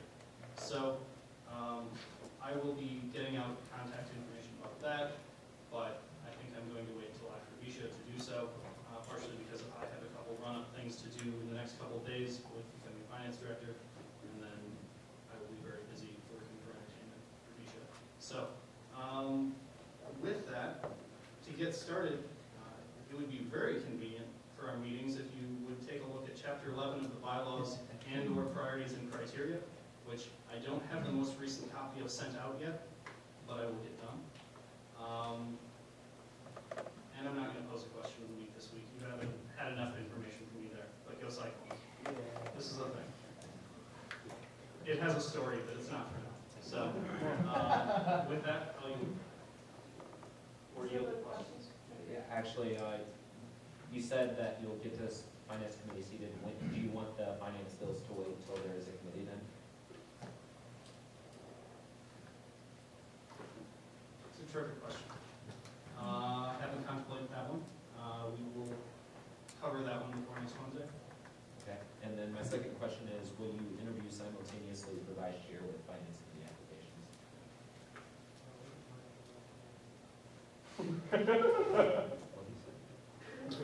Hadn't gotten that far. I just made the application. So.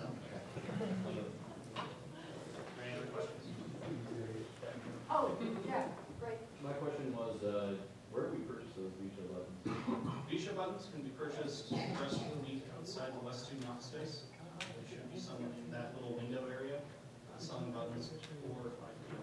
is when they stop. So about 11 to 5. Thank you. Any other questions? All right, thank you very much. Senator Clerk Penrose. Okay, a couple things that I have. Make sure you speak up, please. I can barely hear you from here. And as a clerk, I need to be able to hear you, to be able to process the information. So speak loud. Don't be Senator or Finance Director back there and be very quiet. Yes, FDR. Something I have, the minutes are coming soon. There was a problem when I got about a quarter of the way through, so I had to go back and I'll add everything that was said. When someone else is speaking, do not interject stuff. Wait to be called on, because as a clerk, I need to be able to get the information the person is saying and be able to distinguish what they're saying as opposed to what someone else is saying. So be respectful, first of all, to the person speaking and the clerk.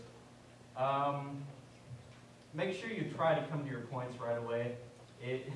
I know that some people have a tendency to talk longer, but it just makes the meetings run by that much faster.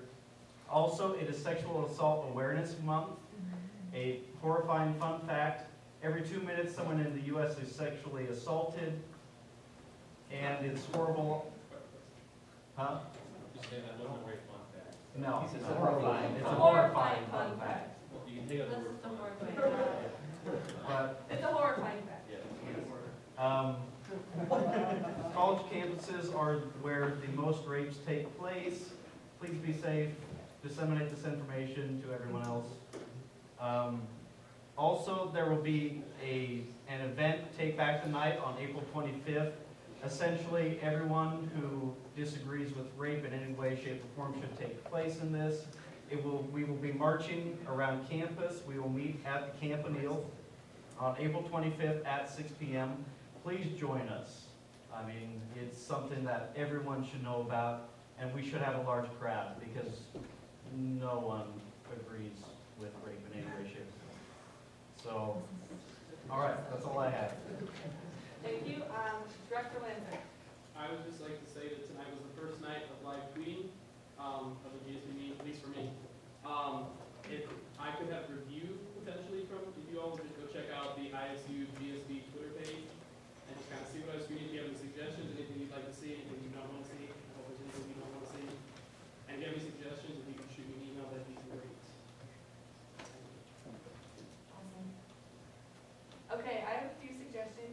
Just so you all know, a year ago, I was a new senator, freshman, it's brand new to me, so I understand it can be very overwhelming. So I just have a few things that I want to give out advice and just clear a few things up. So, one, with the point system that Senator Bauer will be sending out and explaining, I suggest that you put a weekly reminder in your calendar to submit every week. Because when you get to the end of a session, you're like, oh, I haven't submitted anything. I don't remember what I did all semester. So I recommend that you put that in your calendar as something to remember to do because I didn't do that and I failed in that respect. So don't make the same mistake I did. In addition, we are tentatively planning the retreat for September 21st or 22nd. It will take place during the day.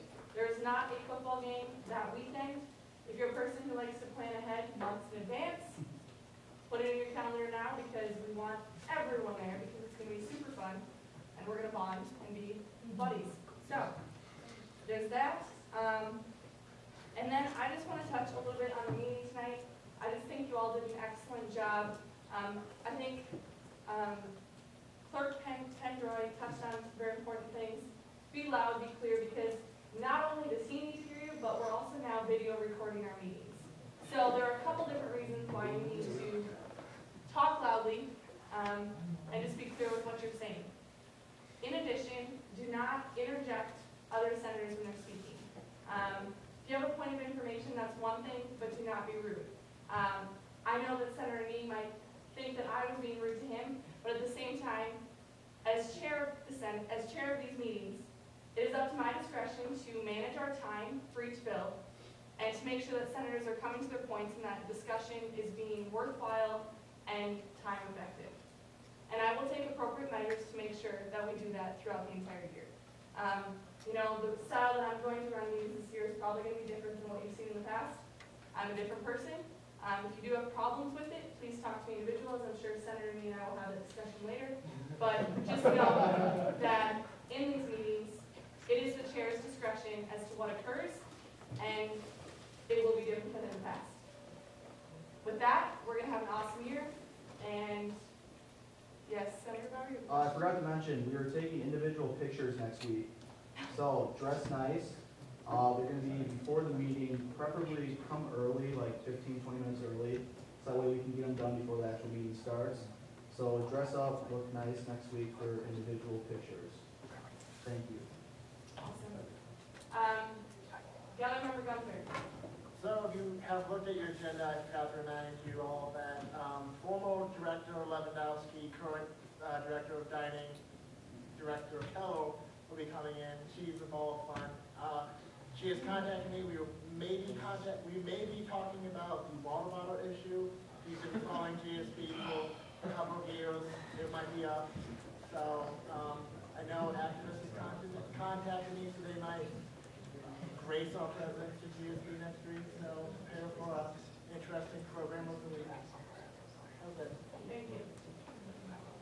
With that, if you have any questions, feel free to let any of us know. I'm going to be sending out an updated information document, add a couple more acronyms that I realized I got left out, and a couple senators that are returning whose names I actually left off the list. That was my bad. And with that, Vice Speaker Snow. Thank you. First of all, everybody, my sincerest thank you for appointing me to be your Vice Speaker. That actually means a lot to me. I do care about GSB. I do care about this university. This is my second time here, and I purposely chose to come here for a multitude of reasons. I'm sure you all share some of those loves with me, and hopefully this will become one of those loves that we share together. One of the duties that the Vice Speaker has, well, really the only duty in the bylaws that the Vice Speaker has, yeah, I'm going to coast for a year now, is to ride herd on your guys' office hours. We have 2 more meetings, so, you know, that we're not going to be dealing with office hours for the next couple weeks, so don't sweat about that. If you would, though, do me a favor and stop by the West Student Office Space on your own time and just hang out there for an hour or two. We talked a lot about in the argument regarding the Meet Your Government Day about connecting with Iowa State students. Do that, even though, you know, there's only a couple weeks left and we're not going to penalize you if you don't do office hours. Please honor your obligation and do that. It's kind of an honor system. You find it's actually fun to talk to people. That's why you're here. I also wish to extend my thanks to President Hughes regarding the negotiations and the discussions that we've had in the past few days leading up to handling the Meet Your Government Day situation. President Hughes and I, for all you new people, had a tenuous relationship in the past, but we are both working hard to recover from it. I think we're doing good. We're right on here. So the whole negotiation and discussion we had regarding this bill was all positive. I'm very heartened to see the cabinet selections. Dan, you guys sitting back there, Dan. This is a great sign, guys. Traditionally, the executive branch and the Senate have kind of, you know, rubbed together like sandpaper, and I think we're going to be off to a good start here. So I'm really happy about that. Congratulations to the new chairs of the 2 new committees that we appointed tonight. I know Speaker Williams has some stuff to discuss about chairs, but I won't steal their thunder like Speaker Emeritus did. Oh, by the way, Spencer, we will, Senator Voss and I will talk to Ryan tonight and tell him what's happened, so we'll have that monkey off our back, hopefully before midnight. So, we did some first reads on some bills. The purpose of a first read, everybody, is to take the week until next Wednesday to discuss this amongst yourselves and discuss it with your constituents. Do that. That is actually the purpose of the office hour, both the internal and the external office hour. Do that. That's really important. If you come in here and you're like, what's the point of this? We're going to know right away that you didn't do your due diligence and investigate these bills after first read. Okay, it kind of makes it look silly, and it does make the meeting go faster, a lot more efficient if we actually can debate on the fine points of the bill rather than trying to hash out what the heck it's all for in the first place. The policy renewal thing that we're going to have to do, that was one of the things we did first read on. I know Speaker Williams has some stuff to say about that. We will get you the policies so you can review them and we can discuss them next week and decide whether or not to keep them. If you have any questions about that, actually I'm the one that instituted that bylaw. I wrote that bill, so I guess you could consider me the subject matter expert on that. So send any questions my way. The meetings will get smoother and faster. This was a great meeting, actually. This one was really good for a first meeting. I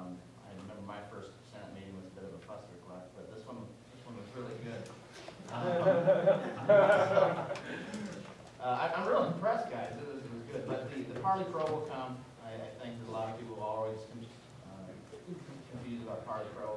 One thing I know President Hughes emailed, I'll reiterate, because it's important, is the point of information misuse. It's actually a request to the chair. We all misuse this. I'm guilty of it. We all do this wrong. It's kind of a GSB bad habit.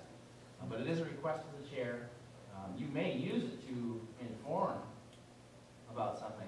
If I don't know, when Senator Voss was talking about this has been done before, I could say, as a point of information to the chair, here's the actual bill that Senator Voss is speaking of. That could be an acceptable use for it, but don't use it to add a point for debate. Okay, don't use it to get in a little snippet of, I think I did that once with Senator Nee, and I apologize again. We all do it again, but let's try and avoid that. In closing here, welcome to all of you. You have a really important job if you want to be important. We are kind of the black sheep of the campus, and sometimes for good reason. But this job is what you make of it. If you want to be good at this job, you can be good at this job. And when you are good at this job, you will see results. I can speak from experience. As soon as the weather stabilizes, we're going to get solar recycling compactors installed around campus. I did that with a little bit of help, the Sustainability Committee. But I was the chairperson of that committee. I worked with the Sustainability Chairman in the cabinet. I did that. And then when all these things are installed out here and I see them, I changed that. You guys can share that experience. And I want you to come up with projects over the summer, the next few weeks, so when we come back in the fall, you guys can have that, I did that moment too. All right? You can change this campus, and I will work with all of you to help you succeed here. And with that, I will yield to the newly appointed speaker.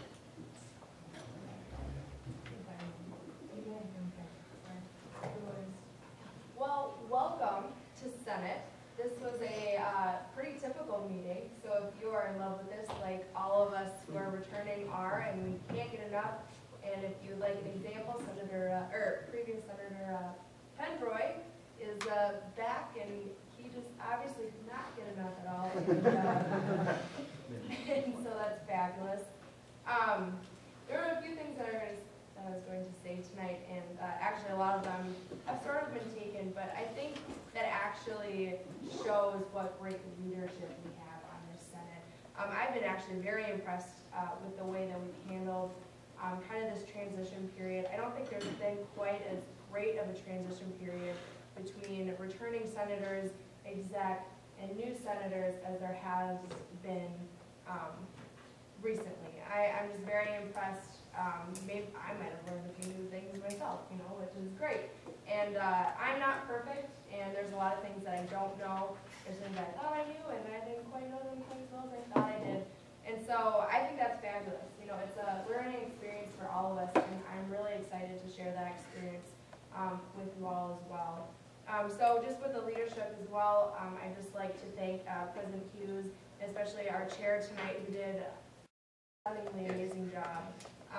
Just talk about coming in with an iron fist, I think, but not too much, and I think she's doing it, if I could give my opinion, you're doing a fabulous job, and I thank you so much. The meeting went really well and was very efficient, and that's due to you guys and your debate as well.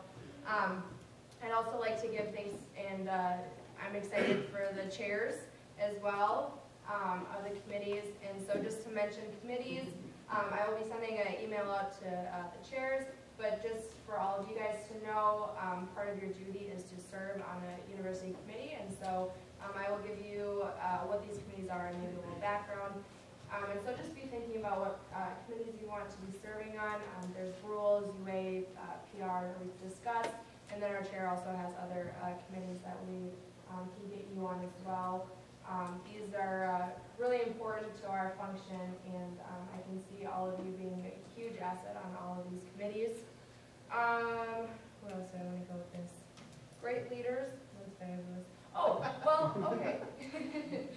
I'm very honored to be in this position. I came in my sophomore year and was blown away by the leaders that were here before me, and just what they knew and what they could say and how articulate they were and the things that they got done. And I knew that's where I wanted to be. That's what I really wanted to do. And so hopefully I can be that person for you. That's my goal, is to be someone to be looked up to. And so if there's any goal I had for this position, it would be that. And I have predecessors that were fabulous and that were in this room. And so I have big shoes to fill, and that's really exciting for me. And it is an honor to be here serving you guys as well. So thank you so much for that. Also, just a few things for Ledgman. I'll be sending you, that's where the policies will be as well for you guys to look up. That's also where all of our bills will be placed. That's part of my duty to post those up for you at Tuesday by 5, but hopefully they'll be up. I'm going to make it a point to make sure that they're up at least by then, but if not before. And so I will send you where that is. It's just on our GSB website. So it's good practice for you guys to actually go in there and look at what Ledgman has to offer, even in its antiquity. And to also look at the policies. As has been discussed before, it's really good to come prepared to Senate. We meet once a week, which is a lot sometimes, but it's a job that I think all of you guys will rise up to. And so please come prepared. Please come with comments. Please read the bills. If you have amendments, make sure you know what you want to say. Sometimes we lose our train of thought, which is completely fine. But if it's something you're really adamant and passionate about, you should come in and kind of know a little bit of what you want to say. And that really makes what you want to say come off better and more well received and more efficient for the Senate, I think, as well.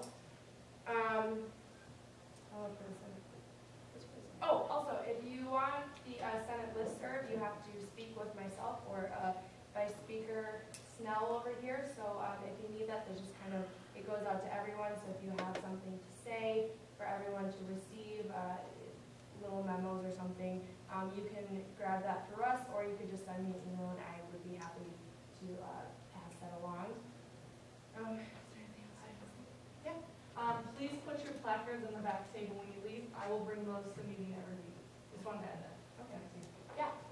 And for my final little snippet,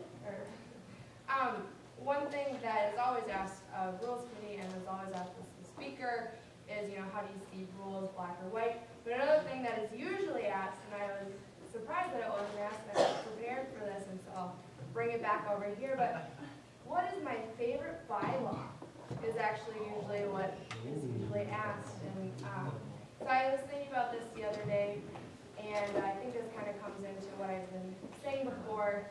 Huh? Oh yeah, the whole thing. But my favorite bylaw is 4.2.6.7, and that is open forum, which shall be a time set aside for students to discuss topics they feel are important. And it's my favorite bylaw because that's why we're sitting here today, is for our students. And one of my goals, as well as just making sure that we realize the importance that we do, is to also have others realize the importance that we do for them and they do for us as well. And so open forum, I'd like to see, to put a huge goal out there, I'd like to see one student a week coming and talking to us during open forum. So if I could charge you with something, when you're talking to people, tell them about these bills, tell them about what you're doing, what others are doing in your projects, and charge them to come in and say something. I think we had a gentleman, as discussed before, we had a gentleman come into open forum, and it shocked me in a way that it shouldn't have. This should be something that's regular, and he had a great idea, and I hope we're following up with that. If we're not, I'll make sure we are. But we're here for students, and you all know that, and that's why you spend your time here. And I think that's why all of us returning senators just can't get enough, because we really do realize the work that we do. And so I just want to say thank you guys for coming out, and the debate was better than I've seen first Senate meeting in a long, long time, even with the exec board. The questions were fabulous. I think you guys are going to fit in really well, and I think we're gonna have a really, really great year. And so, thank you again, and with that, I motion to adjourn. Meeting adjourned.